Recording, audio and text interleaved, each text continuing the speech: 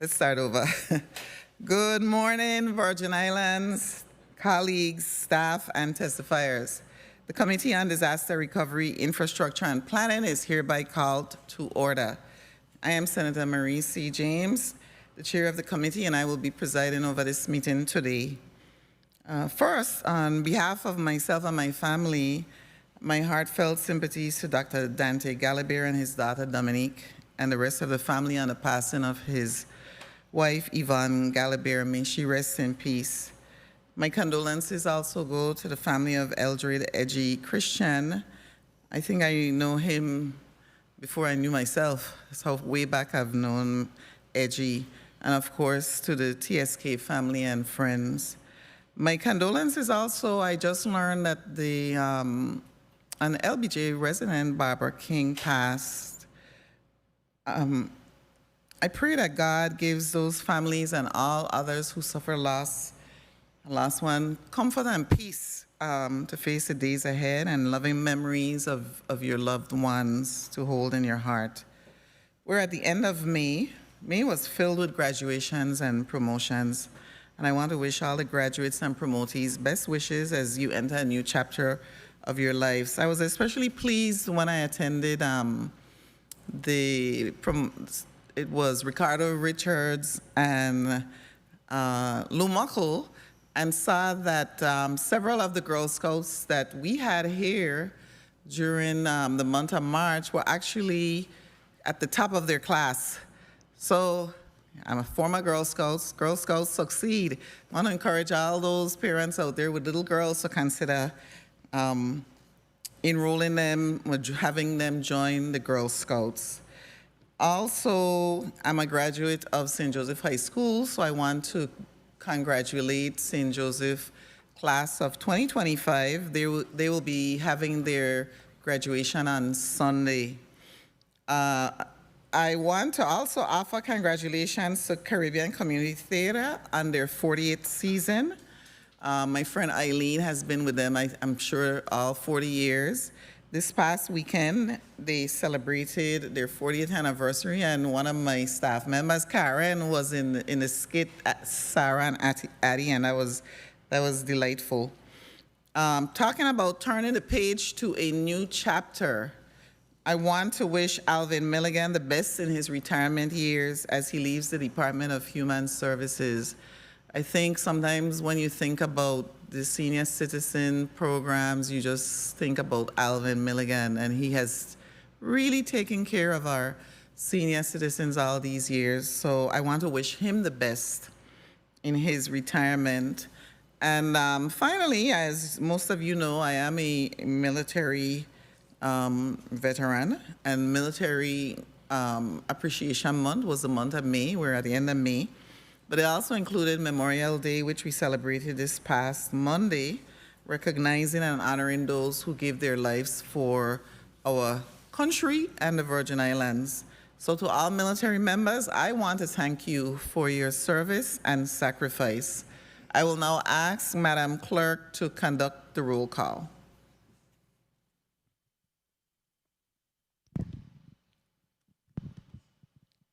Senator Angela L. Bolkes Jr. Present. Senator Bolkes Jr. present. Senator Dwayne M. DeGraff.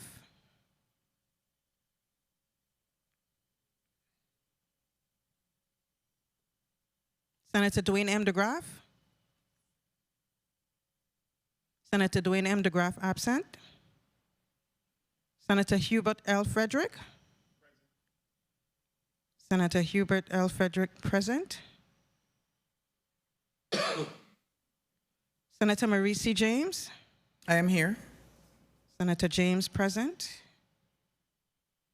Senator Clifford A. Joseph Sr. Senator Clifford A. Joseph Sr. absent. Senator Milton E. Potter. Here. Here. Senator Potter present. Senator Kurt A. Vialet. Senator Vialet absent. Madam Chair, We have 4 present and 3 absent. Thank you. We have a quorum. 4 of our 7 members are present. We also have non-committee members present with us today, Senator Novell Francis and Senator Avery Lewis. Thank you for joining us. Madam Clerk, do you have any correspondence to be read into the record? Yes, Madam Chair. Go right ahead. May 29th, 2025, Honorable Marie C. James, Chair, Committee on Disaster Recovery, Infrastructure and Planning, 3022 Estate Golden Rock, Christiansted, St. Croix, VI 00820. Dear Madam Chair, please accept this correspondence as a formal notice of my absence for the Committee on Disaster Recovery, Infrastructure and Planning hearing scheduled for today, as I am tending to a personal matter. Please have all circulated documents placed on my desk for my staff to retrieve. I wish you well in today's meeting. Regards, Clifford A. Joseph Sr., 36th Legislature of the Virgin Islands, Chair of the Committee on Homeland Security, Justice, and Public Safety.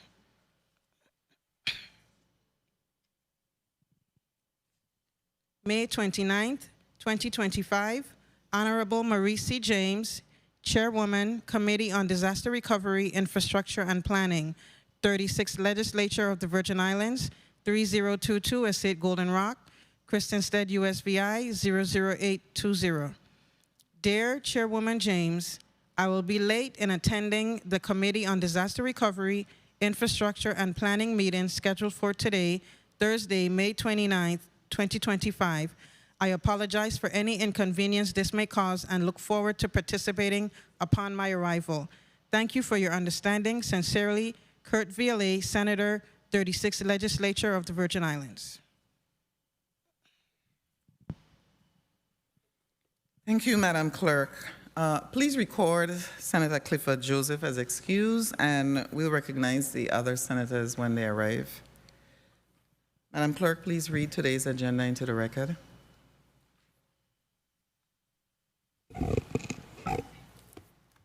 Committee on Disaster Recovery, Infrastructure and Planning, Thursday, May 29th, 2025, 10 a.m., Fritz E. Lowette's Legislative Conference Room, St. Croix, USVI. Block 1. The committee will receive testimony from the Department of Planning and Natural Resources on the implementation of the Comprehensive Land and Water Use Plan, including a review of progress made to date, current or anticipated challenges, the projected timeline for next steps in the implementation process. Invited testifiers, Honorable Jean-Pierre Oriol, Commissioner, Department of Planning and Natural Resources. Block 2, the committee will receive testimony from the Office of Disaster Recovery on the status and effectiveness of ongoing disaster recovery efforts funded through FEMA in the aftermath of Hurricanes Irma and Maria, with a focus on the following key areas: a comprehensive status update on FEMA-funded disaster recovery projects, the Envision Tomorrow program, an evaluation of the Super Property Management Office and whether it is achieving its intended purpose, an assessment of the effectiveness of bundling projects to expedite recovery efforts, a discussion of the challenges faced in executing projects in the Virgin Islands, including workforce constraints, permitting delays, procurement issues, or federal coordination, and a reflection on the 8-year recovery timeline since Hurricanes Irma and Maria, highlighting both progress and remaining obstacles. Invited testifiers, Adrian L. Williams Octalin, Director, Office of Disaster Recovery. Madam Chair, this concludes the reading of the agenda. Thank you, Madam Clerk. First, I want to begin by asking the testifiers to, in this block 1, to speak clearly. Put your names on the record. Please, go ahead, Commissioner. Good morning, Madam Chair. Jean-Pierre Oriol, Commissioner for the Department of Planning and Natural Resources. Thank you. Good morning, Leah Laplace Matthew, Territorial Planner with the Department of Planning and Natural Resources. Thank you both for being here today. I, of course, want to begin with the testimony, and it's going to be delivered by the Commissioner, correct? Yes. Please go ahead. Thank you, sir. Thank you. And good day, Senator James, Chair of the 36th Legislature's Committee on Disaster Recovery, Infrastructure, and Planning, other committee members, non-committee members, and legislative staff present, and members of the viewing and listening public.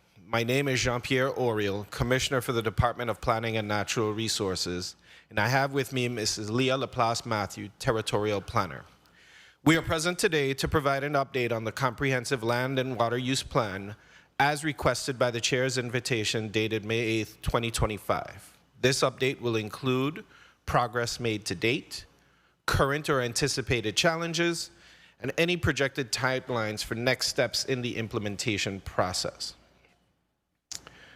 As you all know, the Comprehensive Land and Water Use Plan was adopted just 5 months ago in December of 2024. And once again, I would like to thank all of the members of the 35th Legislature for their support. In particular, I would like to thank former Senator Donna Gregory and her team for their efforts in drafting the bill, as well as former Senate President Novelle Francis for allowing the legislation to the floor in the last session of the 35th Legislature, paving the way for its adoption. In these last 5 months since the adoption of the plan, our two main focuses have been on implementation and seeking funding for the implementation. Focusing on implementation, DPNR, with the support of our consultant, built out an implementation matrix identifying internal or DPNR priority actions, as well as identifying necessary responsibilities from external partners such as the Department of Public Works, the Economic Development Authority, the Waste Management Authority, the Virgin Islands Housing Authority, and the Virgin Islands Housing Finance Authority. One fortunate outcome of the timing of the comp plan's adoption is that we're able to share some of our outcomes with DPW, with their consultants for the 2050 Comprehensive Transportation Master Plan, and members from our staff are part of the executive committee for this initiative. We are also in receipt of the 3-year plan for the Virgin Islands Housing Finance Authority, and we'll be working with their team on the synergies with the comp plan for the housing focus. We will continue to work with external agencies on aligning their priorities with the comp plan and moving forward in synergy. With respect to our internal focuses, DPNR is currently in the process of finalizing a contract for an external counsel to provide support to the Division of Comprehensive and Coastal Zone Planning for zoning code amendments, namely in Title 29, Section 225 definitions, Section 228 on our table of permitted uses, and Sections 235, 240, and 242 related to administration and enforcement. In addition, the Division of Coastal Zone Management is finalizing a contract for the updating of our earth change and CZM applications, executing a memorandum of agreement for geospatial support and expertise. And lastly, we have a number of habitat improvement projects through our Division of Fish and Wildlife, as well as a couple of large land purchases through our Division of Territorial Parks and Protected Areas that we are working on for our conservation spaces. As we are all aware, the funding provided by the Biden administration is being retracted by the Trump administration, and so our biggest challenge in implementing the comp plan, particularly the internal updates, will be funding. For example, the Building Resilient Infrastructure in Communities, or BRIC, funding opportunities under FEMA has been ceased, and the Big Beautiful Bill proposes a $646 million cut to the FEMA non-disaster grant programs. Many NOAA-funded planning grants have also been cut, limiting our opportunities for federal resource support. My staff is currently in conversations with the Virgin Islands Housing Finance Authority as they have monies in their CDBG MIT program earmarked for planning projects. As the territory's planning agency, we are making our case for support from this program. This funding will go towards supporting next major challenge, staffing, necessary to pursue implementation. Some work will be contractual, but key to our success will be additional staffing for project management that needs to take place for years to come. The implementation of the comp plan is not only a multi-year initiative, but is a multi-agency initiative. DPNR is currently pursuing our year one projects identified in the implementation matrix, such as our code updates, and will be reaching out to external agencies throughout this summer. Funding and staffing will play a large role in the actual implementation, but the matrix sets a goal of 10 years for methodically achieving the goals of the plan. This concludes my testimony on the current status of the Comprehensive Land and Water Use Plan, and Leah and I are here to answer any questions you may have to the best of our abilities. Thank you, Commissioner Oriel. First, I want to recognize Senator Carla Joseph, who has joined us virtually. Thank you so much for joining us, Senator Joseph. Thank you. First, I want to say that one of the things that, and this is from your introduction in the plan. I have the plan in front of me, and little parts of the plan, because it was very thick. In 1970 was when the VI legislature decided we needed a comprehensive plan. 1970. That's what, 55 years ago? Yes. Yeah. How old are you? 48, Senator. So before you were born, the legislature decided that we needed a comprehensive plan. And then, of course, in 1987, Governor Farrelly had the Governor's Reorganization and Consolidation Act to prepare a long-range comprehensive plan. There we go again. That's over 30 years. I don't know how old Miss Laplace is, but she's like, her eyes are glazing over like I wasn't even in existence at the time. I point that out because, I mean, first of all, I really want to thank you for what you did in our community. You energized it. I mean, when I saw the people who turned out, it was great. But I don't want, and the participation was wonderful, which should make us even more responsible, I think, in implementing this, and responsive, right, to the community. And I wanted to start by asking you a number of questions with respect to how we're going to do this. In the matrix itself, in the implementation matrix, you had these years that were set out, 1, 5, 10, and of course that takes us again way into, not far into the future, but if we're going to go based on history, who knows when some of these things will really happen, you know? So my first question to you before we start the round, and I think the round, we'll have a round of like 5 minutes, is just who on your staff is actually coordinating everything that I'm seeing. It can't be poor Miss Laplace. I ain't saying poor and not poor, you understand what I'm saying? Or you're stretched. Is there a designated person that I can call and say, what's happening with this specific, you look like you're ready to smile already, with this specific goal, right? Do you have someone? So it is Miss Laplace, Senator. She is not only an army of one, but it is the office for the Division of Comprehensive and Coastal Zone Planning is the office that is designated as the lead within the department for this initiative.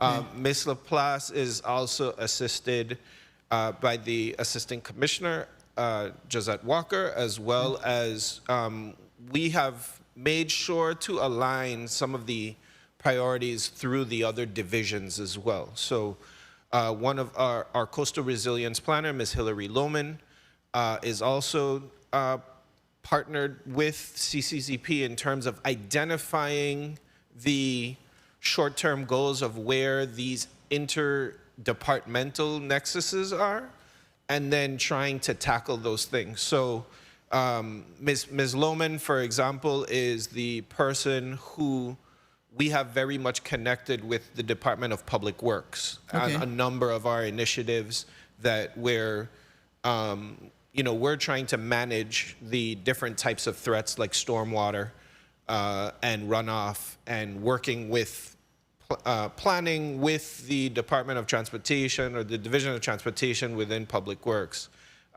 Ms. Laplace, right now, again, we've identified things specifically in her division with respect to Title 29 and the zoning code, Chapter 3, that we need those legal support services, and so we have that, that contract is under review right now.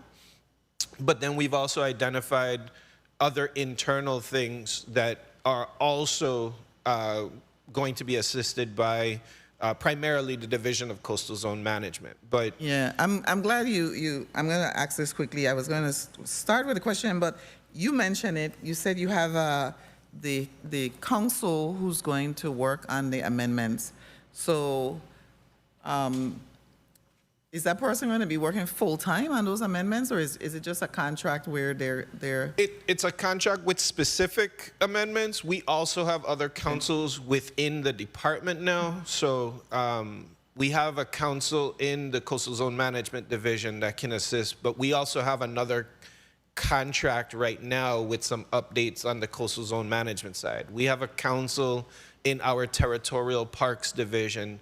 So areas that we are looking at for conservation spaces and things that we need to do there, we have counsel in-house for that. So is the 1 year that I'm seeing 1 year from when the former president made it happen in terms of activating the plan?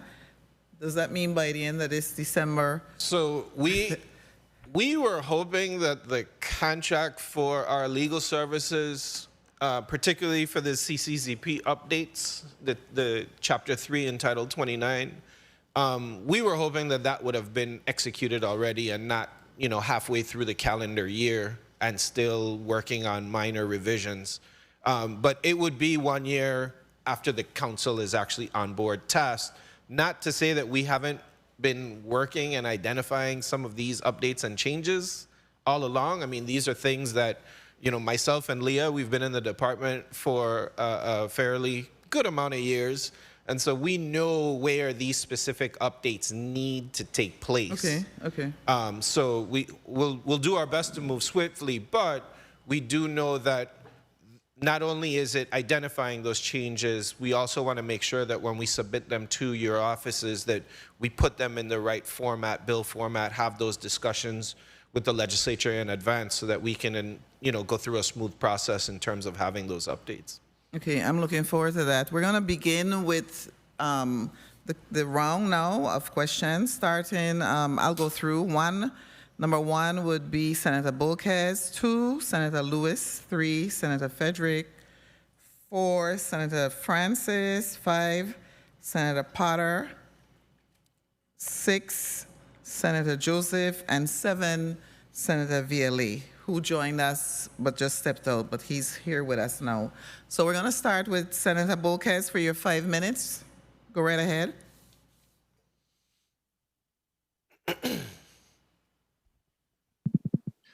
Thank you, Madam Chair. Good morning, Madam Chair. Good morning, colleagues. Good morning to the listening and viewing audience. And of course, good morning to Commissioner Oriel. Commissioner Oriel, how are you doing today? I'm doing well, Senator. Thank you. Excellent.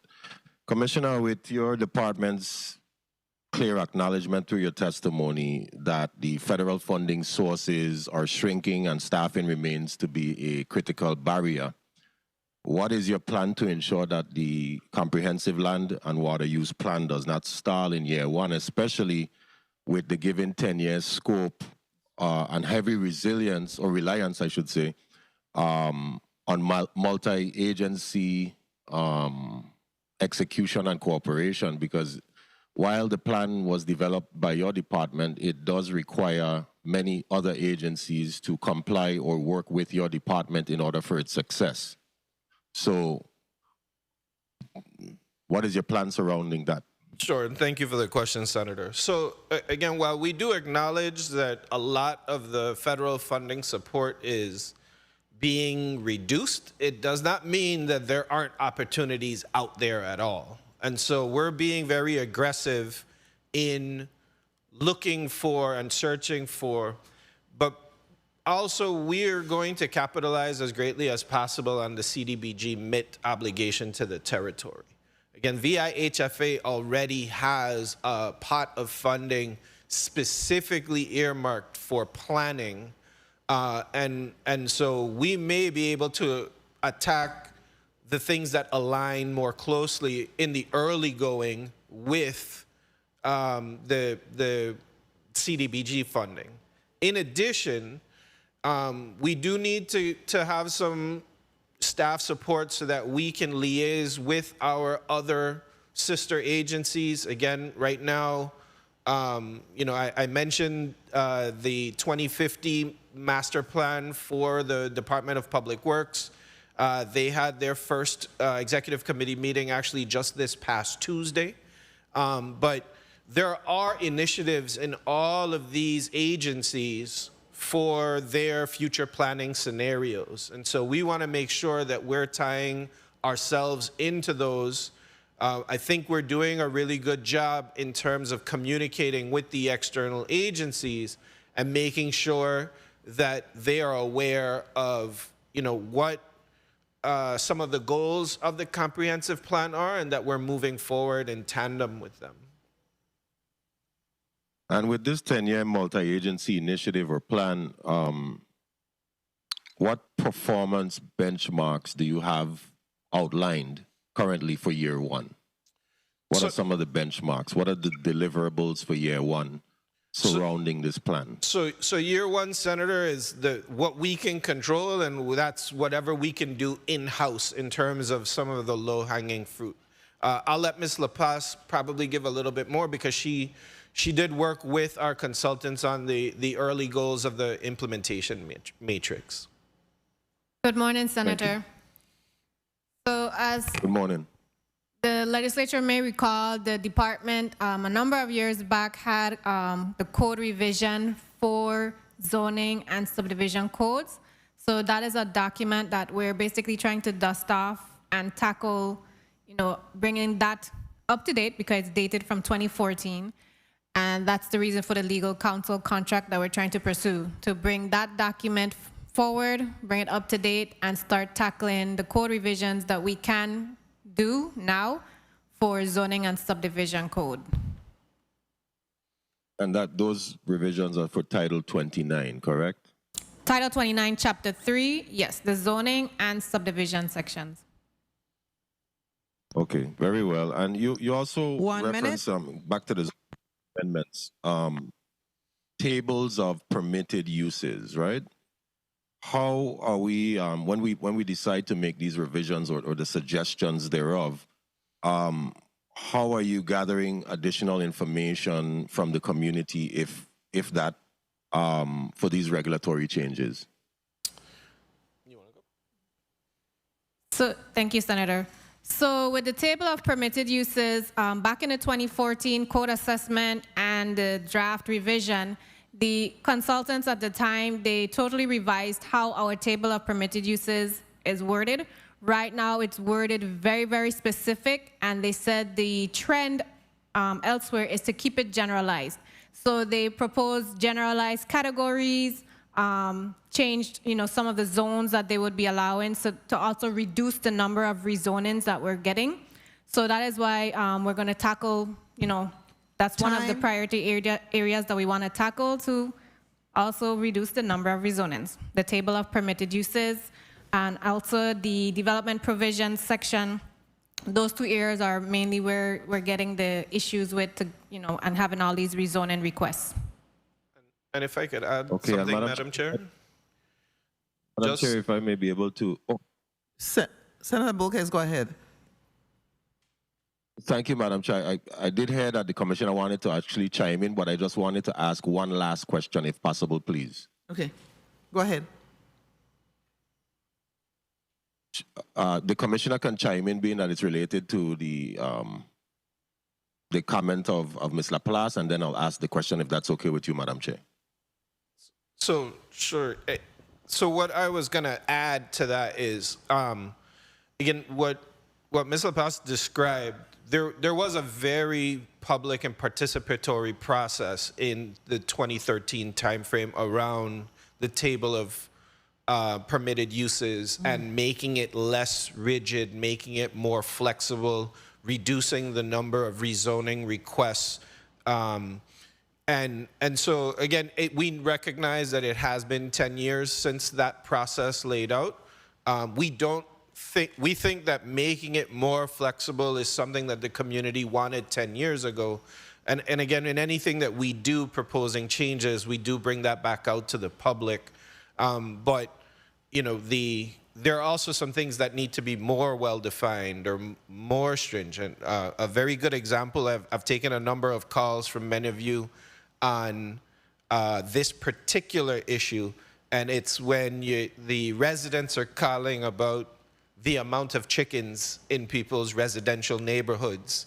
And you've gone from, you know, residential, and then you're having chicken coops with 50, 60, and because agriculture is an allowable use in the residential zone without a limit, like there should be a limit on what is considered necessary for sustenance and being able to define that.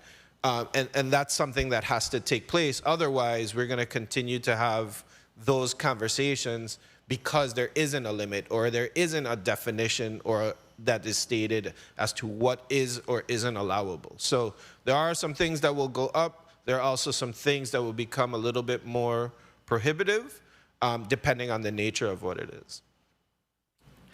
Senator Bolkes, you go ahead with your one question. That statement about the chicken coops have me, my head, I'm ready to ask a question, but go ahead, Senator Bolkes. Thank you for your indulgence, Madam Chair. The question is for the commissioner. He mentioned in his testimony geospatial support and in his efforts, and I wanted him to specify exactly what that is for the listening and viewing audience, and of course, how that data will be used in decision making moving forward. Thank you for the time, Madam Chair. Sure. Thank you for the question, Senator. So, you know, one of the things that we've learned through a lot of our planning processes is that human beings are very visual people. And so just having words on a page or, you know, a table of what is or isn't allowed, some folks, they need to actually visualize and see what those things are. And so geospatial support allows us to do a number of different things with all the data that we collect. You know, that's why GIS is incorporated into so much of the work that we do, particularly in the planning realm, because it helps visualize the information that we're talking about. And so, you know, GIS is a technical specialty, and there are not a lot of people here locally that have the GIS capabilities. And I think that every time there are people that do, the Lieutenant Governor's office does a great job in swooping them up. So one of the things that we're going to do is an MOA that creates a fellowship for that geospatial support, so that when we do in fact gather data, we can then do outputs with that data that allow people to visualize, whether that be build-out scenarios, whether that be intensity mapping. If you look at a number of the products that DPNR has done in terms of what are vulnerabilities to different threats, whether it's storm surge, flooding, sea level rise, like those are the things that we then put into maps and then show the intensity of where the likelihood of flooding to occur is more moderate in this area, non-existent over here, very intense over in the Frederickstead area. And so that geospatial support, the personnel, will allow us to depict these things in an image form for the public to be able to translate what it is we're working on. So. Okay, thank you, Commissioner. Well, with the price of eggs right now, like being around $18.99, a lot of people will start to have chicken coops, you know, and especially going forward since we don't really know.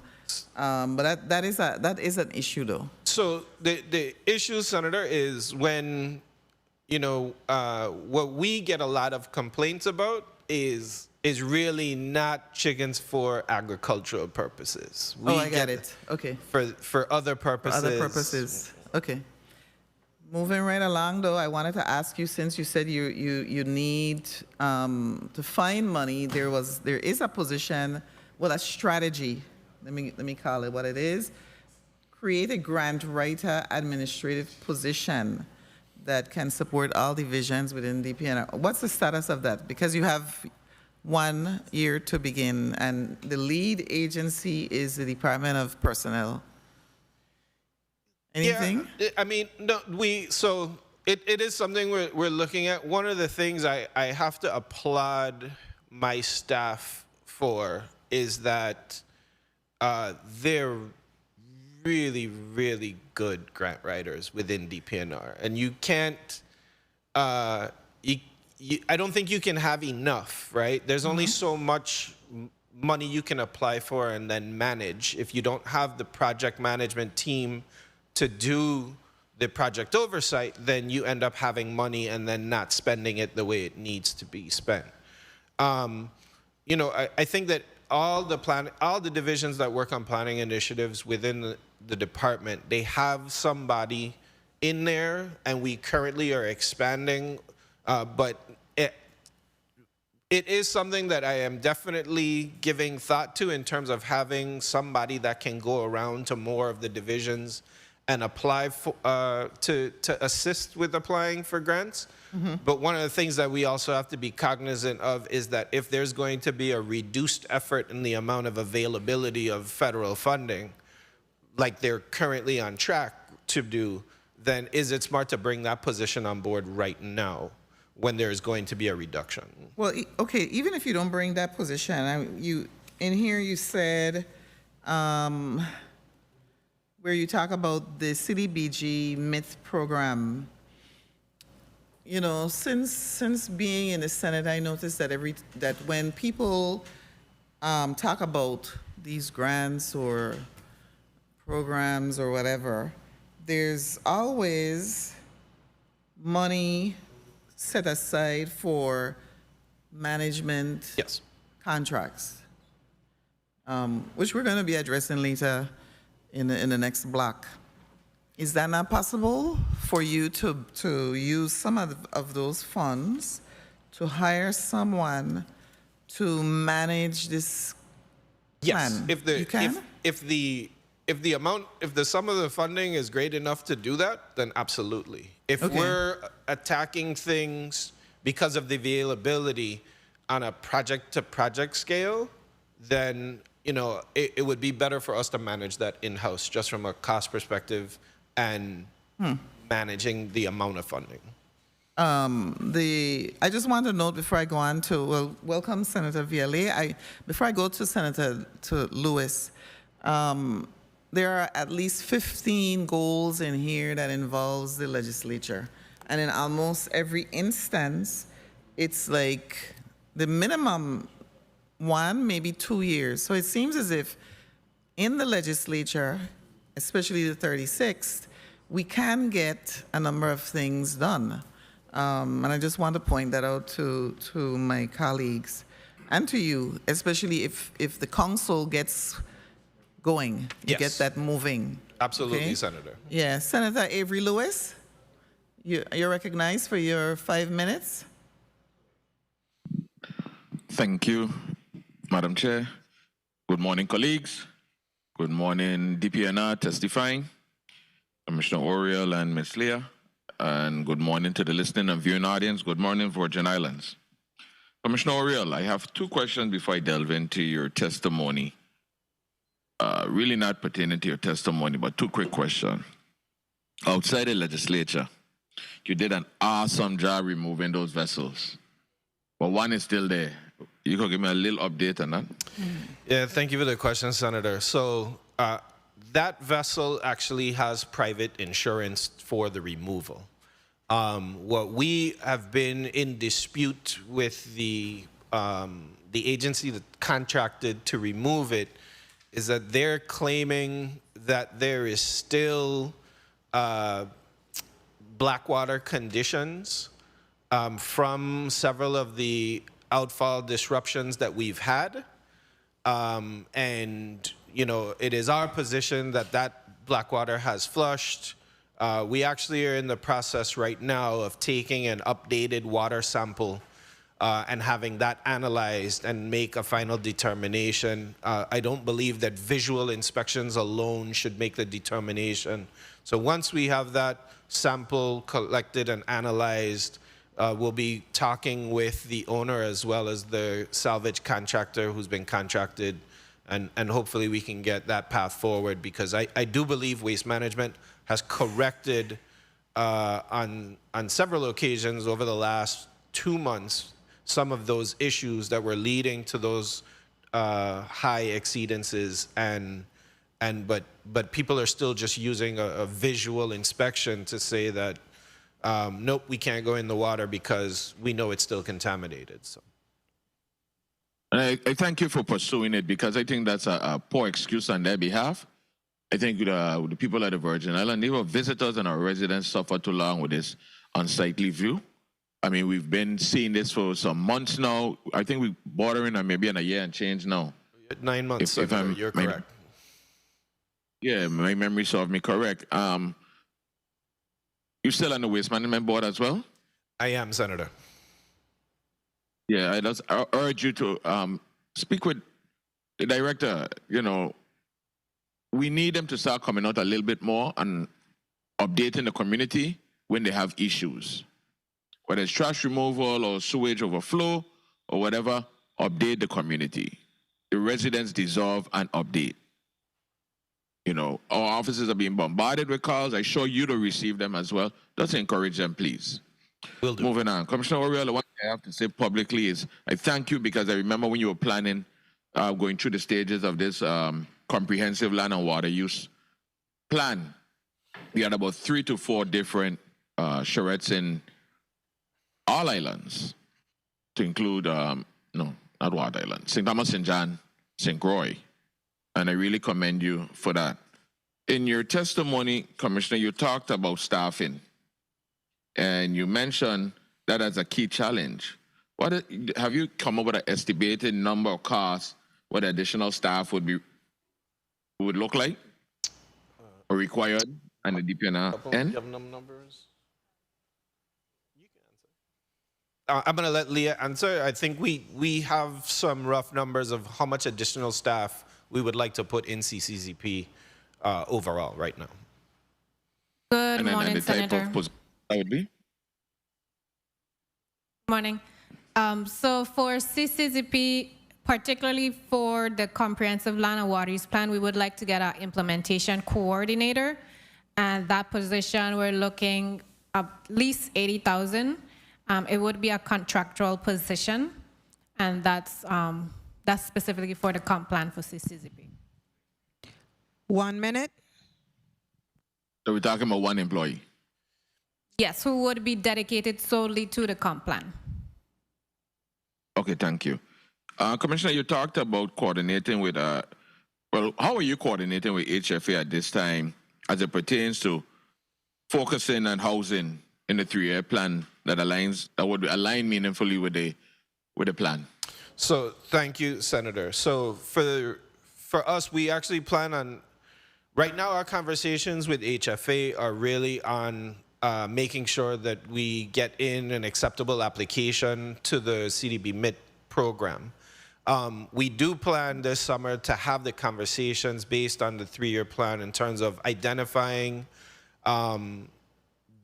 different initiatives that they have set and then where they align in the priorities. I can tell you, like, one of the things that I personally would like to see and have discussions on, Madam Chair, if I may. So one of the things that because I also do sit on the HFA board, and one of the things that we know is that the single and two-family home structure that we've traditionally kind of followed is cost prohibitive right now in terms of making low and median income housing. And so we have to look more at building vertically and having more success stories like Megan's Junction. And so part of the discussion that I would like to have is working on our zoning amendments that would allow for some of the height restrictions to be waived, specifically for building low and median income, particularly in the towns or more populated centers. Right now, there is a height limit of 3 stories in all of the historic districts. But you know, if we're building low and medium income, we're spending a lot of money on our transportation plan, upgrading the fleets and everything, then you need less parking if you're in the town. So let's put more and make more affordable homes in 5-story structures. We can look in St. Thomas and look at the Windward Passage Hotel. That's a 5-story building right in the middle of the historic district where there is a limitation. So it's not that it can't be done. It's just that right now we have to have that discussion of what are the things that we're willing to move from our traditional past from in order to make the future happen. Thank you, Madam Senator Chair, Lewis. if I may follow up with one more. Oh, sure, question, go ahead, please. go ahead. Yes, and Commissioner, to your point, that's, thank you for the last response. Sometimes we just have to make those tough, unpopular decisions for the benefit of all. Commissioner, I'm always a belief of keeping people engaged and informed. So what are your plans, if you have it outlined in the plan, to keep the public informed and engaged throughout the 10-year implementation process, especially as zoning and land use decisions are made? I'm hopeful and optimistic that you're going to get through with HFA. So what are your plans to keep the community engaged and informed? Thank you for the question. So I think it's a tenet of almost all of our divisions that when we introduce a plan, we have to do public comment. That is something that is inherent in the department's mandate, and also most of the things that we're working on, as we showed during the town halls for just getting the plan adopted. Again, you need the support of the public first and foremost in order to have real belief in what we're doing. And again, it's not the department's plan, it's the territory's plan. I believe that the legislature will also hold us accountable for making sure that the public is aware of the plans and what level of effort did we do to get public comment and public input. So as everything we've been doing, you know, we continue to identify the areas where we want to make sure that we get public engagement before we pursue something that would lead to a code change or rule and regulation. But those are also built-in staples in our processes that we have to get that public input. Thank you for your response, and we will keep your feet to the fire. And while we talk about the chickens, let's talk about those barking dogs as well. Thank you very much, Madam Thank you. Chair. Thank you, Senator Lewis. Just out of curiosity, how many years have you each been in DPNR? I've been with the department about 20 years. 20 years. I will hit my 25th anniversary on June 20th. Your 25th anniversary? 25th anniversary in the department. I started in June of 2000. You know, I asked that because when Senator Lewis said, you know, keeping your foot to the fire for the next 10 years, you know, I was looking at Commissioner Oriel and saying, will he be commissioner for the next 10 years? I wonder. Just joking. I could look at your face. Okay, I see your face already. But in terms of continuity of this plan, do you have another generation of people? You know, at some point, both of you were young in the department. Do you have people to follow you? That's important. Yes. You do. And the answer, Senator, is yes. I mean, again, while I have been in the department 25 years, Leah has been in there 20 years, we have a good mix of our directors inside the department. Some of them have only been with the department for 6 years. Some of them have been with the department also for 20 years. So we have a mix. And, you know, I think that over the last several years, I would say the last decade, particularly when I started as the Division of Coastal Zone Management Director and started to get more involved in the planning processes. One of the things that we do in a number of the divisions now is put in a checkpoint to go back and review what plans we've adopted and whether or not we've been successful in our targets over these 5 years, and if not, identify what the challenges have been. And I would say that my staff does a very good job in terms of going back and reviewing. A couple of them that have recently, just last year, we were doing, for example, is the St. Croix East End Marine Park had been officially, it was promulgated in 2003. We released the rules and regulations in 2006. We are on our third iteration of looking at the plan. We also did the St. Thomas East End Reserves was 10 years ago. We had a recent update that took place about 18 months ago. So like we go back and look at the plans that were there, see what is still relevant, and identify what the challenges have been in terms of hitting some of those targets as well. And I have a good core group of directors that, you know, they could, you know, they're a little less, I guess, politically tied than I am, so they could spend another 10 years in the department. But you know, I think that it would be something that people will continue to work on because it It's truly important, is. huh? Yeah. You know, the thing is that over the years, our population has been declining. We need to bring people home.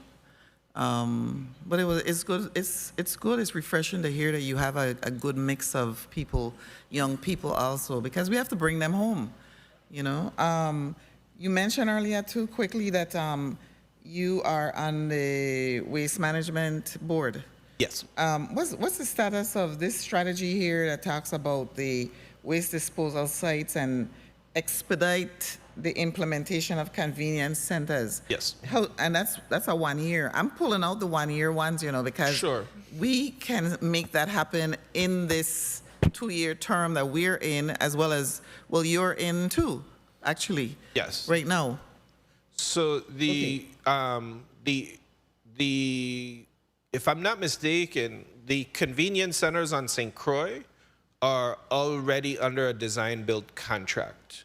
So the 3 convenience centers for over here, by now the contract should have been awarded. I believe it was our September or October board meeting that we were asked as a board to approve the interim executive director to sign a contract with that company.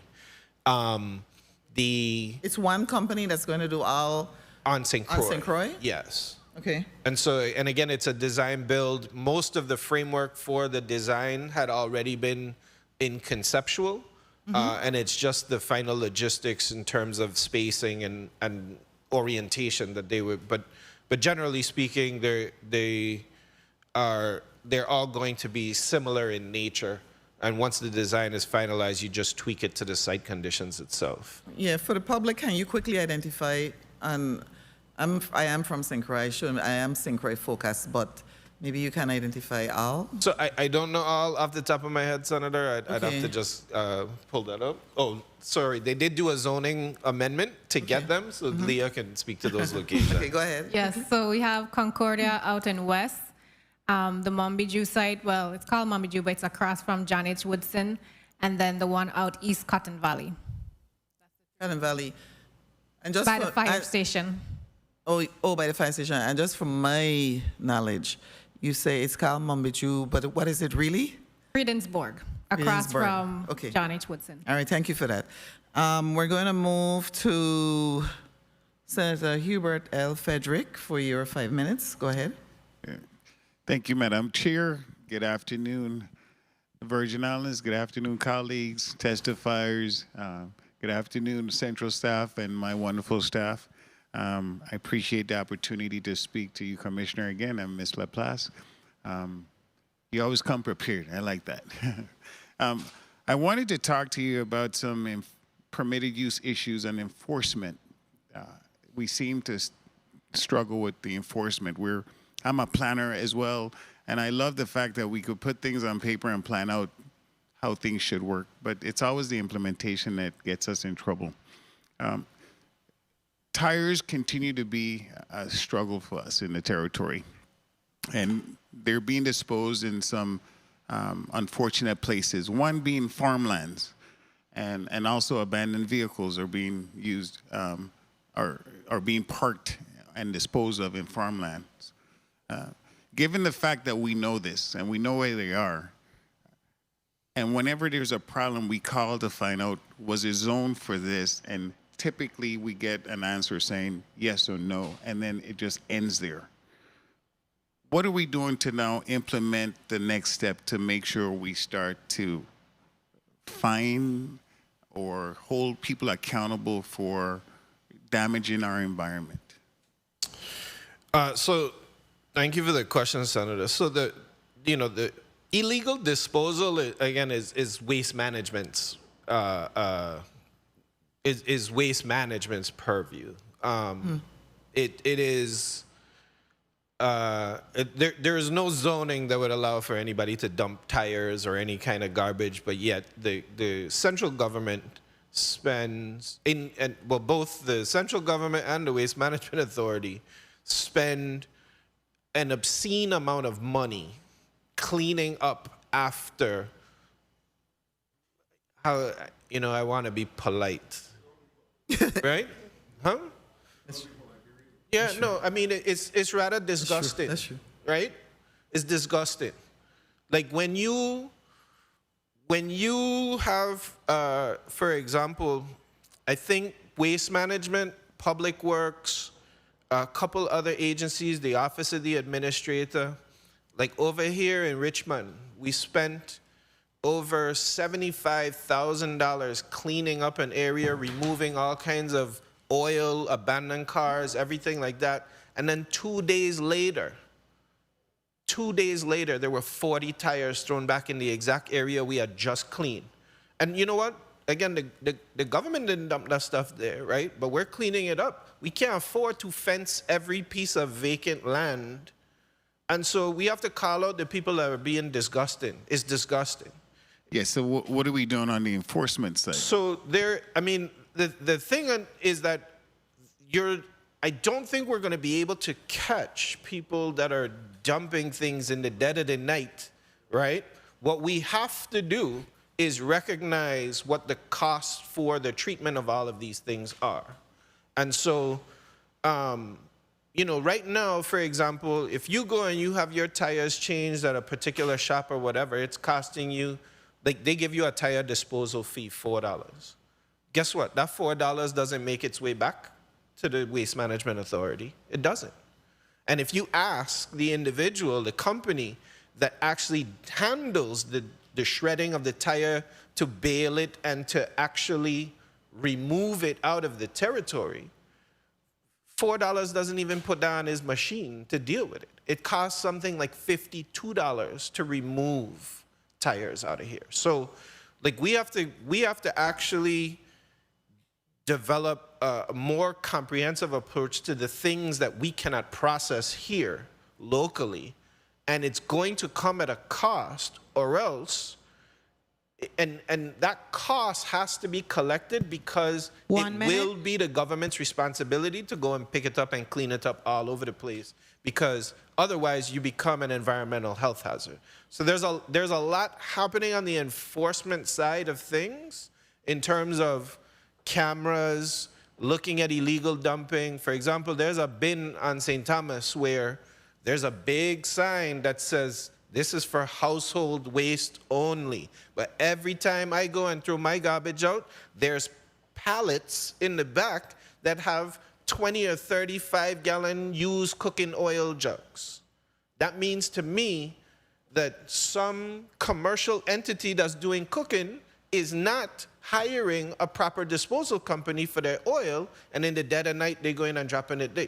So waste management has to, they're putting those cameras out, they have people out there, but unfortunately, you're not going to be in the bushes everywhere where people are throwing all of these things out. Yeah, some of the pollution is also happening Time. in our waters. Madam Chair, if I may. Go ahead, because that was a long, well, we Yeah. needed to hear that. But Yes, so that go was ahead, go important. ahead. go Thank ahead. you. That's why I let you go. But our waterways are also being polluted, and it falls under your purview. So I've seen tires, I've seen abandoned boats, I've seen a trailer in the Gallows Bay area. There's a trailer that's been deteriorating in the water, all that kind of stuff. We need more than enforcement. We need more, people need to be fined. We need to follow up on how the violations took place. They're just damaging our environment and nothing is being done. And so then we have to live with the unsightliness of this or the environmental impact for God knows years now. And the department is doing what? So I can say this, Senator. When somebody abandons a vessel and leave it sinking, or have something broken up and leave it and all of that stuff, it falls again on the government to pick it up, right? But let's be real, in a tax collection deficient society, right? Where is that money coming from? And so there is a way to fix it, which is you have to create that revenue stream through some kind of environmental tax. I could pick up all the derelict vessels that go and sink and people turn away and lose them. When we actually go and look for the hull ID and those registration, those numbers are gone. Because that person, if they were willing to walk away from it, they're making sure that I don't pick it up and then now charge them, try and find a way to charge them. There was an individual who their vessel sank. The salvage company knew who the owner was, called them, and he said, hey, you know what? Just put it on the ocean floor. I'll deal with it when I get back in a year after my contract where off seas is over, right? So again, I collect in my enforcement division for registration $10 per foot per year. So a 50-foot vessel is paying $500 for the year for having a mooring. Whereas it costs $36,000 for me to remove each one of those vessels in front of the legislature the other day in St. Thomas. 36. So there's only 4,000 registered vessels in the territory. There's only 400 of them on moorings.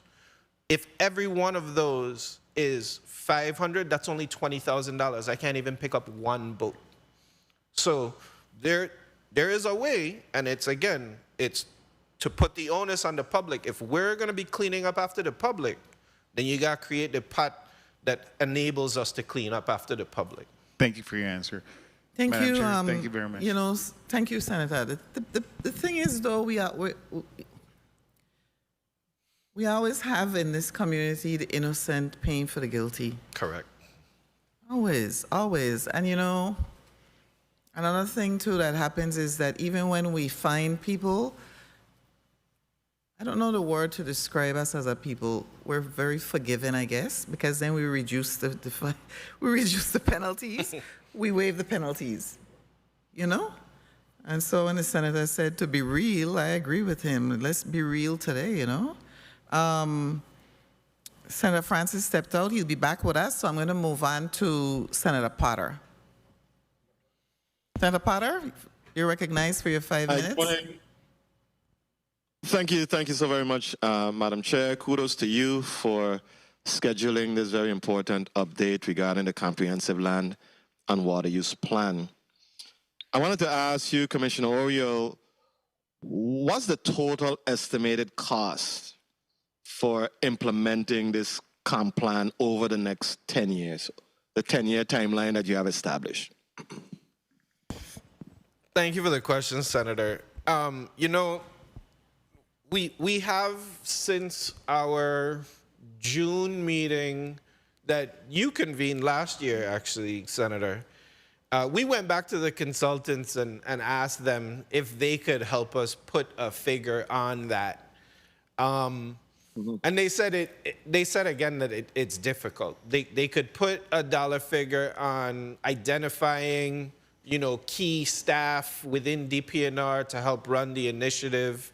And again, that goes towards having GIS expertise, having project managers and planners inside the division of CCZP. And that probably is around like $300,000 per year increase. But to develop a cost for all of the other built infrastructure things, particularly when we're talking about theories on change, they said that that is a difficult thing for us to quantify.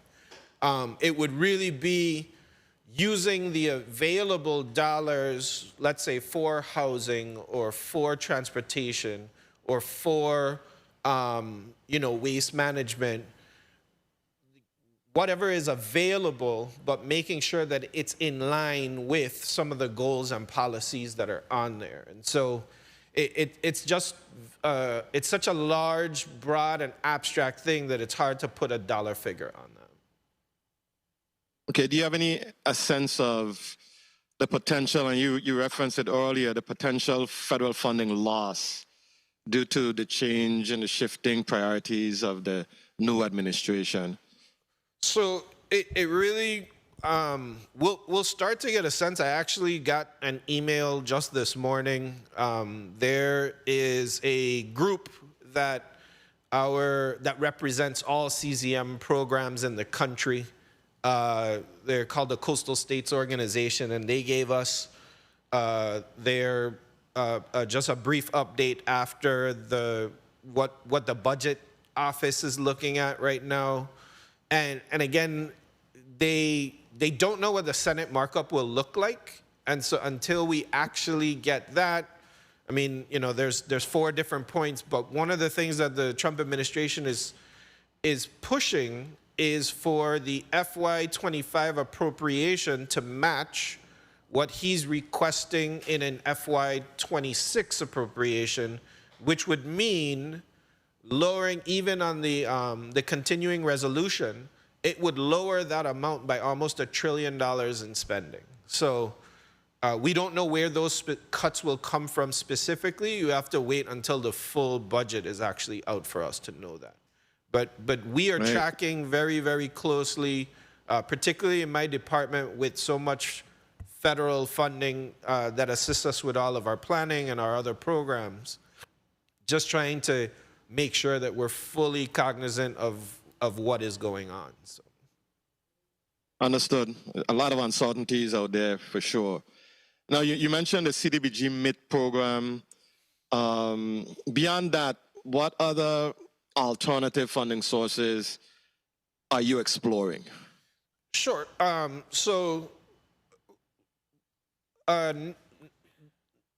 Our Department of Commerce grants, particularly our NOAA funding, is something that has always supported our planning efforts. 1 minute. It usually deals with things on a more of a project scale, but most of these things are competitive awards, and we're geographically small enough to incorporate 2 or 3 locations into the funding pot that they usually put out there. I actually got an update this morning that we haven't received the award yet, but we were notified yesterday of a a new $975,000 grant that's going to assist us with watershed planning efforts in the territory. So there's NOAA funding available. There's, for we're keeping a close eye on interior funding because, again, with our Division of Territorial Parks and Protected Areas, it allows the management of the areas that we want to keep as conservation and preservation spaces, which is also part of the plan. But we become eligible for about $2.5 million once we finish something called our Territorial Outdoor Recreation Plan. And we're in the process of writing that right now. So we anticipate getting that additional funding as well. So it's just a mix of a pot, Senator. It's just that the real big things like BRIC and FEMA, where we were tying it to our resilience, this federal administration has said that there's just too much federal spending on those fronts. So we'll have to look elsewhere as well. Understood. Madam Chair, if I may just ask one final wrap-up question. Sure. Go right ahead. Thank you. My final question, Commissioner, what happens to your 10-year timeline if adequate funding and staffing aren't secured in year one? I think it adjusts, Senator, a little bit, but remember, the plan itself outlines a set of goals and initiatives and buy-in. And then there are several agencies that are responsible for implementation. I think the key thing for DPNR is to identify where we need to change some of our code requirements to now be in line with the plan itself. So as we talked about a little bit earlier, we know we need to make Title 29, Chapter 3 a little bit more flexible because there's no way we can have a table that says in this zone, this is allowed, this zone, this is allowed, and never kind of leave room for flexibility and those types of things. We also know that we need to increase our enforcement provisions as well. If we're going to be effective, we have to have some teeth behind what we put in writing, and a $75 penalty under Chapter 3 is not going to scare anybody. So I think that we can fund these changes that we need to make in the code in year one, and that's why we're pursuing that right now really, really hard. Which external agencies have formally committed to their responsibilities in the matrix? So I would say... Which ones still need agreements? I would say that right now and Leah can help me on this too, but as of right now, I know that one of our main external partners is Public Works. We have been, for the last several years, actually, trying to address drainage better, and we don't want to do it on the bottom of the hills. We want to do it up at the top and reduce the amount of runoff. I like to say that as a territory, we need to treat water as a resource and not a nuisance. We need to put it where it's supposed to go. And then where we can collect it and get beneficial reuse out of it, we need to identify those areas. So we've been working with Public Works on a number of watershed projects, and then they now in turn have connected our planners and our plans with their transportation engineers that are now doing designs on roadways and identifying areas where we would maybe do a different type of curb in order to put the water back into the green space rather than channeling it down a swale, letting it pick up velocity and then just burrowing through roadways. And we're really, at the end of the day, what we're trying to do is we're trying to reduce impacts on the built infrastructure, and we're trying to recharge the aquifers as well. Thank you, Senator. Thanks, Commissioner. Thank you, Madam Chair, for the flexibility. You're welcome. Earlier you mentioned Well, you talk about the runoff and the dumping sites. Just quickly before I go to the next senator, with respect to Concordia dump site, and even the one on St. Thomas where you mentioned the gallons of oil, do you test the soil in these areas? Like at Concordia, we hear about runoff and nearby the residents. You don't? No, we don't. Oh, so the damage is done then. I mean, Pretty much. Right now, our main testing program is on our beach water quality on a weekly basis. That's what we have a dedicated line of funding for. There are times when we do test because we're doing a project and we need to understand what's in the soil. So in some of our watershed plans, we've done some test pits, like for example, in the Koki Point area or Smith Bay area, we've done some test pits there. I know we've done a couple of other test pits in the Salt River area for a watershed project there. But it's usually project-based when we're actually taking samples like that. There is no dedicated program for that right now. is that something though that's needed?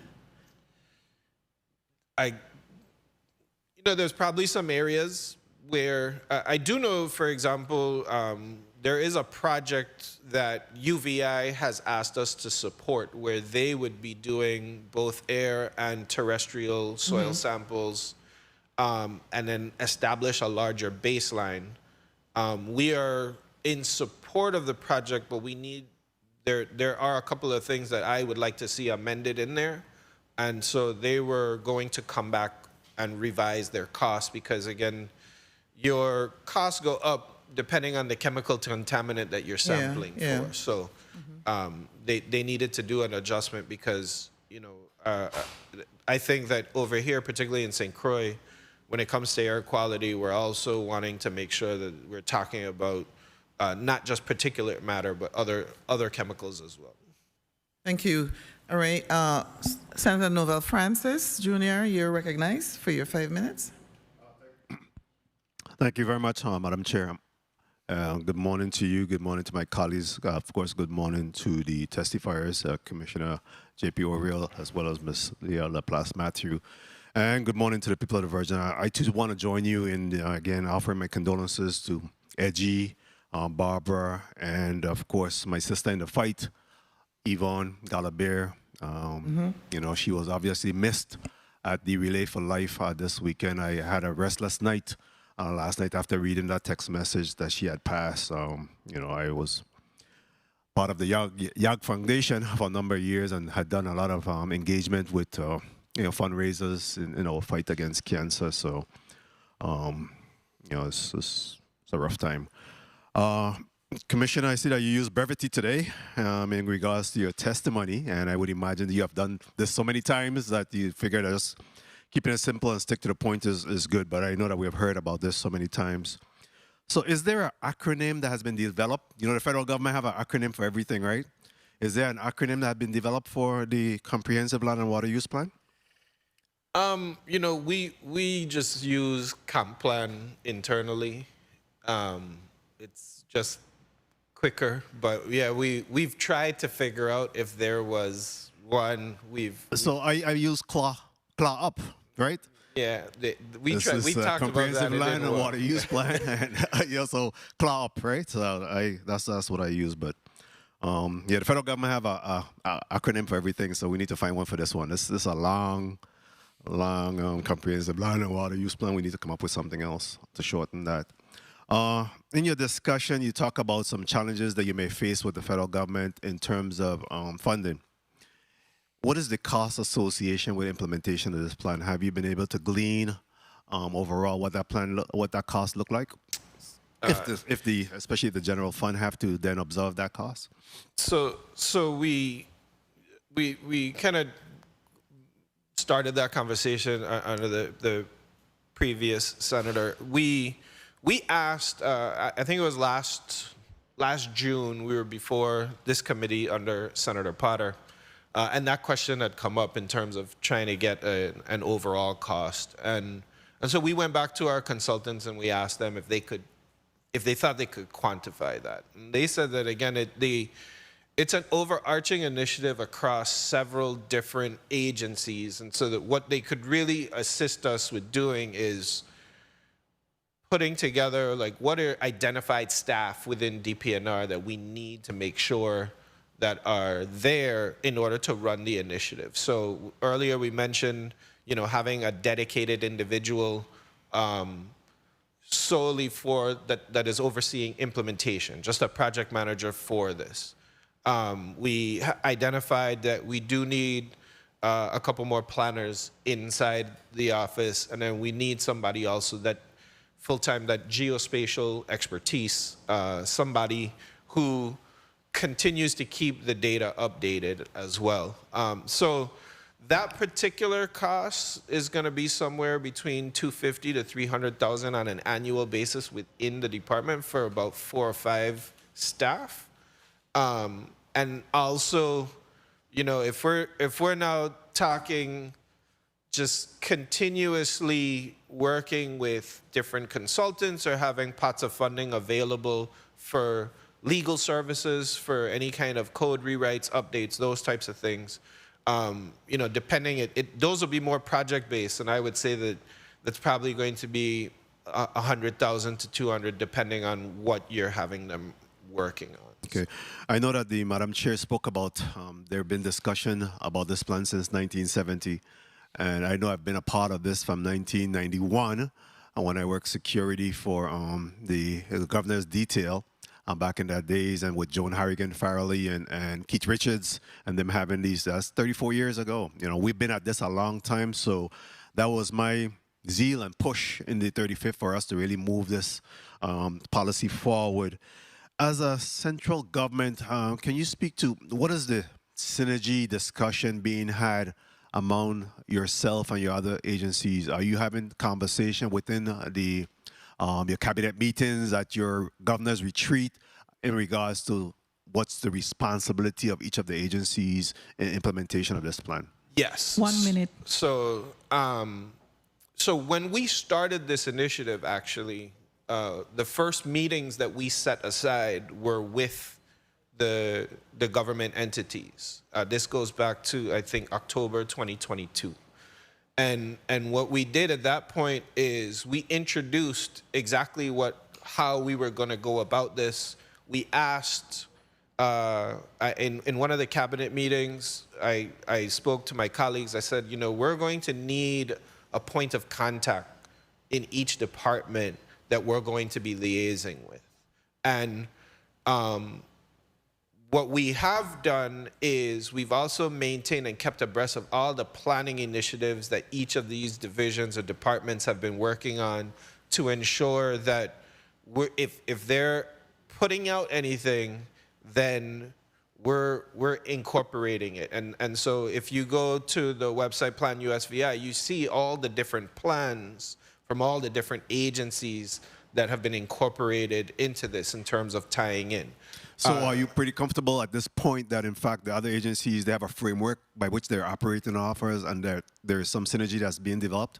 Yes, and so now that we have gotten the actual plan in terms of what the goals are, so now this is where we're saying this, starting this summer now, we're going to start embedding ourselves into more conversations because, you know, I can say, for example, you know, one of the conversations is with the Water and Power Authority, and understanding that the prudent replacement allows you to replace what was existing, but understanding what are the plans for expanding the water line and extending into different areas that they presently aren't, you know, because we are providing some of that funding to them as well. So now those monies can be used for the planning on there, and that's things that we incorporate and make sure that, you know, is this a location where the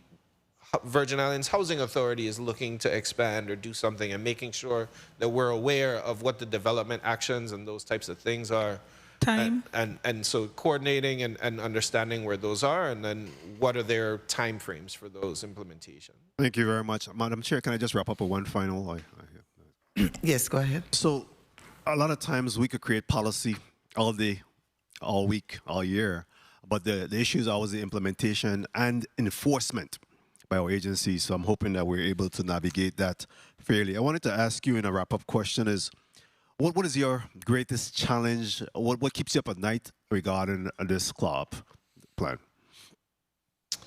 You know, I think that, so with respect to this plan, I heard your voice get deeper. Go ahead. Yeah, I would say, in thinking about the question, Senator, I think one of the good things about it is that, you know, we went to the community and we asked them what they wanted to see, right? And they didn't hold back in terms of what the challenges are. And we said, okay, we recognize where the shortcomings are in terms of challenges, but we wanted to also get a consensus of what they would like to see, how the territory is built out. And so now, what I think what the department now has is that roadmap to get us to the vision that the people want to see, right? And so I don't want to focus so much on the challenges, although on the enforcement side, again,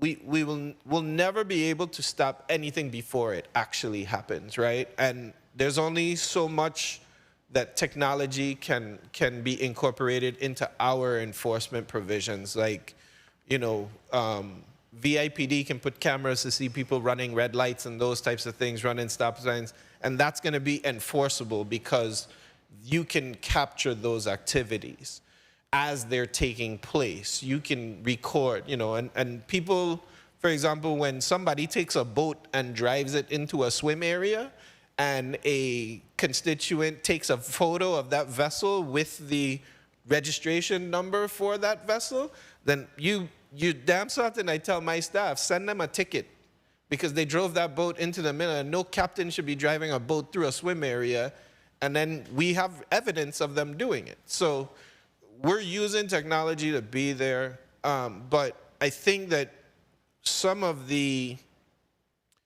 one of the things we know for sure is that our penalty provisions have to increase in order for us to be effective. You know, we specifically here with Leah and the zoning, the way that the law is written right now is that CCZP has to send 2 warning letters to the violator. And so you're giving them 2 notices that they're in non-compliance. And then now upon the 3rd one, you would send it to the AG's office. The AG has to be the one to prosecute that. And the maximum penalty is $75? Or it's historic preservation is $75, right? So, and they have the same provision. So we know those things have to change. We have examples already in the department where, you know, you do wrong, my staff records it, you bring them in for an administrative conference, you're allowed to penalize somebody up to $10,000 per day for some programs, up to $50,000 per day for other programs. So we just need to be consistent across all the boards, particularly on the planning side, so that those enforcement provisions are now more enforceable. Thank you very much. Of course, increasing fees and fines is always a big challenge for our community. We want to stay at the 1949 level, but we expect things to get better. Thank you very much for saying what you've said, and we'll do what we have to do in this body. Thank you. Thank you, Senator. You made me think about how the Senate can make sure this plan happens, right? And when Senator Francis asked about coordinating with all the agencies, I said, well, I'm just going to look at all the 1 year, and like a few months from now, have you back in to tell us, especially with the other agencies, okay, how far have you gone in terms of the plan? I mean, it seems to me one of the things is we pass laws, we don't implement. So if we can make this happen, and I agree with the senator that it finally happened in the 35th in December, and so we need to make sure that all those people know that we are about action. So I'm going to go to Senator Carla Joseph now for her 5 minutes. Thank you so kindly, Madam Chair. I'm hoping that you can hear me clearly. Yes, we can. Yes. Okay, praise God. Thank you, colleagues. A pleasant good day to you. A pleasant good day to Commissioner J.P. Oriole and Mrs. Laplace Matthew. I really appreciate this meeting, especially because it hits at the heart of some of my issues that I have campaigned on and I fought as a environmentalist over 10 years for. And so this is a great opportunity to get an update on where we are. And of course, good day to our listening and viewing audience. Now, Commissioner, I noted in the comprehensive land and water use plan, there were 2 tiers of permitting. Where are we with that? Are we still going forward? Because we, as a legislature, I don't know if you are aware, we have scheduled coming up next week CZM hearings.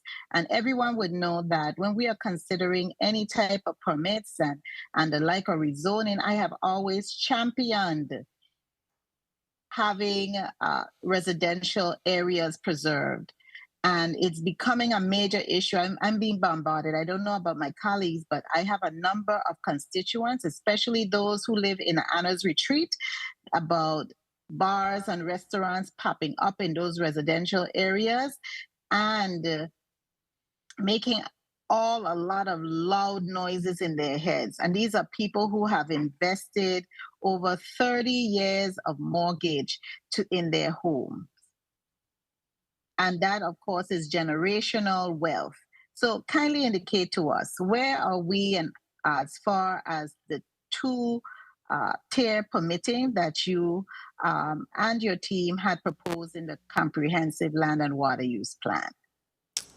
Thank you for the question, Senator. So, yes, the existing law has Tier 1 is covered by the Coastal Zone Management Division, and Tier 2 is covered by our Earth Change program. There is also, within that, there is a tier for major projects and a tier for minor projects. So the people of the Virgin Islands want us to do away with the Tier 1, Tier 2 system for coastal zone management and make everything subject to review by the CZM process. At least those that came out to the town hall meetings. The CZM process is a little bit lengthier and requires notification, and so it becomes difficult for us to administer the programs equally just because of a funding issue. I think that there are ways for us to put some of the requirements that we use in CZM and Earth Change processes together. But more importantly, one of the middle ground paths that we're having internal discussions on and seeing is whether or not we say that all major development is subject to CZM review, and then identifying what major and minor is.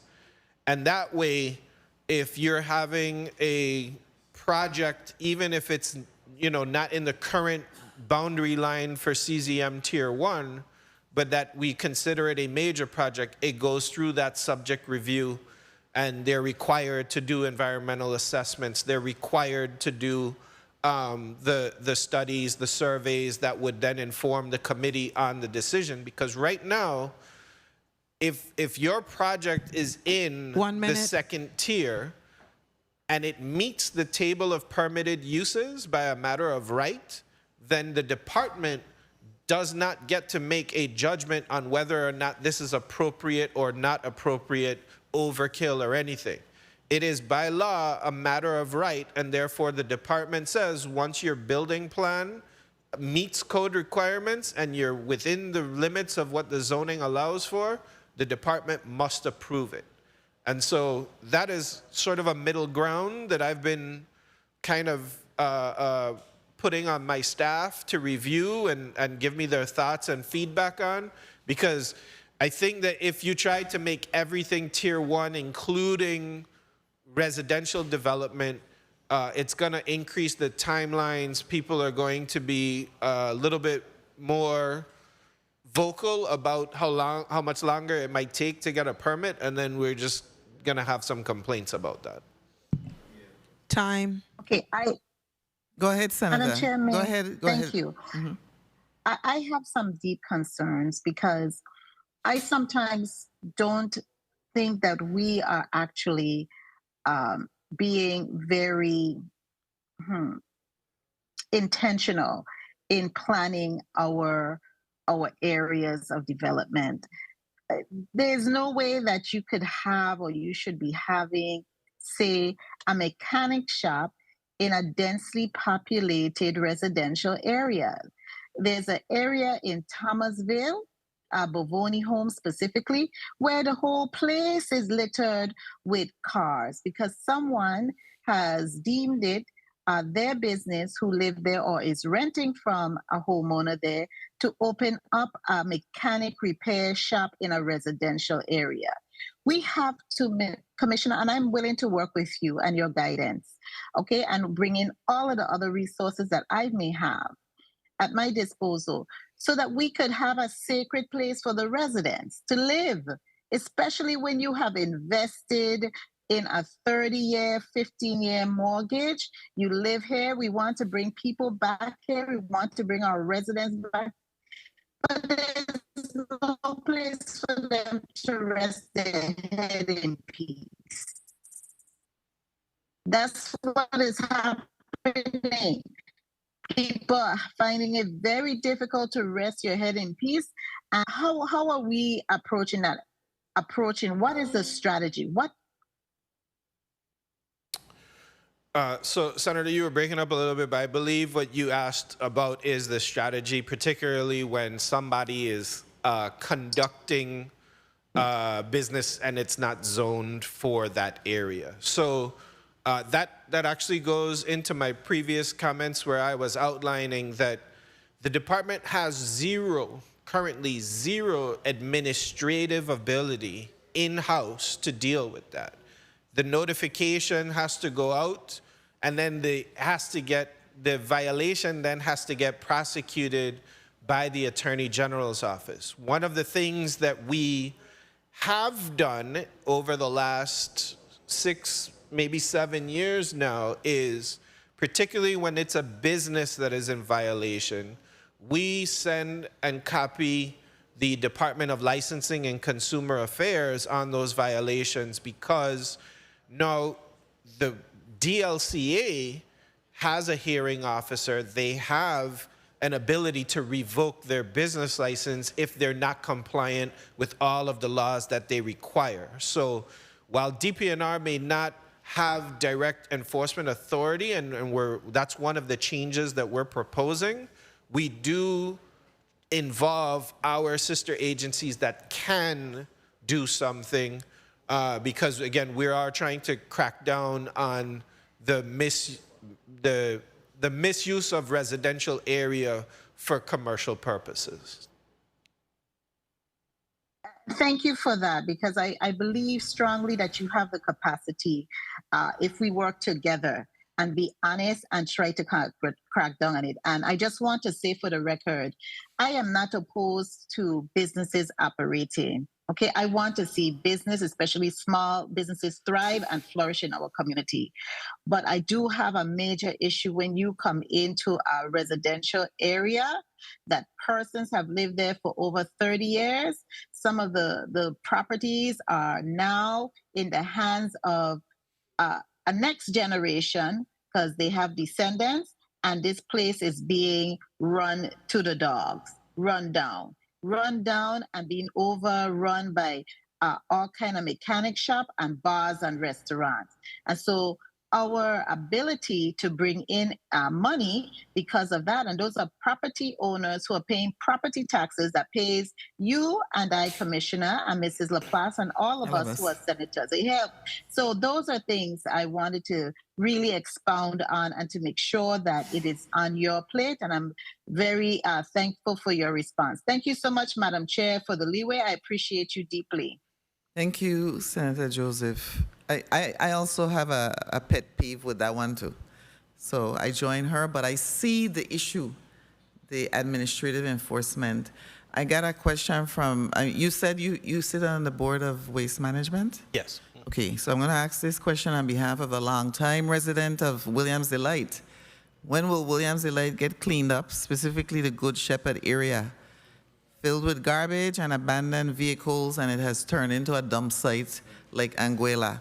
And that's quoting her verbatim because we want an answer with that one. Thank you, Senator. I do know that there have been, so recently the Waste Management Authority has been actually doing a community initiative in partnership with a number of the other offices and going out and cleaning up areas. I don't know exactly what the schedule is. I do know, I recall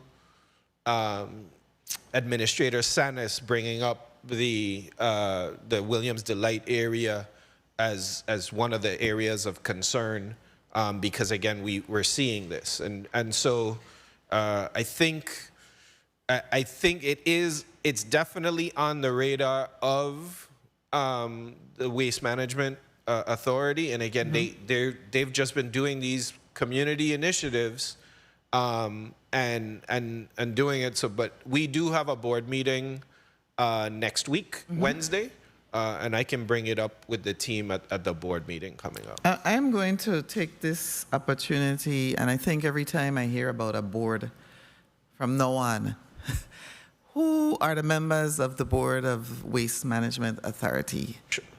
Who are those members? Sure. So Commissioner Gabriel from Public Works is the chair. I am the vice chair.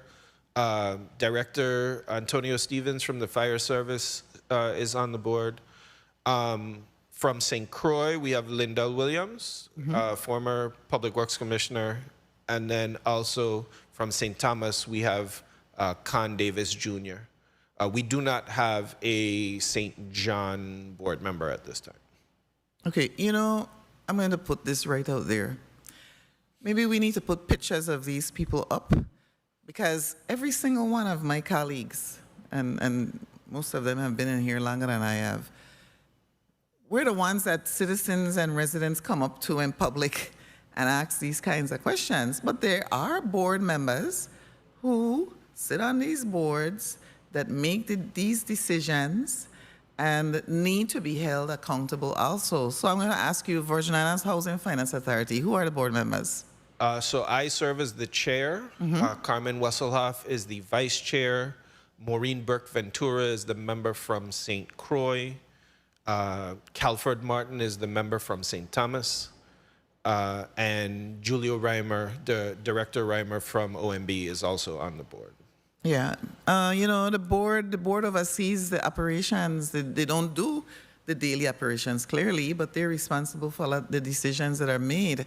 And people need to understand that layer of government, especially when we create boards, commissions, and all these members who our public needs to know are the ones making these decisions. I'm going to go to Senator Kurt Vielle. You're up for your 5 minutes.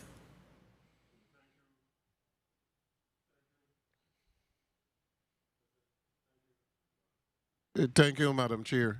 Good morning to the people of the Virgin Islands. Good morning, colleagues. Good morning, testifiers. And let me also offer condolences to the family of Yvonne Galabier and my classmate, Dante Galabier. I'm very sorry to hear what expired yesterday. Just saw her a couple months ago. Commissioner, you did a really good job with the land and water use plan in terms of involving the community and individuals being able to provide feedback. I mean, I attended all the meetings on St. Croix, and you went above and beyond in trying to accommodate all of the different concerns. So there's no way that nobody could say that you didn't involve the community. Now the big task is the implementation and your phase one or year one projects, which I would like you to briefly say, what are the year one projects? You ain't got to explain them, just what are the year one projects? So year one, Senator, is that there are some code updates that we are... What part of the code? So Title 29, Chapter 3, which is the zoning code. And then there is also some updates on the CZM side. That would be Title 12, Chapter 21. In terms of the zoning, you're planning to revamp and to limit what is allowed under each zoning specification? No, honestly, there are some. It's an overhaul of the actual code itself, and the purpose is to actually make it more flexible. But then, again, there are a couple of things to now also introduce. Like in 2013, we went out, we had the charrettes about the form-based code for the town's blueprint. And so to introduce that back into the legislation as well. Okay, there could be a debate as to whether flexibility would provide more issues in terms of the uses of that particular property. But I mean, when the time comes and you need to update the code, then we could definitely have that debate, because sometimes somebody comes for zoning, and the next thing you know is just totally out of control as to what they're doing. I know in reference, I heard all the concerns about the bars, blah, blah, blah, the noise. But that's really an enforcement issue, and it's not an enforcement issue on DPNR. The noise is an enforcement issue, and the police department, DLCA, to make sure that these entities operate the way that they're supposed to. You know, I listen to everybody, and I listen to all of the concerns, the garbage, abandoned tires, oil, etc. But every single thing that you name there is a result of this community. It's not a result of the government inaction. It's a result of this community not respecting the ecosystem, not respecting the island, and literally just destroying it. How can this body ever provide enough funding for repeated cleanup of the same exact space? Whether it's Williams, like to wherever, those spaces have been cleaned up time in and time out, and the same individuals come and they trash the place again, and then it's an expectation of the government to clean those spaces. Waste Management Authority is severely underfunded. And I said that from the last time I saw the budget, and individuals were complaining about waste management. And whether or not the board is good, bad, the greatest, the worst, the long and short is the sufficient monies are not provided for waste management to be able to function. So when you have all of these contracts for private garbage collection, we don't even have the money to pay the contractors because it's not budgeted. The $35 million is just not sufficient. So when everything is done literally for free, it is hard to build and improve unless you're able to really expand the collection of additional taxes or bringing in other industries. But the money is not there. The money is just really isn't there. And then you have this community that would dump a fridge in a residential neighborhood. 1 minute. Dump a stove, go on the beach within the mangrove, throw beer bottle, beer can, break the mangrove, and then we want to say, oh, we love our island. I mean, I am really to the point I'm just so frustrated with the way that we treat these beautiful islands on a regular basis, and then believe it's a government responsibility. I drive down here, Penny was trash from the beginning to the end, like Carl Griffin to clean it. He went and cleaned it. But I know if I go back there again, somebody again started. So somehow we got to be able to educate this population about the importance of protecting our ecosystem, the importance of disposing of their garbage where it's supposed to be disposed, and not just doing whatever they want and then putting it on the government of the Virgin Islands. Because we're in dire fiscal time. You don't even know what will happen to your department in terms of federal funds. We don't know how many positions are going to have to be transferred to the general fund because they're no longer funded. We're hoping that none. But we have to be prepared that this government fiscally is going to be affected by all of the cuts that are proposed in the big, beautiful bill. We're going to be affected one way or the next. So we literally have to be ready. We have to be ready. My last question, because my time has it's been called. In reference to the budget is coming down to the good finance chair tomorrow, hopefully. Tomorrow he should have the budget.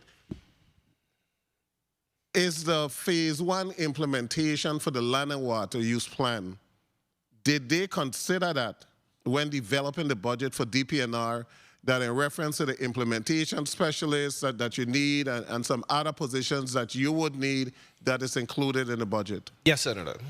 So you're comfortable? I am. What we are doing is we did not request it from the general fund, but rather we do have a source called the legal publication fund that can cover the salaries for like a position funded at like $80,000 a year for the implementation. And then we also still have we are also still funded from some other programs, like for example, the geospatial expertise that I mentioned. Like that's actually a grant that we got, and we designed this fellowship. So it's at least a 2-year fellowship to be able to give us this individual to be able to provide that expertise. So sufficient enforcement personnel funding for sufficient positions? So right now, on the enforcement side of things, we do, well, what we have is funding, what we have is vacancies. And so now we're trying to fill those vacancies. We actually, unfortunately, earlier, over the last 6 weeks, received 2 resignations in the St. Thomas district, and we were getting ready to post for our 1 St. John officer. So now we're posting for all 3, but we need the problem with especially on that is, you know, bringing somebody in, interviewing, having them pass, but then you don't know when you're going to actually have the academy is a difficulty, because if you bring them in early, have those conversations, they're ready, they're willing to go. But if the academy doesn't start within 2 months of that, then they lose interest, they find something else, and they move on. So we're trying to coordinate all of that. Your fee schedule, penalties, your moorings fee schedule, etc. Are you internally looking at it and making recommendations in which we can implement? Is this codified, or do you have the authority to change it? The mooring fees have to come back to the legislature. So the mooring fees are codified? Yes. Okay. And have you updated or going to present an updated fee schedule for the moorings? We have That's a yes or no. I have not worked on it because we just did the most recent update is not even 10 years old, but it wasn't sufficient. So again, the most recent update that's not 10 years old was probably, the update was probably 20 years back, because we were so far back. Yeah, we were so far back. So exactly. it probably just caught us up maybe minus 20. So yeah, you're going to, like, commercial vessels are paying $20 per foot per year. So again, you're collecting $1,000 on a 50-foot boat for the year. Insufficient. And other jurisdiction, you have looked at the comparison, and it's way higher, right? Yes, but again, what we always get pushback from the community on is when you paying that higher fee, there's also these ancillary services that are coming. You have locations where they can tie in for fresh water. They have access to the bin, like places to dump their garbage, all of that. In this near shore area, you come ashore, all of these services are here. Unfortunately, we don't have that. So it's like we do have. I do have an idea, and you know, more than willing to share it with you, because again, it's not specifically just for the boats underwater, but it affects all boats in terms of what the total registrations in the territory. Thank you, Madam Chair. Thank you, Senator Viale. Senator, I recognize Senator Dwayne Graff. Yes, he's there. Senator, go right ahead with your 5 minutes.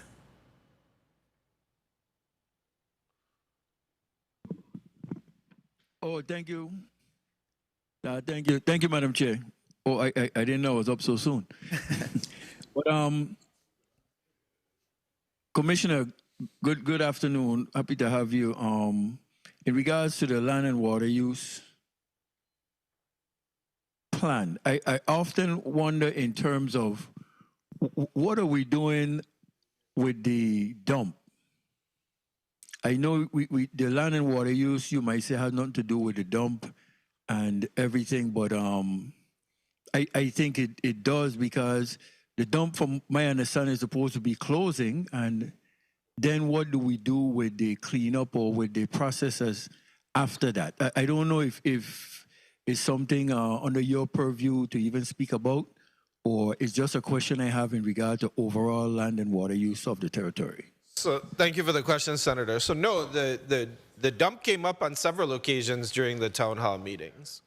Both landfills have to be closed. Anguilla has to be closed sooner than Bavoni because of the airspace as well as the impacts from being within a 10,000 linear foot distance from the airport.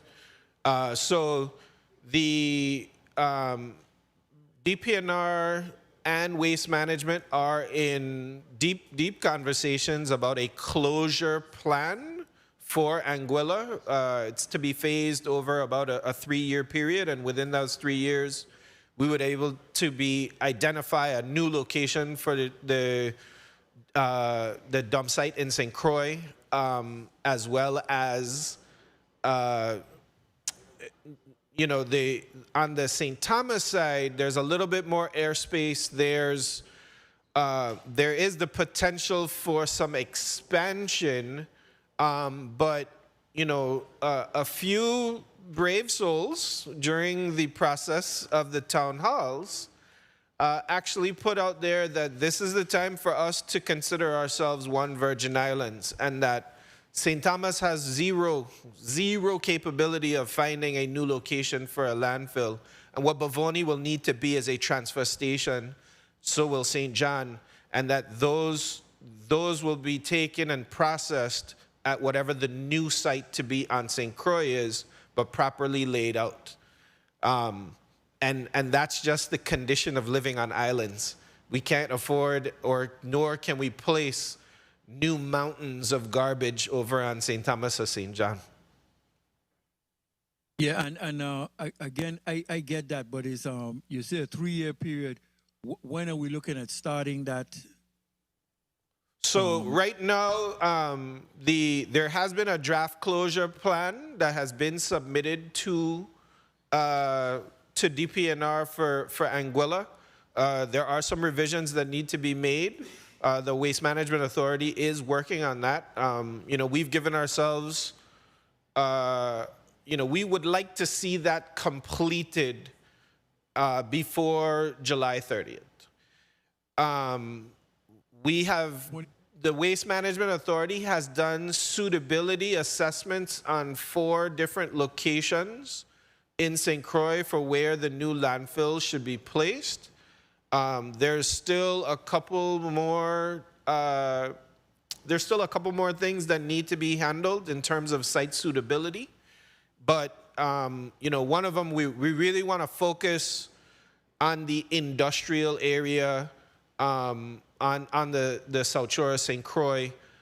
We don't want to create or impact any new forested area for a landfill. And so we're looking at some different options for site suitability, access to waterway, and then where things like waste to energy could be implemented. So are there any town hall meetings that would be going forward? They would be required. So for any placement of a new landfill, town halls will be required. Public hearings will be required. Okay, no, I asked that because I just wanted to make sure that it wasn't covered in the land and water use plan that, and we considered that as the town hall meetings. So going forward now, specifically for that, and when you mentioned July 30th, 2025. Yes, DPNR, we would like to approve, I want my department to approve the closure plan for Anguilla. I wanted it approved maybe in February, but there were some things that needed to get answered, and the consultants that are assisting the waste management with those responses have not provided those updated details yet. So, but we need to move that forward. Again, the impetus on this is that if we're tracking some of the language in the Big Beautiful Bill, you have some senators in Congress that are looking to kind of tweak or tinker with the word obligated. And if you're not spending money, then they could take it from you. So I've expressed internally that we need to get this done, and we need to have the waste management now spending some money and saying it is on the closure plan so that no, it's not eligible for anything being pulled away. Time. Okay. And in closing, I wrap up, Madam Chair. In closing, can you notify this committee when you start that process through the chair, so we could be on top of it with you because of, like you said, what we're seeing taking place in the Big Beautiful Bill. Thank you for the time, Madam Chair. Will do, Senator. Thank you, Senator DeGraff. Are you on the board of the Virgin Islands Housing Authority? No, only the Housing Finance. Okay, so I'll address that later when Director Williams-Ocklin is here, because there was some recent board activity. And that's why I think it's important that we understand what happens in board meetings, because it influences what you as a department or any department can do. But this one is directly on your department, which is the modular homes. That little section on modular homes jumped out at me because I know the governor had gone to Barbados and looked at modular homes, and it gives you, well, you talk about removing the cultural stigma associated with modular homes. What's your definition of modular homes? Would you consider Scion Farm a modular home? So I think what we're prefabricated is mainly what we're talking about, because again we're making sure that from a building code standpoint, there's two things that you must be able to do, and that is withstand your wind speeds, and you must be able to withstand seismic activity. Mm-hmm. In the early going, we're now using the terminology modular homes, but what in the previous, I would say 8 years, we were just saying container homes, container homes, container homes. Is that what you mean? Oh, by the way, put my 5 minutes. This is my 5 minutes. Okay. So I think what we wanted to do is say modular because, again, these are prefab, but they're not always container. Right. And, but in the beginning, it was people taking shipping containers and then retrofitting them. Mm-hmm. And the department's concern was that we know that shipping containers are treated with heavy metals because of the salt exposure. And so they're, an untreated, previously used shipping container could have harmful effects due to the concentration of the metals that they're coated with. But now the industry has moved forward such that you're having from factory, you're having homes that are, steel-based, right, 20-foot, 40-foot, and just in combinations with one another. And that's an industry thing now. Okay. We've seen where the Virgin Islands Housing Finance Authority has actually had a few of those homes. There are some in St. Thomas, and it is an affordable means of housing. And the other part too is now we're starting to see more residents who, you know, I've spent X amount of money to purchase the land. I need to be able to at least live on it while I'm putting some money together to be able to down payment to go for a construction loan, which unfortunately the banks in the Virgin Islands are not very assistive with. Yeah.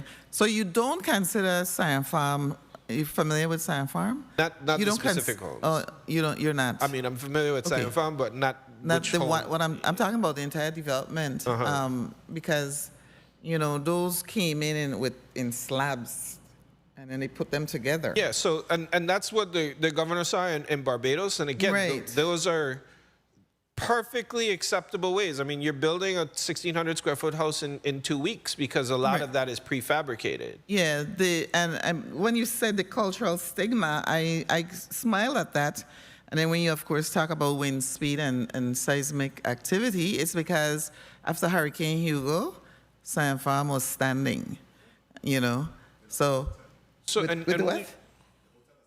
What? That's true. That's true. Yeah, and Thank we've you for that. also So you know, I'm just there's no. I don't think we have any cultural stigma anymore. Yeah. But I was just wondering why, you know, I was looking at the three strategies, and it's like develop island-specific pre-reviewed, pre-approved building plans, streamline approval for construction. And then, you know, convene with EDA, Vitima, and DPNR with modular home companies to discuss how to remove barriers. And, you know, in the news recently, the governor talked about at that board meeting that I'm talking about, I think the headline was that he was lamenting the fact that Yes. we don't have, it's zero new homes, so everything is renovation. And I said, and I'm going to ask later the director, the ODR director, about that, because we should be doing that right now. It shouldn't be 1 year, 2 years out. So I just want your opinion on that. you know, so from my Housing Finance Authority seat, one of the questions that I asked is, how can the Virgin Islands have $1 billion to spend on housing, and it puts out an RFP that goes 1 minute. unbid on, but yet in the mainland, you'll have entire communities that are pre-sold before construction, Right. and telling you 3 years out. And that doesn't make sense to me, right? But we've seen the RFPs go out and be non-responsive. No, yeah. And so they're like, it's not for a lack of effort of trying to build the new complexes, but unfortunately now, with the cost of materials, the cost of everything, and then I would say over the last 3 years, the one, as great as the Biden administration was in terms of providing funds for a whole bunch of things, Puerto Rico and the Virgin Islands no longer were unique in having billions of dollars to spend. There is now so much construction activity in the mainland that everybody is like, hey, where is this? I got to send all these cranes or whatever to the Virgin Islands to do this, and then my profit margin is going to be this much lower. And so we haven't seen the responses to these bids, and we've tried a number of things, putting things at 200 homes at once, putting them down to packages of 40, putting them at 10, putting them back up to 20. But the responsiveness is what drives, and if you're not getting responsive bids, then unfortunately we can't build. And you know, there's a lot of plans that for subdivisions that are already in existence, but we're not seeing the bids from the industry to come in and help solve. And it's not, and the lack of on St. Thomas is also apparent, because remember, all of our major construction companies, they're currently in a number of projects Already. We need to find a solution to that, though. Okay, thank you. I'm going to ask you, that one needs to be explored more. I saw, our chair for the Committee on Housing is very concerned about, rent control to a degree. And I saw where you have a strategy, dedicate funding to provide forgivable loans and or tax incentives to owners of rental properties for renovation and maintenance in exchange for rent control of the property. How is that going to work? I think, our consultants have worked across the nation and across the globe in terms of seeing different opportunities because housing is now a crisis, right? Leah is aligned with the American Planning Association. She does a number of workshops with them, everything, and you hear it across the country that housing is a crisis. And what we have also seen, particularly here, is that long-term rental units have now gone towards Airbnb as supplemental income. And so how are we going to get more units into the rental industry? They're putting out, these are some of the options in order to incentivize people creating low and median income. The other big piece of this is, 2 years ago, the governor hosted his town halls on the renovation of the towns and getting these almost blighted, or in some cases blighted, abandoned homes, and figuring out a way to partner with developers for the renovation of all of these, and that in an island environment, we have to realize we can't build new everywhere. We can't. Right. And you have all these dilapidated and derelict properties, and we put forth a solution to try and say, hey, let's make sure that we can rebuild these towns, rebuild these areas. If some of that money comes from HFA and CDBG funding, then it has to be first and foremost dedicated towards housing, low and median income housing. I agree. It has to be dedicated to the ancillary services around those homes. There was a lot of opposition in terms of, no, it's a land grab, it's a land grab. Again, I think if you guys read the legislation, it's important to note that in no way that the court having a receiver, the receiver being a nonprofit organization, their interest is to protect the owner of that property. And once the return on investment is completed, the property then reverts back to the deeded owner. We certainly will have issues with properties that are in probate. We even have another idea that we're floating around right now. Director Reimer, I credit him with coming up with it because, again, we have a housing crisis. We do. And there are a number of properties that are unoccupied and can be redeveloped for housing.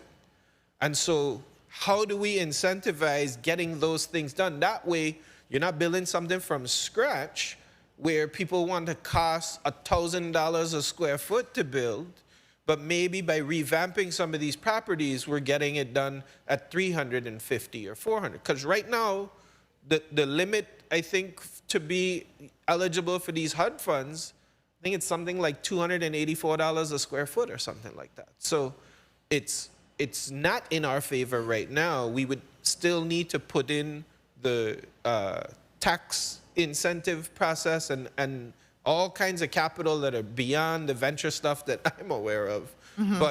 But we have to do something particularly in properties that can be redeveloped first and foremost and continue to make that the mission, because otherwise, again, as Senator Viale mentioned, we just are accumulating trash around the territory. Commissioner, $1,000 a square foot means that $1,000 a square foot means 1,000 square foot house is $1 million?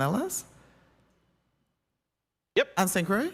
Not on St. Croix. Oh, but okay. we're using Okay. the average, right? Average? That's average. That's not average. The average across all You three. frightening all the No, the but people. unfortunately what has happened is that things that used to be, you could say 250 a square foot. Yeah. Like when I was on the Housing Finance Authority board back in 2013, we were teetering at about 250 a square foot. Right. It is right. significantly It's more. more than that right now. It's more. I just have one question. It's the section on the probate, and I noticed that in all those areas you talk about potential partners being civic, which is outside. How do you organize that? I mean, how do you get the civic groups involved? Especially, the legislature is the lead. I just noticed that. And making the probate system easier for individuals to navigate without a lawyer or legal fees.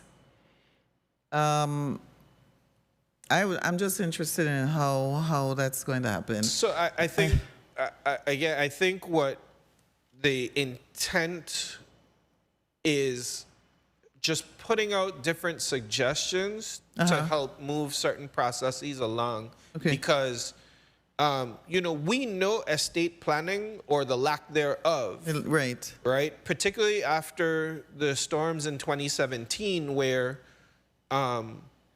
you needed to demonstrate your legal interest Right. in order to be eligible for your SBA loan of 1% and all. And so many people Or unable. were unable to. Yeah, I'm aware of that. So the estate planning portion of things, we had a number of legal folks come in. We had some areas where specific comments were made. And again, the probate issue, I think that it would be essential in forming a committee that focuses on, okay, how do we think we can get probate issues resolved and make it faster, and at the same time also continue to promote estate planning. I know that we have the Virgin Islands Housing Expo is every June. Right. So unfortunately, I'm actually going to be away when it's happening this coming month, but it's on each island. But part of some of those things is the Virgin Islands Housing and Finance Authority is talking about estate planning and wanting people to make sure that they're aware of what they need to do to protect what really and truly could be your most prized asset in terms of your home. Yeah, that's true. Do any of my colleagues have a burning question that you want to ask, or you've actually, I must say to you, Commissioner, and Ms. Laplace, Matthew, you have been responding substantively, and I appreciate that. Thank you, sir. Oh, Senator Lewis, go right ahead. I just have one. Commissioner, good afternoon again. Quickly, in the comprehensive plan, what do we have outlined for the guts in the territory? So right now, the existing law is that nobody may remove any vegetation within 25 feet from the center of a waterway or 30 feet from the edge, whichever is greater. So there is protections. We're actually looking at do we increase that buffer, because the more runoff that has happened, what has ended up happening is the expansion of the guts when they receive a higher amount, a higher flow, higher velocity. Eroding the land. Yeah. But guts are not to be developed. Unfortunately, we have, there are some bad actors out there who toss a lot of things into guts, and they cause a lot of problems. And then it ends up being a problem for the person downhill from where that gut is. So, everything is connected, but we want to keep people away from the guts except for mitigation. Like, we don't mind allowing people to get in and stabilize a gut using, natural vegetation or rocks. There are ways to do that. Recently, we've been promoting vetiver grass as a means of soil stabilization. So those are things that can be planted around the banks of guts and such. But we need to increase our protections on guts. That one sentence that I just read is that's it in the entire VI code as it relates to the protection of guts. Yeah. Thank you for that response, and you have a great day. Thank you, Senator Lewis. Senator Francis, go right ahead. Thank you very much, Madam Chair. I think the discussion that we just heard from the Commissioner is one that's extremely important, and I think that if we gonna make any inroads in terms of our inventory, we have to be able to focus on addressing some of the shelter homes in the territory so that we could be able to make those expeditiously available for home ownership. The challenge that we continue to experience by this is, though, I think that the current structure is prohibitive. It presents a lot of challenges, and I think that the powers to be really need to meet and maybe perhaps engage the public in respect to how they could meet their needs a little bit more greater. But I think ultimately it fulfills a number of areas. We know that it presents challenges in respect to being able to get the workforce here, again, improving the homelessness that we're seeing throughout, but for some reason, while we have all of these shelters home that become trashed, we have to be able to at least meet the public, meet those communities half the way. So, your thought is spot on point with that. But, again, we seem to be missing the mark, and we have to collectively be able to address that if we're going to make any inroads in that area. Thank you for your discussion. Ditto to what you just said, because homelessness also leads to mental health issues and a lot of, in the families, a breakdown of families. Senator Carla Joseph, go right ahead. Thank you so much, Madam Chair. This is a very on-time discussion that we are having regarding the comprehensive land and water use plan and also how we're implementing and enforcing.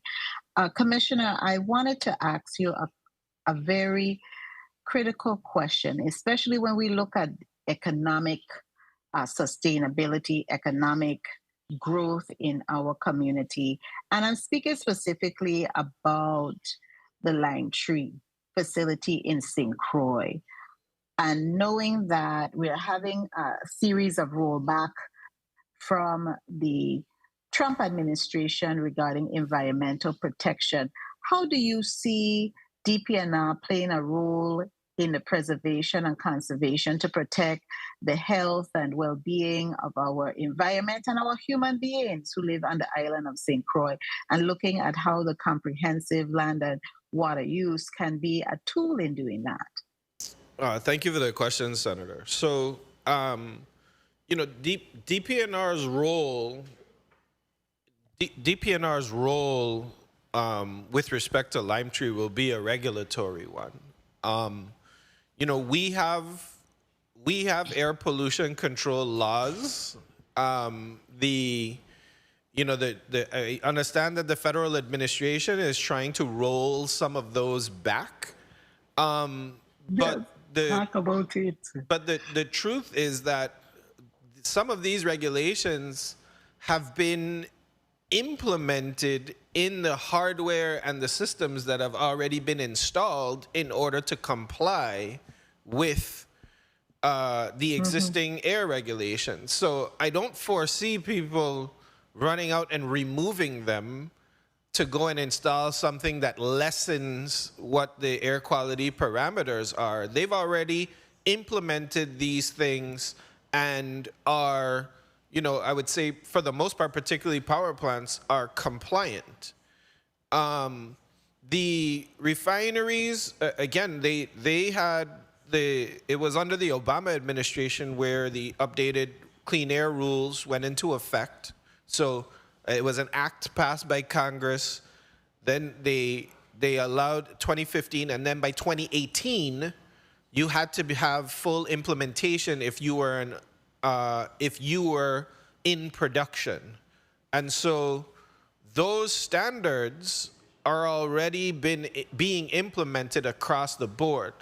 With respect to Lime Tree right now, is that they were making efforts to implement on the 2018 levels, and unfortunately they failed to maintain that. So now the conversations with the new owners of the refinery will be, well, what is your implementation to meet these requirements? And if the Virgin Islands laws right now, for some, we have that are territorial, so they're more stringent than the federal regulations. And then there are some that run in tangent with the federal regulations as well. But our role will be, in fact, to protect the people of the Virgin Islands and make sure that these things operate safely. And the 2018 levels that were originally passed under the Obama administration are safe. Thank you so much, Commissioner, for your response. And I wanted to also hear how you see the comprehensive land and water use affecting the opening of any type of industrial plants that may be coming in the future. That's one of the things I wanted you to touch on. And how would that process? Because, of course, we have to look at the flip side of preservation and try to meet that common ground, that medium ground, which is between preservation and development. We have to try to get that balance in. How do you see that happening? Sure. So,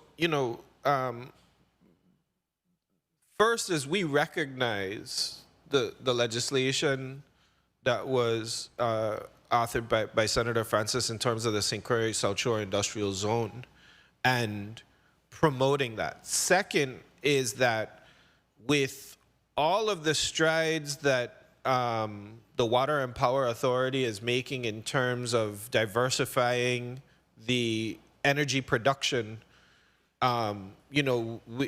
less reliance on fossil fuel means that the refinery property as a whole is an extremely valuable piece of property. The St. Croix South Shore area is an extremely valuable piece of property, and that if there are opportunities for industrial things to take place, recently, over the last several years, we've seen an increase in the shipbuilding that's take place. We see that there is going to be an expansion of that facility.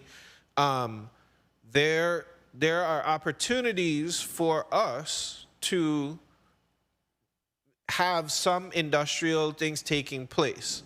I think that what we have to make sure that we do is look at what the needs of the people of the Virgin Islands are first and foremost, and have that circular economy at a scale that is sustainable. And part of that to me is, for example, when I mentioned waste to energy earlier, waste to energy is not about producing pellets that can be burned in lieu of fuel oil or something like that. It's about making sure that we manage the solid waste issue, because we're a total of less than 200 square miles in area, but we service over 2.3 million people in the Virgin Islands on an annual basis. So it's not, and we're the ones who are stuck here if in fact everything, the trash is just laid around and doing all of these things. Like, we're the ones that will be stuck here with that. So we have to be able to manage the economy to the scale that we need it, and making sure that we create the circular economy here at a sustainable level, and then we seek the export opportunities as well. Thank you.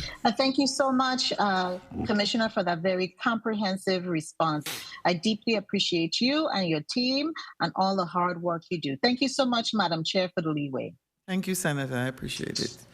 That was an important question and response, by the way. Senator Frederick, go right ahead. Thank you, Madam Chair. Good afternoon again, Commissioner. Real quick, plastics. We are continuously having issues with plastic. We don't recycle. What's in plan for mitigation of plastic waste, especially now that it's suggested that St. Croix might be the dumping ground of the Virgin Islands? We don't need. No, we didn't say that. No. If you have to bring more trash here, that's But that's making not us a dumping, though, Senator. That's the reason why. But comments like that is the reason why we're not one Virgin Islands, in my opinion. No one wants trash in their backyard. Correct. And we don't want additional trash in ours. Gentlemen, one at a time. Thank you. I'm not saying it in a derogatory manner. I'm just telling you based on facts. Who wants more trash? So, Commissioner, back to plastics. What are we doing to make sure we help mitigate our solid waste issues as it relates to plastics to help reduce the environmental impact on our environment? Sure, Senator. So one of the things that we have to do is embrace the 3 R's: reduce, reuse, recycle. Right? As a territory, we need to promote that across the way. We need to do source separation, educate our people at home so that the next generation will be better than us. Because right now, the plastic industry has made strides to increase the reuse of certain materials. And so just like how aluminum is something that is collected, put back into the system, you're seeing the same thing. The United States is the only country where plastic. United States is the only country where plastic itself is not seen as a huge commodity. Most countries, particularly in Asia and such, most plastic doesn't even make it into the landfill, with the exception of like plastic bags themselves, because there's very little reuse opportunities for those, and they pay for those, right? So we have to. Last year, we went to a conference. We were in Austin, Texas, where we saw that they were doing, the University of Austin in Texas was doing I think it was like a 20% mixture of plastics in their asphalt. And then they did a demonstration site in the parking lot.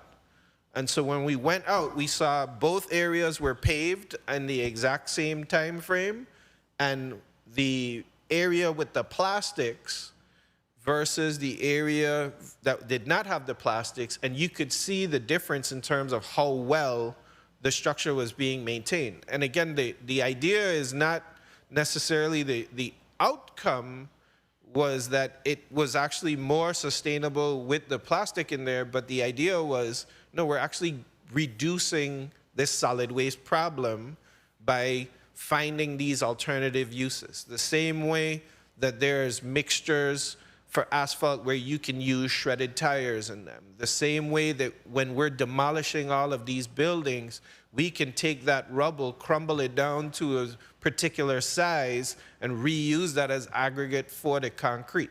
So we have to begin that conversation. We need to make it louder, that source separation, composting, recycling, all of these things need to be part of our everyday lives, because we live on small islands where you just can't continue to throw stuff in a landfill. So, plastic waste right now, we're not doing anything to. So our department, we actually last year, and I think we're ready to issue some awards, but we put out, we received a grant, I think it was around $700,000. We put out $400,000 of it to sub-grants. There are small budding companies here that are in fact doing something with plastics and recyclable materials. I think there's the one company that takes plastic here in St. Croix that takes plastic and turns it into furniture, right? We have to, I was at an event for the VIX, the Virgin Islands Conservation Society, just a few weeks ago. And again, their partnership with the market, where the market continues to tell people, bring all your recyclables, and those things are sorted by VIX volunteers, and then they're made available. We've had conversations with the shipping industries. All these vessels that bring in goods here to the territory, they leave empty to go back. As long as the territory can identify who is going to pick it up when it gets to Florida or Texas or wherever those shipping barges are going, they will assist the territory in bringing them there, so long as they're not holding on to it, so long as they're not storing it. Somebody has to be there. So a lot of conversations about how to deal with materials that we cannot handle here because we don't have the economy for it. But then also, we really want to say kudos and encourage those companies that are trying to make the effort. I know Leatherback Brewery here takes all aluminum, bring the cans because they have a recycling partner, and then they get them back in the cans that they do for their cannery. So, we just have to continue to push that and make sure, particularly with our young people, that it becomes part of their everyday life and not an afterthought. Thank you, Commissioner. Madam Chair. Thank you. Thank you, Commissioner. I'm going to let you wrap up. Point of information. Senator Francis. I can't help myself. I think that as a government, I think that we need to lead from the front in regards to, again, the recycle mode that we're going into. I think the discussion should be that we start to do the source separation at the government level and kind of filter that down into the community. So we need to lead from the front on that matter. In respect to the South Shore Enterprise Zone, I think that is important that my colleagues also be aware that it's important that we're able to get that Renaissance property back into our inventory and get that deep water port back in us. We have so much what we could do with that. There's EPA funding through Bronxfield funding that could also assist us in that endeavor, but we need to get that back under our inventory and continue to expand that. I mean, you talk about energy to waste, transshipment. There's so much sources that could be utilized at that facility. So that is my work, during this 36 legislature, to be able to get that back into our inventory. And it's coming at a small premium right now, and I think that we're going to pursue it. Thank you. Thank you for that information. And Commissioner Oriel, thank you for being here today. This was very, very educational, and I hope that the public got as much out of it as I got. The only thing I'll say to you, is when you made the statement, you guys should read the abandon. So I'll reread it. How about that? Well, when you know what I'm saying? Yeah, I mean, I turn it back at you. So 30 seconds. I appreciate the conversation, Senator, and thank you for the invitation. I think that the department, I really have to say kudos to my staff that over the last 2 years, pushing the initiative was of singular mind and function. I mean, we know that we're in this transformational time in our history right now, with so much available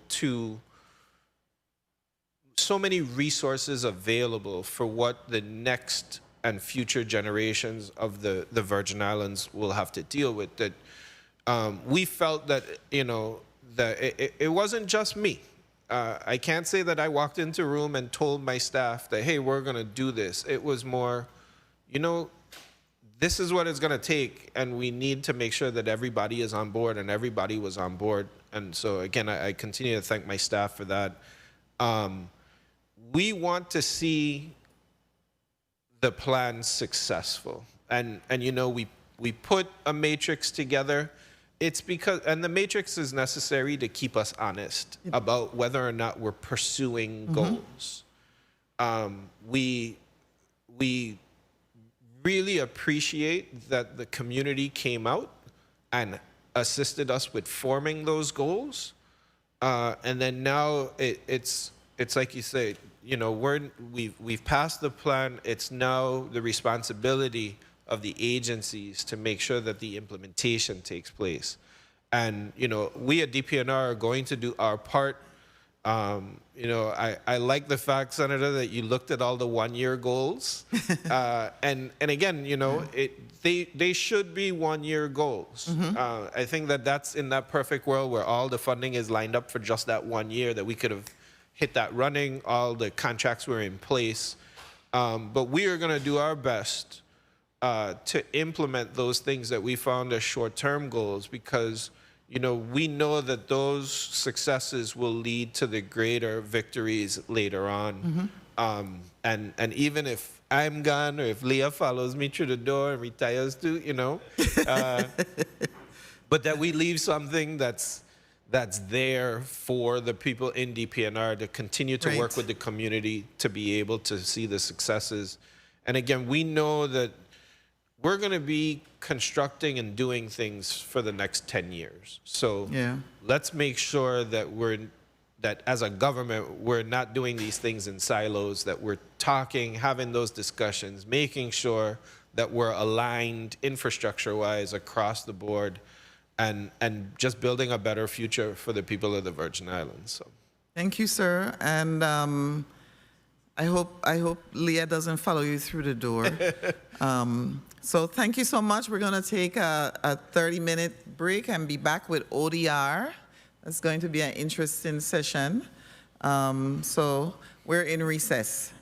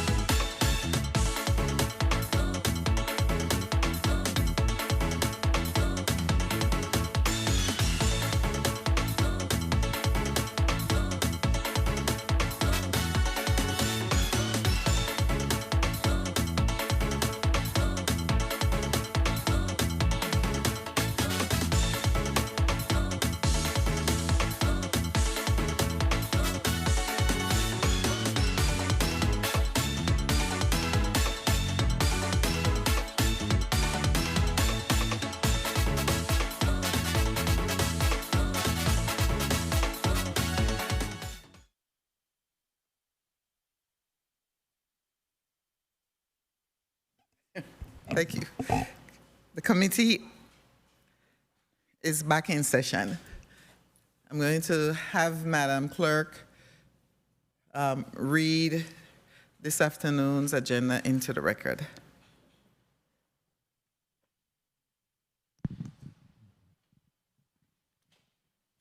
Block 2.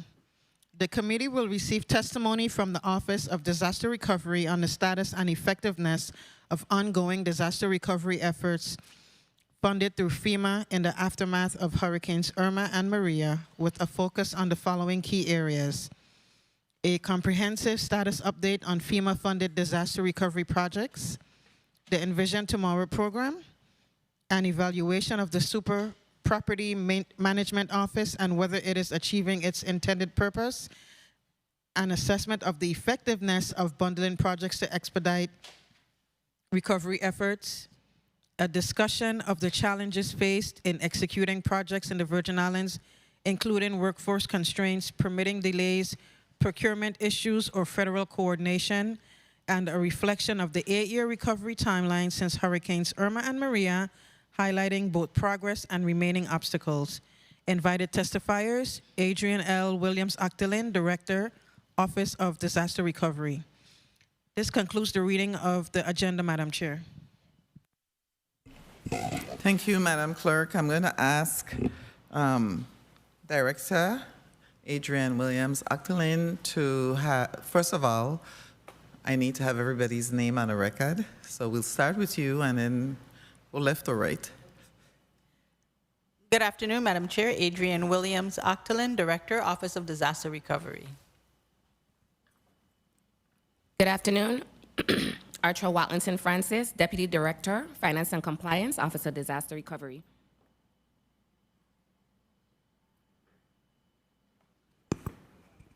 Good afternoon. Jamila Haynes, CDBG DR, Chief Program Officer.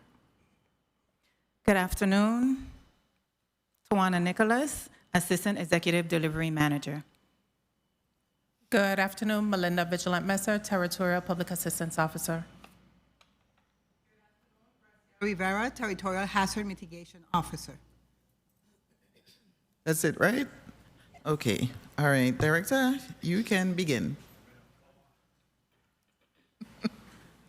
Good afternoon, Honorable Senator Maurice James, Chairwoman of the 36th Legislature's Committee on Disaster Recovery, Infrastructure and Planning, distinguished committee members, and the listening audience. I'm Adrian L. Williams-Octolin, Director of the Virgin Islands Office of Disaster Recovery.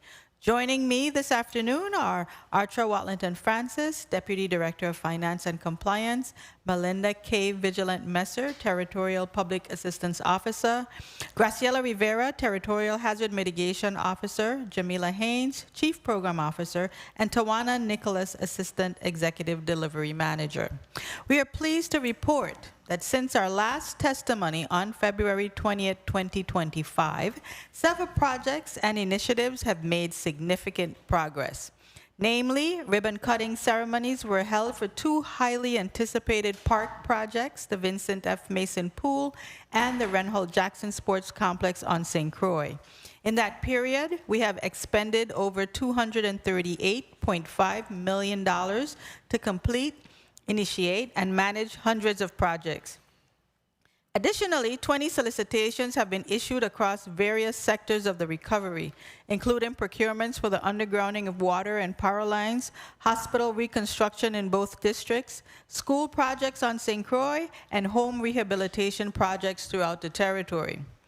ODR is resolute in its mission to build a resilient Virgin Islands and takes pride in supporting the mission to get the funds, and spend them correctly. But there is still more work to be done. When the office was established in 2019, the recovery was expected to cost $8 billion. After closely working with our federal partners, with O'Brien's and other local stakeholders, the ODR increased obligations from $8 billion to $23.9 billion, with expenditures at $3.8 billion as the end of April 2025. The ODR has consistently increased federal obligations since 2020. In 2024 alone, we received $8.3 billion in obligations, which is more than the initial projection for the entire disaster. Securing funding was crucial to executing ODR's first strategic priority of getting the funds to move projects into construction. The process of obtaining this fund is tedious. This funding is tedious. Funding is not obligated by simply asking for it. To access FEMA public assistance funds, the territory and its partners must navigate a complex 19-step process that requires providing copious amounts of information before any funding can be obligated. In turn, expending billions of dollars is just as challenging. Adhering to procurement and payment processing requirements requires patience and persistence. The territory's federal funding in response to Hurricanes Irma and Maria is divided amongst 4 major funding sources: FEMA's Public Assistance and Hazard Mitigation Grant Program, HMGP, the Department of Transportation's Federal Highway Emergency Relief Program, and the Housing and Urban Development Community Development Block Grant Program, Disaster Recovery Program. FEMA's Public Assistance Program is the primary funding source and has been granted $21.4 billion. The allocated funding supports a total of 1,571 projects. As of April 2025, $3.2 billion of these funds have been expended. The ODR also administers funding from the FEMA's Hazard Mitigation Grant Program. To date, $199.7 million has been received out of an expected $1.4 billion, and $60 million has been expending. Funding from HMGP must be used for mitigation measures specifically designed to reduce the risk of loss of life and property resulting from future disaster. FEMA has approved 134 hazard mitigation projects, which are granted at 100% of the project cost. The Department of Transportation's Federal Highway Emergency Relief Program, managed locally by the Department of Public Works, has obligated $76.5 million of the $80.5 million allocated for the territory to perform essential repairs on roads and bridges. The funding supports 18 projects impacting 91 locations territory-wide. Most of this work has been completed with $64.2 million spent to date. The Community Development Block Grant Program and MIT programs funded by the U.S. Department of Housing and Urban Development is administered by the Virgin Islands Housing Finance Authority and managed by ODR. As a subrecipient, the ODR is responsible for providing programmatic oversight encompassing day-to-day operations and program management. CDBG-DR has access, the CDBG-DR program has access to $1.9 billion received through its disaster recovery, mitigation, and electric grid tranches. Lastly, other disaster-related funds from various federal entities, including the Department of Health and Human Services, the U.S. Department of Agriculture, and the U.S. Department of Education and Commerce, amounting to an estimated $250 million, have been made available to the territory. Of that, $158.4 million has been expended.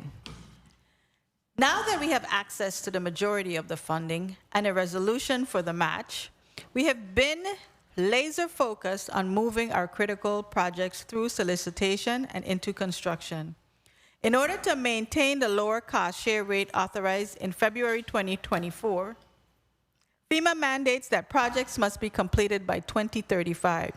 Therefore, it is imperative that we accelerate the pace of recovery and increase the rate of expenditure. This is no small feat. Managing a $23 billion recovery, which is 5 times the territory's GDP, comes with its own unique set of challenges, adding to our existing challenges of being a group of islands with limited resources and a population of less than 100,000. The mechanism to propel the territory through this next phase of recovery is the Rebuild USVI initiative. Recognizing the stakes, the Office of Disaster Recovery has established a Super PMO, or Super Project Management Office, with the support of Jacobs Engineering, Inc. Staff and contractual support are in place and continue to streamline various functions by maintaining a single point of contact for contractors and stakeholders while eliminating bottlenecks. In our last appearance before this body, we reported on the status of the Rebuild USVI initiative and the Super PMO's progress. Since then, the team has facilitated the release of 4 procurements for schools, hospital, utility undergrounding, and road work, overseeing the execution and award of 5 contracts. To expound, the Super PMO has executed a contract in February 2025 with Suffolk CBNA joint venture for the St. Thomas Education Bundle, which includes the Emmanuel Benjamin Oliver Elementary, St. Thomas Administrative Center, Larkard K-8, Ivana Eudora Ken High School, Yvonne Milner-Bowski Elementary, and the Janie Tewitt Elementary School. The designs are 20% complete and are expected to be completed in October of 2026. Executed a contract with Consigli Benton, Joint Venture 1, to rebuild the Donna M. Christensen Medical Complex. A contract kickoff occurred on April 23, 2025, and substantial completion is expected in 2028.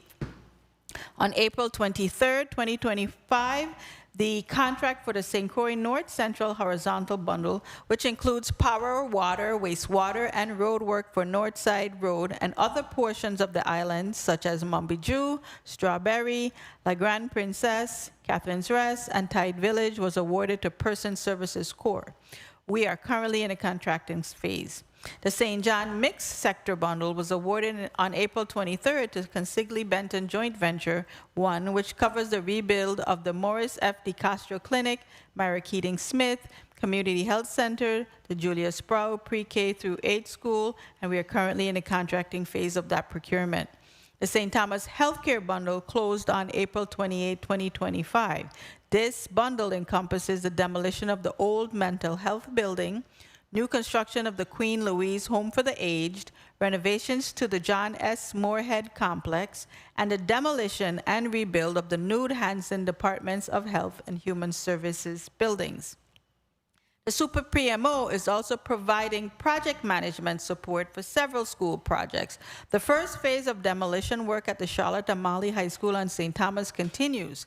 Contractor Gradall Heavy Equipment has demolished the first 3 buildings, and the design-build contractor, Consigli Benton Joint Venture 1, is finalizing the 60% design package for the second phase of the demolition and reconstruction.